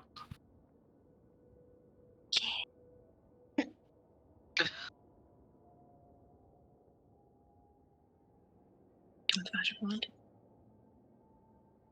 Can I have a magic wand? Only if you go and fetch it yourself. It's quite. And it has to be pretty with like a pink like holder part and a magic tip. Yeah, it has to be specific though. God, come on. It's D&D, of course it's specific. Does a 27 hit? Yes, it does. Of course it does. Scoff. 10 slashing damage. Okay. You are grappled automatically. Okay. I'm not quite dead yet. Okay. Yep, you are grappled. Okay. And the two hounds that are left race through the opening. One's going for Connor, one's going for you. What opening? They broke the wall down. Oh, that's right. Okay. So Valancy does a 21 hit. Yes. All right. Oh, I should have went with a damn. Oh, I'll get that. No. So that's 8 piercing. Okay. And 8 fire damage. And No and no and then. No and then. Connor. Hang on 2 seconds before that. Valanthe, have you're a ranger, aren't you? Mm-hmm. You'll have a spell called I'm teaching how to ranger. I'm being nice. Don't give me that look, Tim. You'll have a first level spell called Absorb Elements, which you can use a reaction, and it basically makes you take half damage from the fire damage. It's a spell slot, but it saves you 4 hit points. If you want to use it, depends on how close you are to hit point wise. I'm close enough. I'm gonna take it. All right. There you go. Okay, so spell slot gone. Yes. Okay, and -4 of that damage. You tracked it. You tracked that damage, right? Okay. Yes. And then does a 19 hit, Connor? No. Okay. Lucked out, and it's back to Connor. Go. Okay, seeing that the chain demon has restrained my friend, instead of going after the wolves, I go after the chain devil. Okay. 25 to hit. Hit.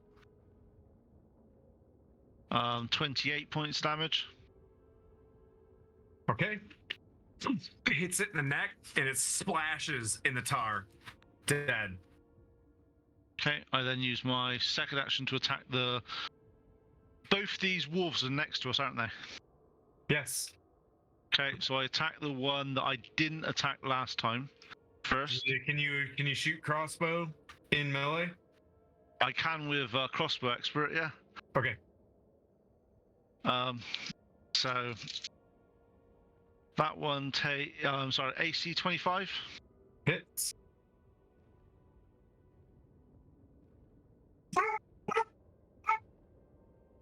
$53 points of damage. Dead. Then what was that? My final attack. He's so like. My final attack. He just runs with his butt like he's got like a. Okay, what was it, buddy? Sorry, my dog. My final attack on the one that the one I hit last time is AC 21. Hits. And 30 points of damage. Okay. It's alive and kicking, but I hit it. I hit it last time for 30 damage. That was the one that died. No, because the one that died was the one I attacked it that didn't take any damage before. Okay, fine. That one's dead. Then the other one's alive. Okay. So one's on pretty low hit points now. Yes, absolutely. Yeah. Sorry, I'm tactical. Doing this on tactically. Okay. Valanthe, go. It's pew pew time.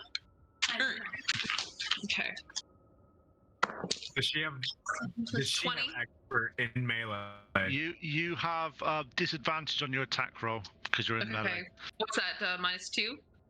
No, roll d20 twice and take the lowest. Oh. All right.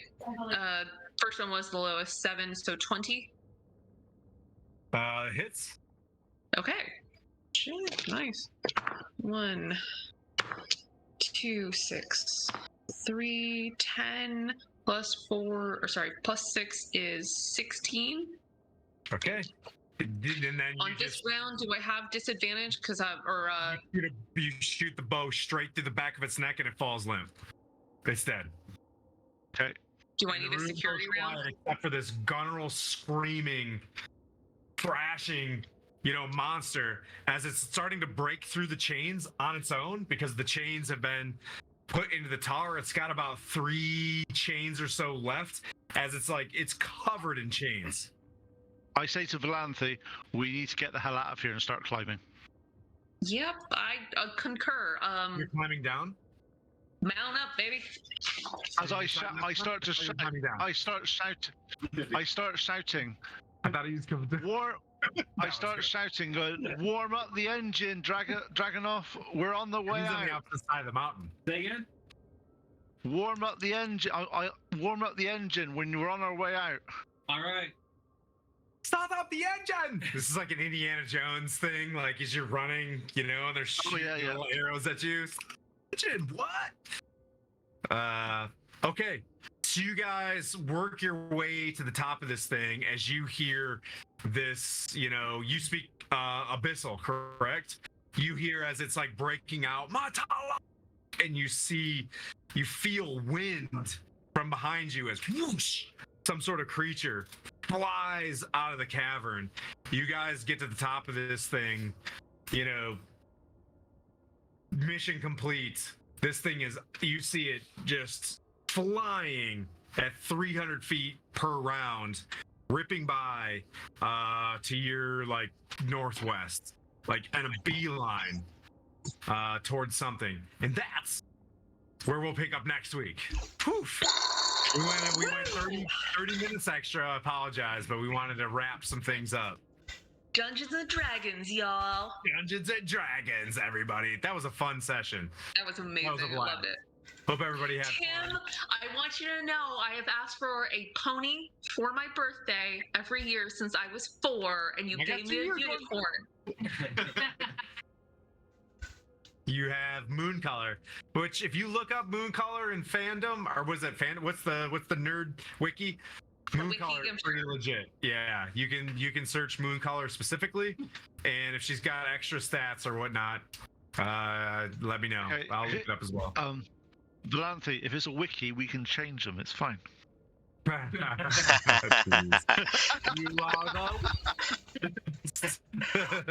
Thanks everybody for watching. Who stuck it out? Man, 14 all the way to the end? Yeah, man. Everybody, go check out our merch store. I just added 2 new t-shirts. It's going to be the tight, cool. And also there's the you look like a garlic farmer shirt are on there. So check it out there and then stick around for a raid. We're going to go, let's go raid Chaotic Neutral Goblin. She's doing a world building event. It looks like. So we're 15 people. Fun. Yeah, so stick around. We'll go do this right. Chaotic. Nice.